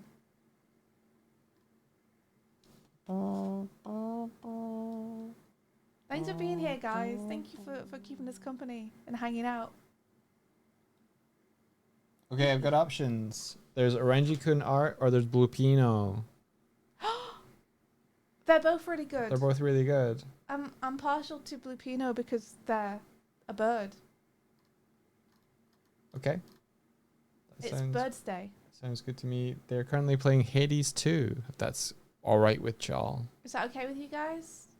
I don't want to do spoilers for anyone. Yeah, I don't want to spoil it or anyone. Remember to check the Discord fan art. Oh, Has something happened? Bird nepotism. no. That's what this is. Oh! That's really good. Tiny little pancakes. Tiny little pancakes. That's very good. That's really good. It's very good. Are you going to put it on screen? Uh, You have the power. think so. Yeah. Do it. There we go. There we go. Behold, Tiny little it's a dark pancakes. vault art. I'm Art Man.